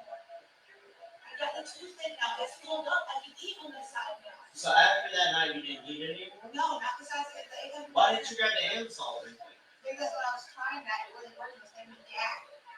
With the Q-tip? When I was trying to put it in right there, it was making me gag going down the back of my throat. Okay. Alright, well, you take your second. I'll talk in a second. He look, it was a waste of question. He said, go back to that guy and figure out what he did say. No, I have no intention of that. I just need I'll just smoke a cigarette with you. It don't matter. I mean, just give me a second. I'll meet you down there because I'm just. I want to know what my baby is. And I want people like you and that guy to stop coming at me like I did something to my own child. Why did I come at you like that to you? Because every time I ask you a fucking question. No, Danny, it's not every time you ask me a question. Oh. Every time you ask me about what I am, I told you. It was when you went into other micro questions about it that it felt like you were an FBI agent sitting there trying to question me. But you don't treat me like that when I ask any other question? You don't treat me like that when I talk to you any other way? Or when I do. You do treat me like that. What do you mean? You treat me like I'm accusing you of something. No, I only do that when you sat there and you asked the first time. I said yes. I'm not missing. No, What you continuously asking is when I started getting aggravated. This time. Huh? This time. Yeah, I am last night when you continuously asked. This time. This time. They did exactly what they wanted to do. Tore us apart. No, they didn't. No, they didn't. No, they didn't. They already did it. You didn't admit it. They already tore us apart, and the way you're treating me proves it.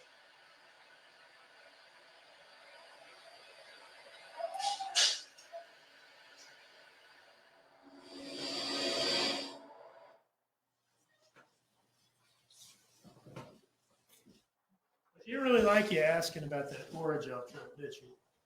No, sir, she didn't. Now, sometime after this, did you agree also to have your telephone communications monitored?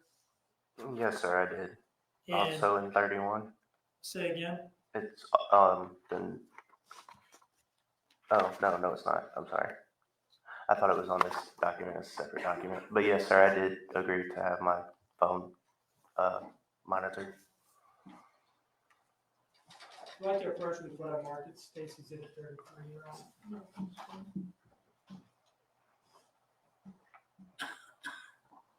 Do you recognize that document? Yes, sir. What is it?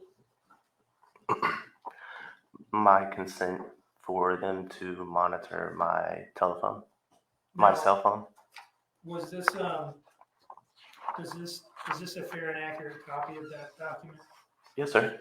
Is it one of those forms or more than one? There's multiple. Okay. Why are there multiple?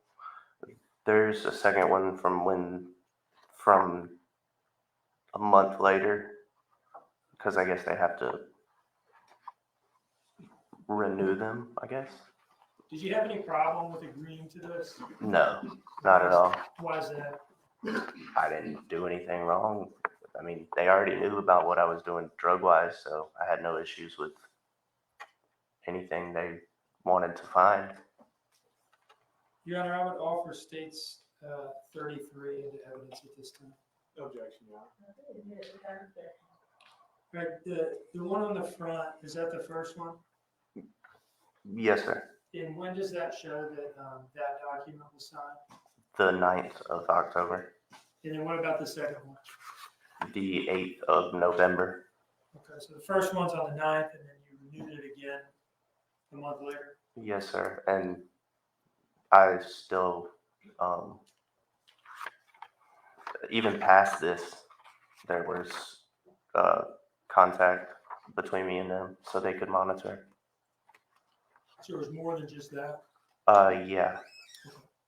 Now, Did they explain to you what of your phone communications were going to be monitored, whether it was just your All of them. contact with the defendant or all of them? Well, it says the purpose of viewing, listening to, and or recording any activity I may have with Leilani. Was your understanding though that they would be able to listen to all of your telephone calls with anybody and see all of your text messages with anybody? Yeah, And you were still willing to do this? absolutely.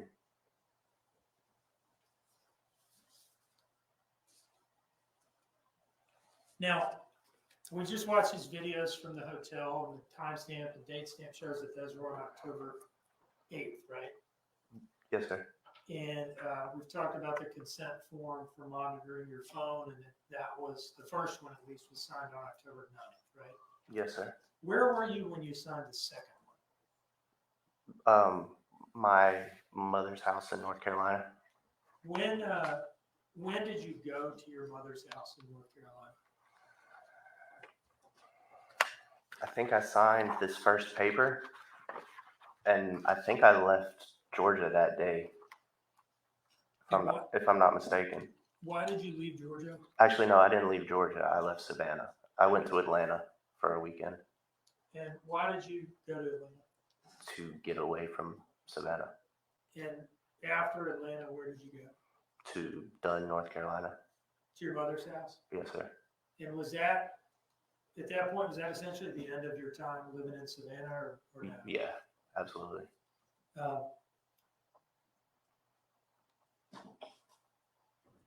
Let me ask you a couple miscellaneous questions.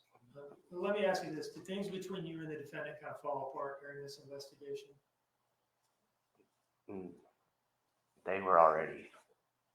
There was already nothing there.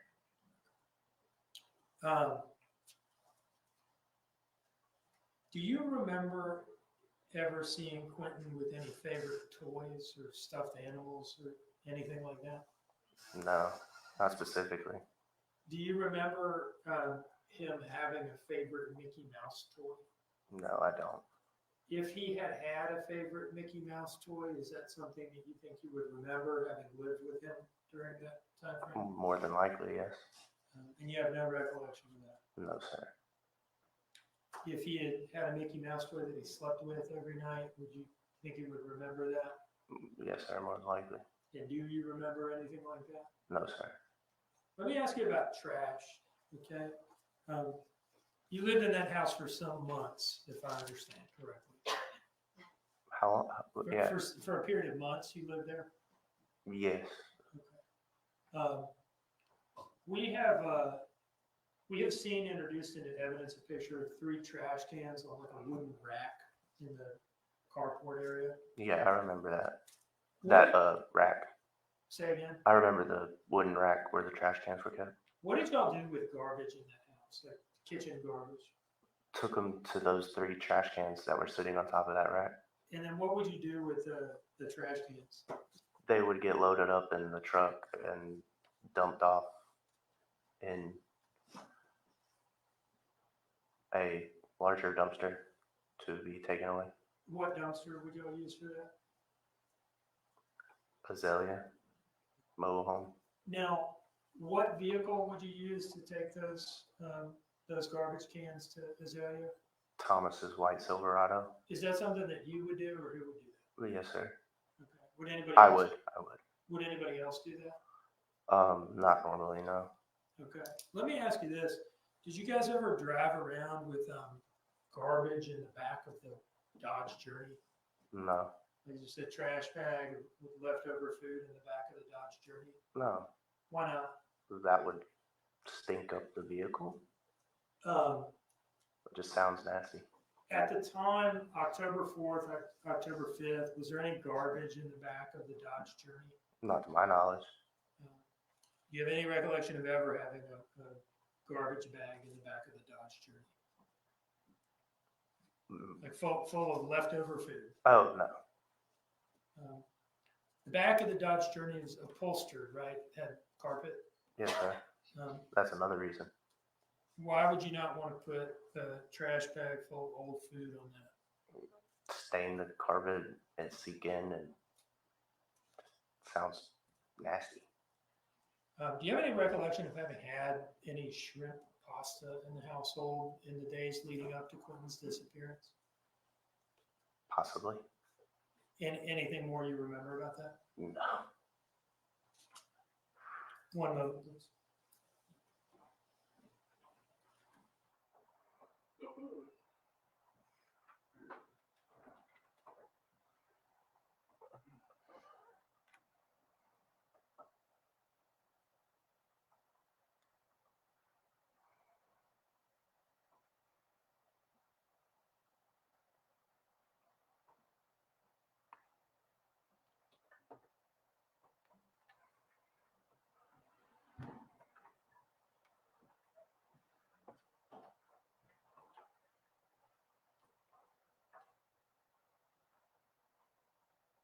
No further questions.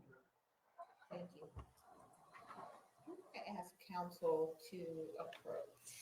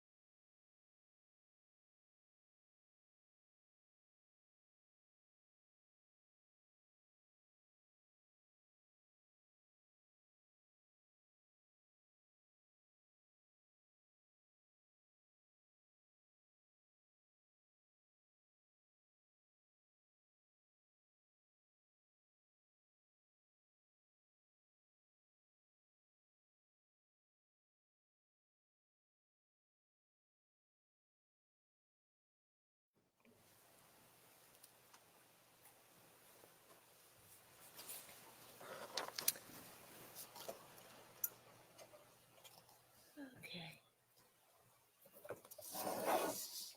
So, Mr. Junkin, I'm going to ask you to step down. You can have a seat in the.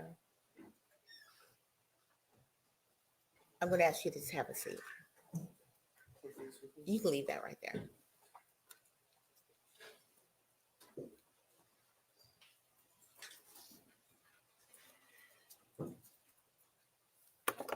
So, ladies and gentlemen, we got started a little with the evidence itself a little bit later today, although we were working prior to that. I'm going to let y'all go for the evening, and we're going to start again in the morning. We're going to start at 9 o'clock, so back to that, okay? And I just want to remind you again, don't discuss the case with anyone. Don't allow anyone to discuss the case with you.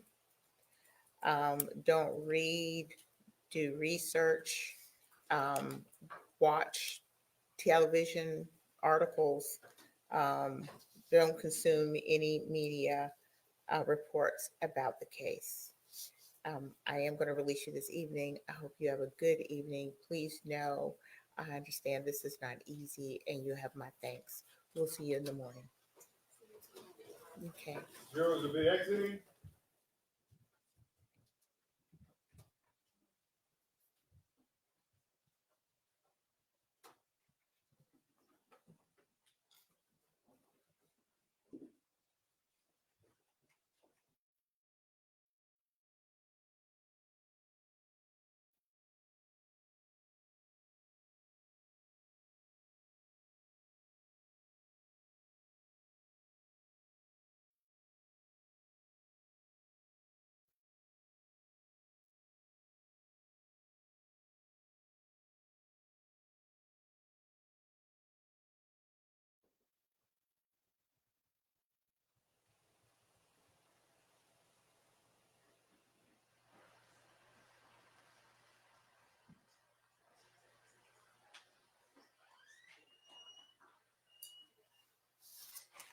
All clear, Judge.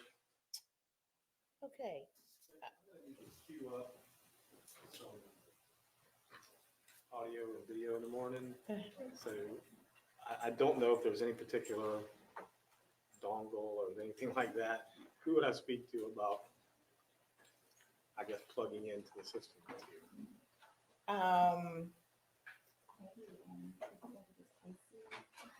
Casey or Marianne is what I'm thinking.